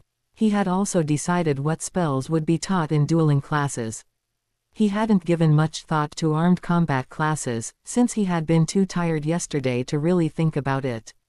He would have to talk with Remus about that. All that meant that he had tomorrow day free, since he had private combat class the evening. It would probably end up a friend's night, though, with Sirius teasing the two couples and Remus watching, while he, Ron, Cho and Hermione had to suffer the consequences. Ginny probably wouldn't come, preferring to do her homework in the relative calm of the Gryffindor common room. The Great Hall was now empty of students. Only a few teachers had remained, and were talking amongst themselves. Harry got up to leave before he noticed Snape watching. "Why did you come back?" he asked Harry. "Unfinished business. If I left, it was to receive a special training as the heir to Godric Gryffindor." Rowena had made a prophecy about a heir of Slytherin causing great chaos. The outcome, however, wasn't told. So Godric created a special place for his heir to train, in the aim of fighting the heir of Salazar. To this end, I was taken there and taught. Now, I'm back. Snape could see the determination in his eyes and hear it in his voice. The message Harry was conveying was loud and clear: I'm here to fight, and fight I will. He didn't say anything. He just nodded, getting up, and left the Great Hall with a swish of his robes, leaving Harry wondering what was the aim of their conversation. After a good night's sleep, Harry got up to a beautiful Sunday morning. Through the window that gave onto Ridd's hut and the Forbidden Forest, Harry could hear the songs of the morning birds as they flew around in the sky. Getting up slowly, blinking away the last vestiges of sleep, he got dressed in light clothing, for the day promised to be warm. Making sure his disguise was in place, he made his way down to the Great Hall for breakfast. Since it was Sunday, people would come down to eat at times varying from 7 o'clock to 10 o'clock. Entering the hall, he saw that most of the students were present. A quick glance told him that all his friends were there. Malfoy was also there, speaking with Blaise Zabini, a 6th-year Slytherin boy like Malfoy was. Harry didn't know much about him. He might ask Snape about him later. He could be useful in helping Draco deal with his father. That was something Harry had no news about. Whatever Dumbledore and Snape had thought about for Draco hadn't reached his ears. Legally, there was little chance that they could get custody of Draco, not unless Fudge, and the Ministry in general, was convinced of Voldemort's return, as well as putting in prison the Death Eaters that were free. But Harry didn't want to spoil his day with dark thoughts. The day shone brightly, and he didn't have any lessons to teach. He would have his friends over for private combat lessons that evening, as well as Sirius and Remus. They might even stay for the evening for rest and relaxation, and Harry's chambers were the safest place for that. When Harry placed the wards, he had placed more protection wards, spells and runes on his chambers than on any other chamber. However, he hadn't been partial for the common rooms and other teachers' quarters, which had received the same protection measures as the others. The rest of Harry's day went calmly by. He didn't have any papers to grade since he hadn't had enough classes yet for work to be handed in. So he spent the day reviewing his lessons for the following week and making sure everything was okay. After dinner, he had his friends over for their private combat lesson. After a good warm-up, everyone was sweating. Thankfully, they had remembered to wear something more comfortable compared to the usual school uniform. They were all in t-shirts and shorts. It was rather funny to see Remus swinging away in a pair of shorts. Only Sirius wasn't wearing shorts, since he insisted he was as much teacher as student. Cho decided she would rather have a sword-fighting lesson this week, as opposed to her knife lessons of last week. She had been practicing, either alone in her dorm against Ron or Hermione. They both wanted to advance, Ron since he was rather gifted and Hermione since she realized the usefulness of it. Plus, it wasn't something you could learn from a book, you could only learn if you practiced and experimented by yourself, either alone or with others. Cho was getting better. She was almost up to Hermione's level, but they were both behind Ron. Remus was holding his own, but Harry estimated that Ron was better than him. Remus only beat Ron because Ron couldn't get over the fact his adversary was a teacher. It was now 9 o'clock. Harry had just finished completing the cooling down session, so everyone was still sweating and breathing slightly heavier than usual. Sirius had been a student this time, and while the four others worked on some more basic sequences that Harry showed them, Harry had worked Sirius a bit harder. He saw that he was actually very good. That is to say, he held his own against Harry for a while. Harry got through, though, with a few well-placed blows. Ron and Hermione were now busy doing their homework. They had decided to take up Harry's offer of help, so they worked on their assignments, asking him for help every so often. Ron, obviously, asked more often than Hermione, who usually just asked him to clarify some obscure point in the book. Hermione wanted to keep her grades up, although it could hardly get any higher. And Ron just didn't want to have to endure her constant nagging. Cho was sitting on the couch next to Harry, leaning on his shoulder. He had his arm around her waist, drawing her even closer to him. They just stared into the fire, not saying a word except Harry when Ron or Hermione asked him a question.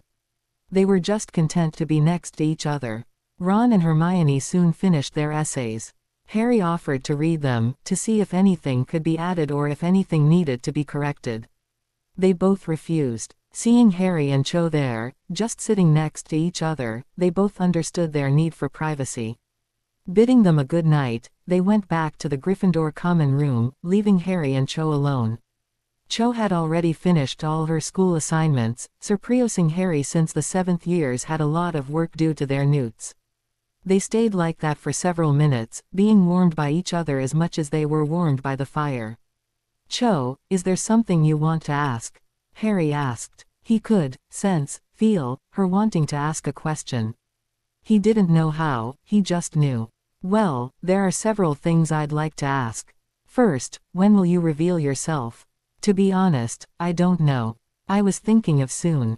Since Voldemort is thinking of attacking soon, his rebirth will be known. And while I despise fame, and as much as I hate to say it, my coming back would bring people hope, as well as directing his attacks against me and not some other defenseless target. That sounds logical, I suppose.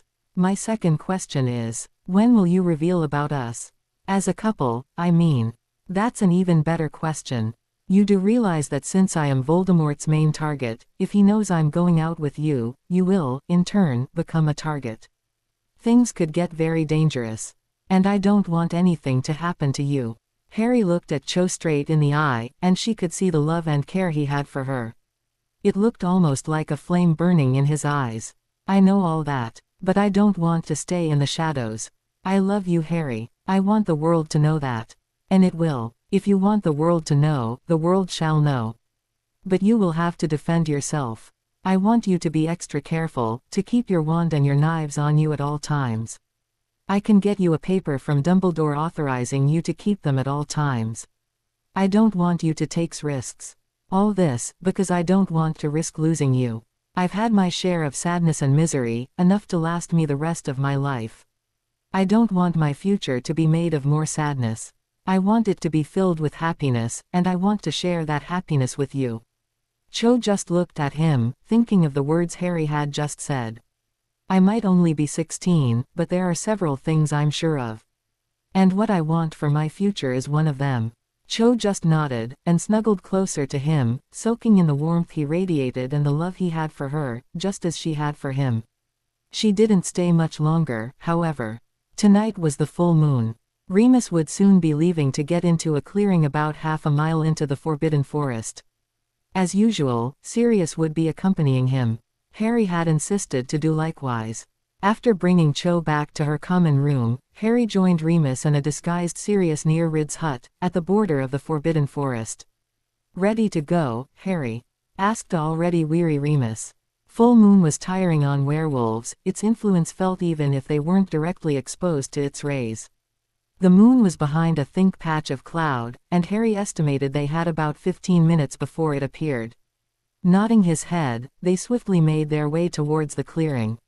They arrived with still a couple of minutes to spare. Not wanting to take any chances, Sirius stayed in his dog animagus form, while Harry transformed.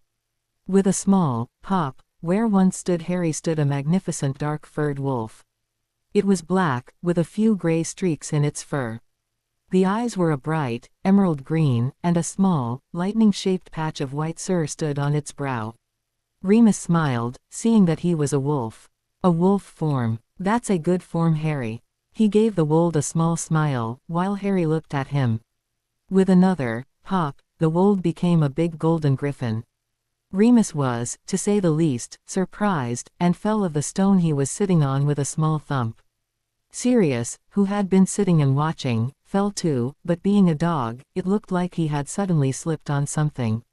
Another pop, and the griffin became a wolf again. Harry gave a small yip, while Remus continued to look at him wide-eyed. Well, I never. A dual animagus. And with a magical form.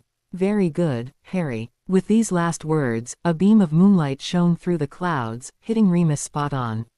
With a growl, he transformed, and became a wolf. Giving a small yip, followed by a friendly growl, the three friends ran deeper into the forest, leaving Hogwarts well behind. A week later, and still Voldemort hadn't moved. Harry's week had been relatively hectic, compared to his first week as a teacher. He had given lessons, gave or removed points to the different houses, spoken with the teachers and talked with his friends. Just a normal week. It was this that worried Harry more.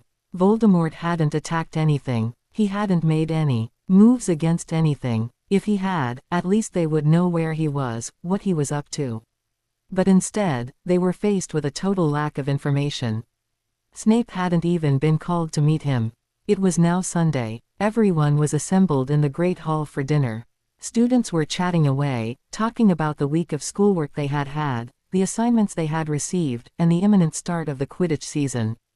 The first match scheduled was Hufflepuff versus Ravenclaw. Harry had no doubts as to which team he would be cheering for.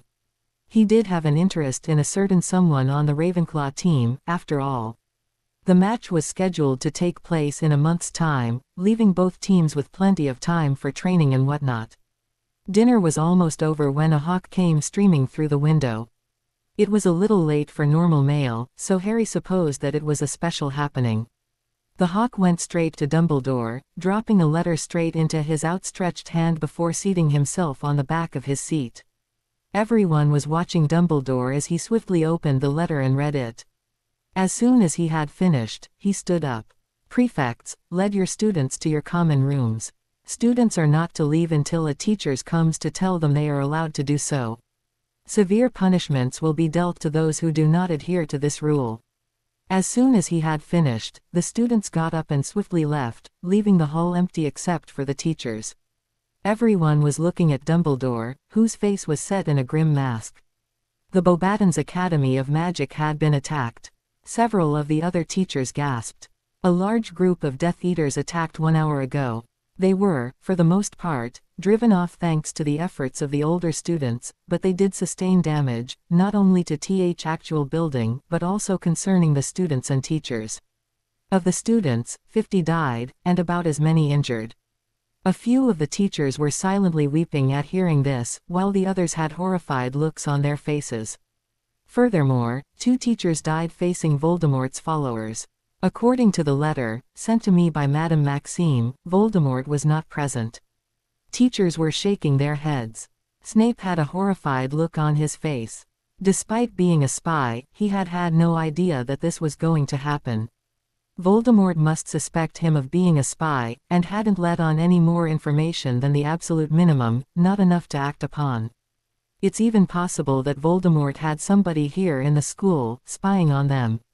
If that was the case, the person probably also knew that he was back. Whatever the case, we have to be very careful so as no repel any attacks that Voldemort may do against us. Security had recently been improved, with additional wards and protections being placed on the school grounds. I think that it would be best if we receive the students here, if only for a little while, the time for them to get things organized once again. Any objections? No one raised a hand. Very well. I will write back immediately to extend a hand of friendship. I will also report to the Ministry of Magic, although they have doubtlessly already been made aware.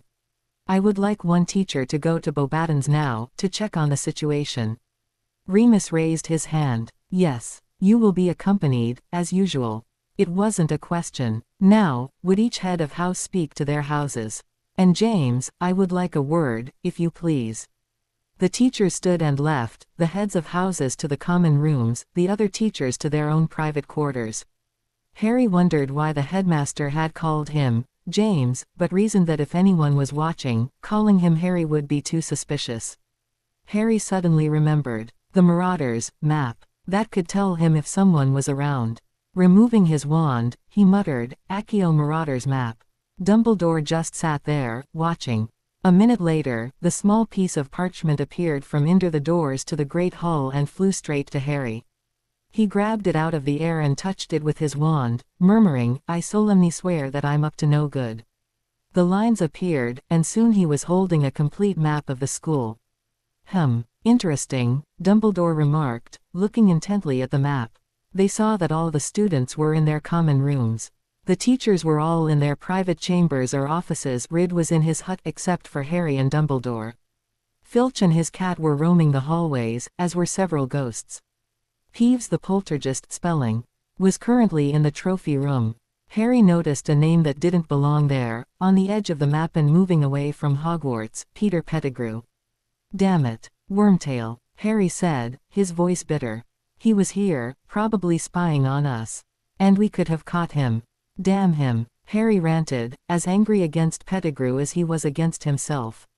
Had he thought of the map earlier, he had had a chance of catching the traitor, and by doing so, more than probably granting Sirius his freedom. What's done is done, Harry.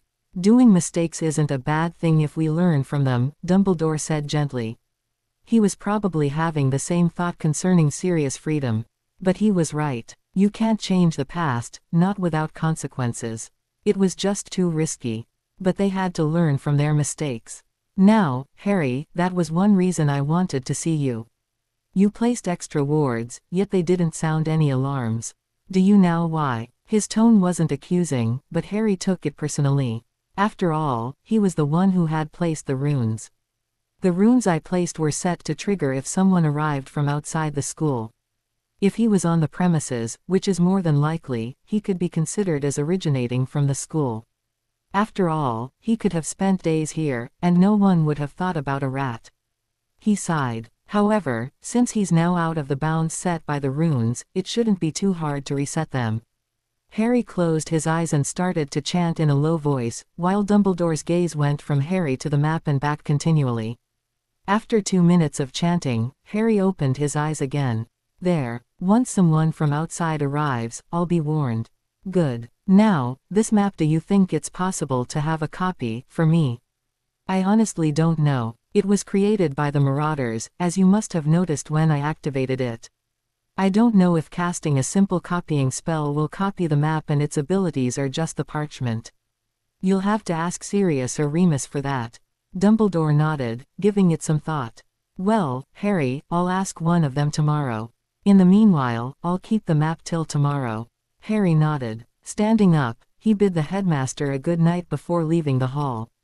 Just as he exited the doors, he heard Dumbledore call out, "And don't take things to heart. You wouldn't be human if you didn't make mistakes, James."